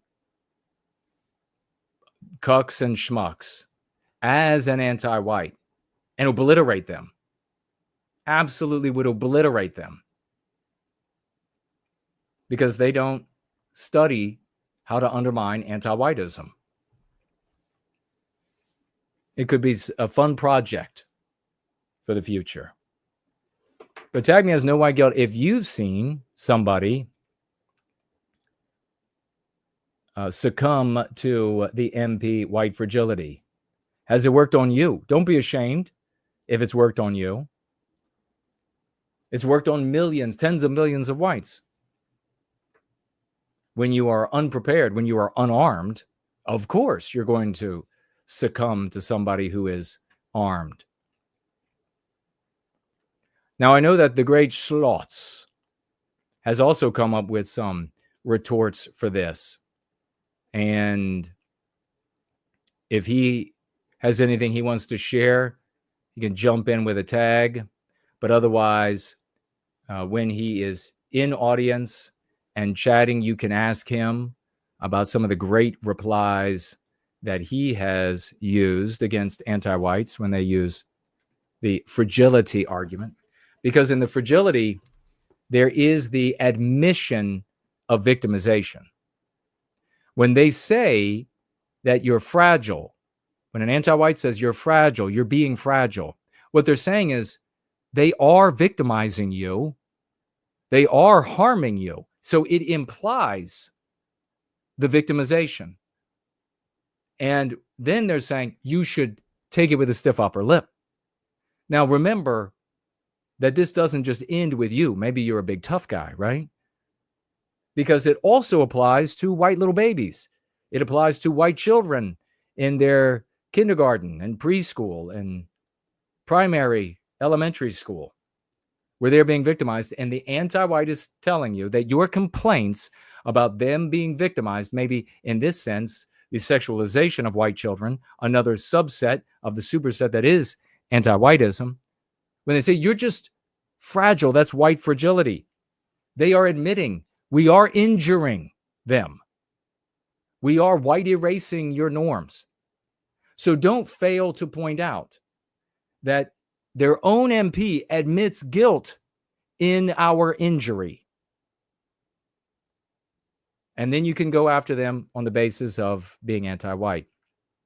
I also like, and I've used quite a bit over the years, that I flip it right around immediately, and I say it's self-defense.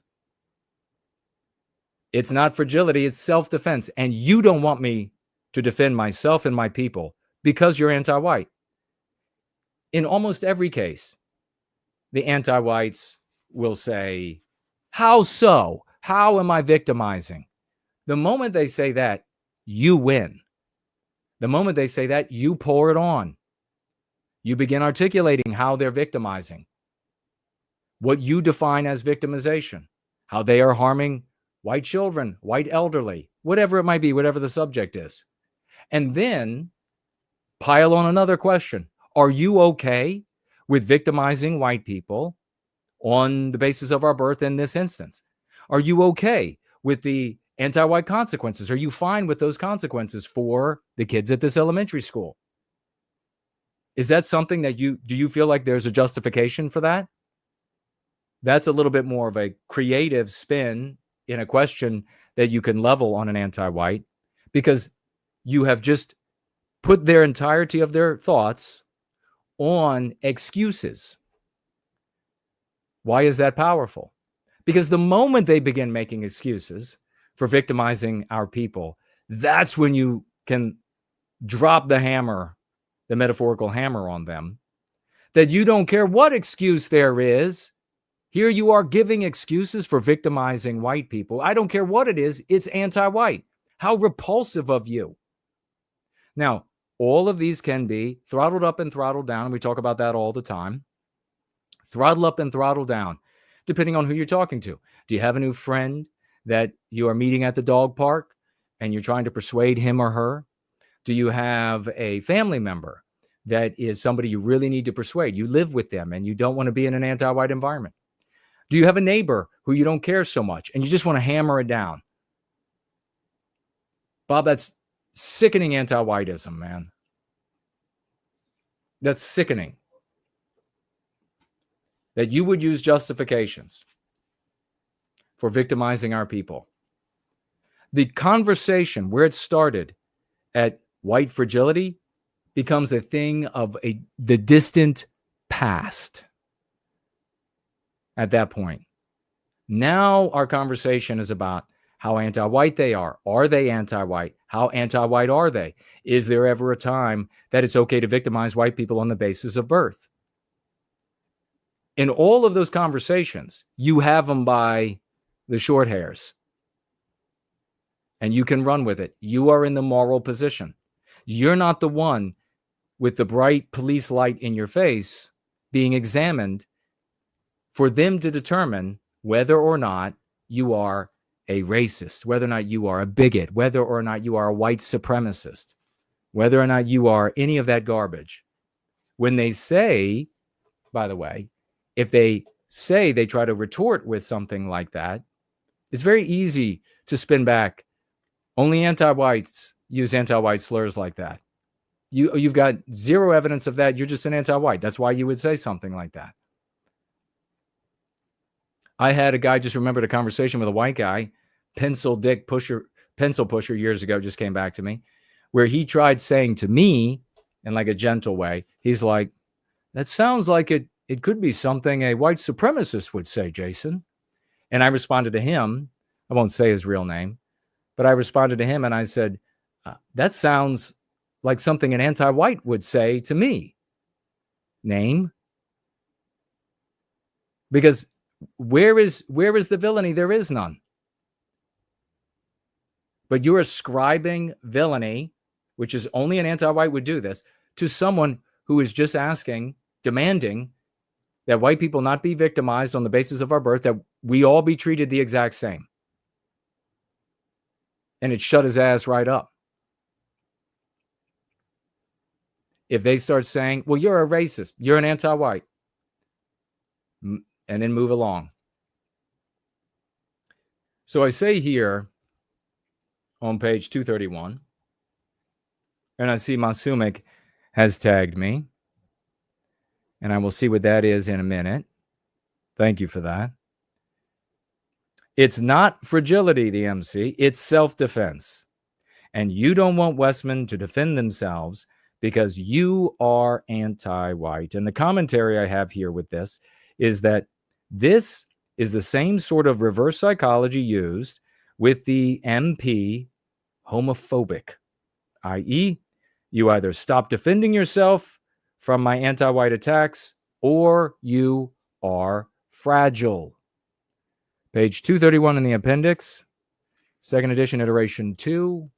We're going to have an iteration, or a third edition, not another iteration, though in the somewhat near future, it's going to be much bigger because we have much more to add. For so many years, I liked keeping it, even at this size was a lot. I liked keeping it pretty thin because of how people have such a short attention span when it comes to reading and study and practice. But we are definitely at the point where we can have a Church of the West Bible effectively, can become one of the books, one of our people's socio-political religio books. And with this much success, how could it not be, right? And you all are part of the beginning of all of that, the beginning of all that is to come. Never forget that. You are one of the apostles. Make a name for yourself, be a hero, and you'll be remembered forevermore. All right. Masumik is helping out Sage Garden. I think it looks here and says, Jason Kuna on this channel of his and No White Guilt. Sage Garden saying, may I ask the host name who is speaking? So brave. Wow. Well, thank you. Yes, it is I, the hierarch of the West.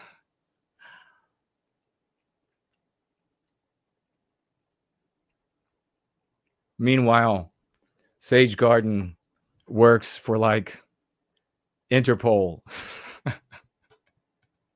and is like, okay, it's this guy. Does anybody know his social security number? I'm kidding, Sage Garden. We don't know. You probably just work for the ADL. I'm joking. I'm joking. What else do we have here? Craig the Man. What is a good MC for I don't have a victim mentality? So you're talking about white guys primarily who don't want to talk about our people's victimization because they feel like they are somehow emasculated by it. Depending on the guy, I usually go for the jugular when it comes for guys. Not very mealy-mouthed about it. But depending on the guy, I might mock them. I might say, oh, you're real brave. Glad you can defend yourself. But what about white children? You're going to cowardly allow them to be victimized? So glad. Of course, we know, by the way, that they can't defend themselves against anti-whiteism. That's why they are anonymous. That's why they don't fight it. That's why they don't contend with it. So we know the truth. They can't defend themselves. We know that if the police came to their house, they would take them away. We know that if an anti-white gang wanted to take them out, it'd be no problem. So they can't. So it's just bluster. It's just bluff. So I go right after the pull their pants down and point out how little they are, how cowardly it is to turn their back on our weakest members. They are being victimized, and how little of a man you are, how much of a boy you are to allow that victimization to take place, to refuse to talk about that victimization. Now, over the years, I've tried to use intelligence, explain it to them intelligently. And it's amazing to watch the average white guy just go, I tough. Can't come my house. And it's just like, all right, you're not going to get it. You're not going to understand the importance of talking about legitimate victimization. Now, there's a big difference, of course, between talking about legitimate victimization and what anti-whites do. We demand an end to our victimization. We're not looking to a payout or a favor or something of this nature, which is what anti-whites do with their fraudulent victimization. So ultimately what you see is this really midwittery thinking, two-dimensional thinking that says, literally, I'm not joking, this is just the reality of the genetic ceiling for these folks. They look at anti-whites. Anti-whites talk about how from the anti-white narrative, they're all oppressed, they're all hurt. Now you got to pay us. Now you got to give us preferential treatment. Now you got to give us freedom from responsibility, etc. And they say to themselves, well, the opposition does that, so I'm not going to do it. That is really tarded thinking, because then they turn around and they see their brothers and sisters, us, talking about our legitimate victimization, and with righteous indignation, going to physical and oratorical blows with anti-whites over it. And they say, oh, that look like this. Both same word. Both talking about victimized Asian. Same word. Will not do. I mean, that's how TARDIS they are. This is the reality of it. I'm tired of trying to make them feel good about how dumb they are. The white race, you're dumb. So many of you are dumb. Genetically, you're dumb. Your mothers or grandmothers, they chose bad sires, and the good ones were also killed in conflict, or the better ones. And you've been consuming poisonous food and medicine over the course of your life. So you're dumb. You're dumb. Ugh. And now you're at the point where you're like, they say victim, reject both. So don't bother going that route with them. They're not going to be able, they're literally like, they, to me, increasingly, they legitimately look like cauliflower.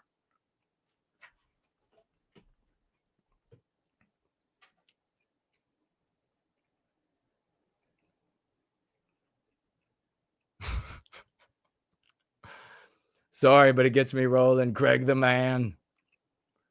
Does that answer it for you? Do you have a specific scenario that you're dealing with? Like, is it a brother? Is it a father? Or some more details you can give? Because the more info I have, the better advice I can give on the individual or the circumstance. Henry back again says, once an anti-white was bullying me, IRL, over IG.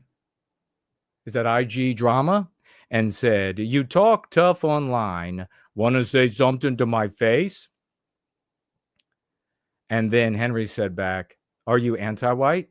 And then he said, no, my sister's white.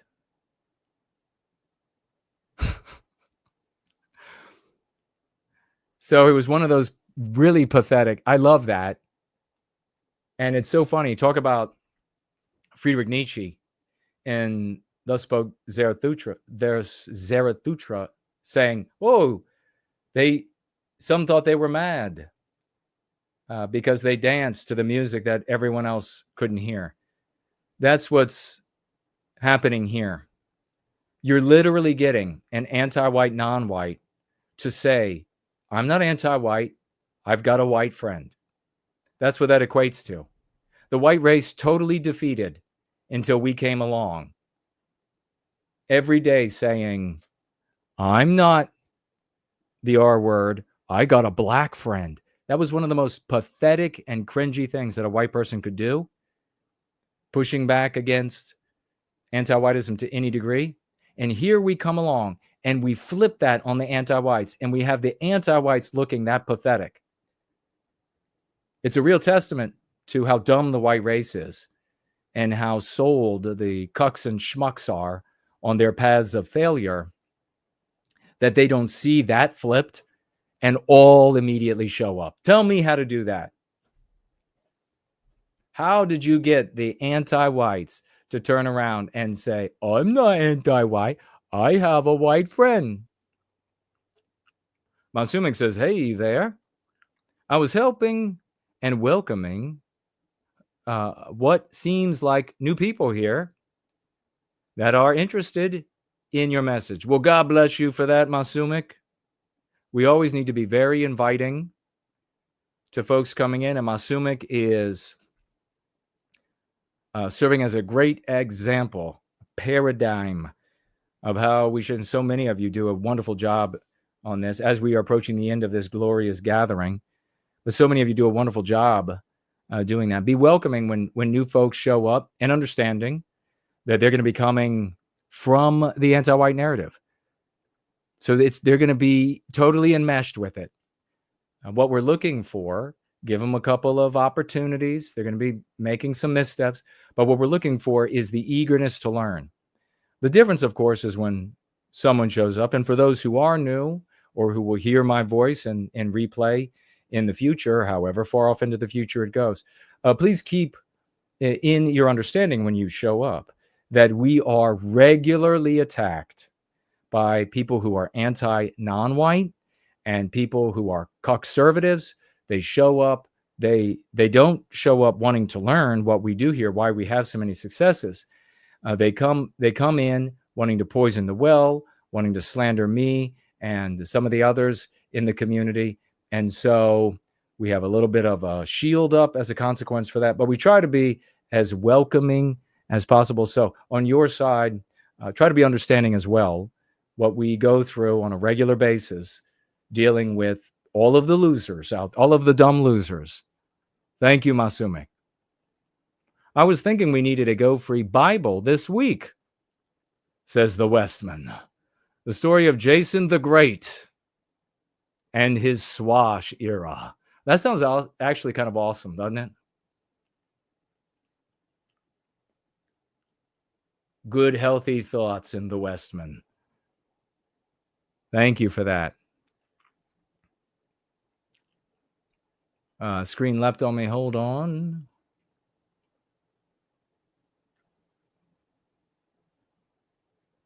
We have... Who did I miss here?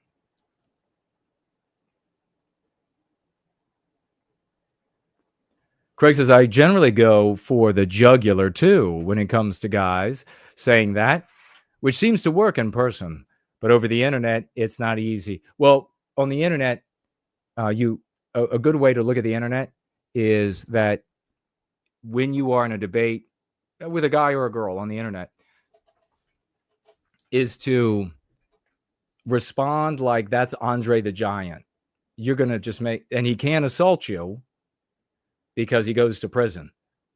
But there's a slim chance he might. So you're going to just be where it gets to that point where you could really go for the jugular, you could be irreverent and then walk off.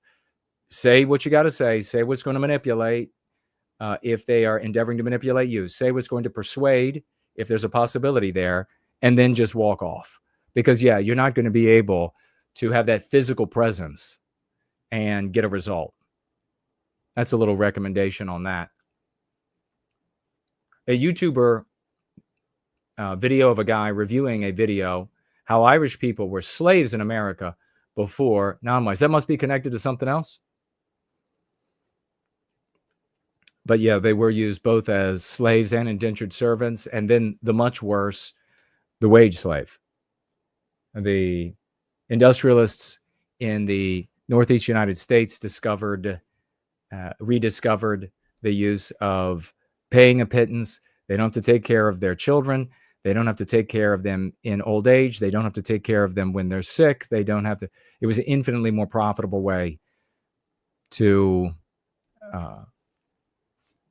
pay and deal with your labor.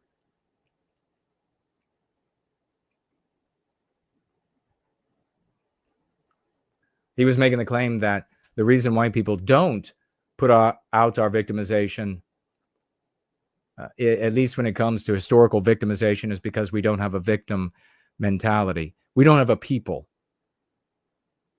White people will talk about their own victimization because they're selfish. That's why white people don't talk about the victimization of our people. That's what we are changing here. I thought I had something from Azimuth Clark. Buddy, if you sent me something, I don't know. It disappeared. Westman Summer. Yeah, Anti-Whiteism ends with you. It says, White Boy Summer is dead. Long live Westman Summer. Yeah, that White Boy Summer thing. Firelight is here. Good to see you. Was always a repulsive joke as we are winding down our gathering this Sunday. It was always a repulsive joke. It came from a white rapper who LARPed as black. And not just was he like a white, I know, and I already know, yeah, we got a bunch of these merchants on the right, Stu Peters and others who were white rappers. But this guy was a white rapper, and he had this song, White Boy Summer, and he had Hispanic and black females hanging all over him, dressed like he was from a black ghetto, the way you see attire in those environments, or at least the ones I've seen, dressed like that. And then it was so apropos that these merchants on the right began selling that to their multiracial schmucks. And you saw it even seeped into the multiracial cucks. So all of a sudden, they're all saying, a white boy summer. It's completely appropriate for them because it's not about being what white there is taking for yourself a non-white whore for the night. Revolting. That's not what we do here. We build castles in the West. The House of Swash, if we had a physical structure, it would be like Schloss Neuschwanstein, Castle New Swanstone. Look it up. If we had a physical building, it would look like that. And it would be as regal as the white race. It would be as majestic as the white race can be. It would be as intelligent, as magical, as white magical as the white race can be. Always has been and will be again. That's the spirit of the West that manifests that in the world around us. That's what speaks to that voice inside of every single one of us, that biospirit of the West. It is only through this work, this hard work that we do, that those sylvan trumpets can be played from those parapets. They can be blown loud enough to echo through every field and every valley and every mountain peak, awakening our people for the great white reclamation of our destiny. Love y'all. Let's go free.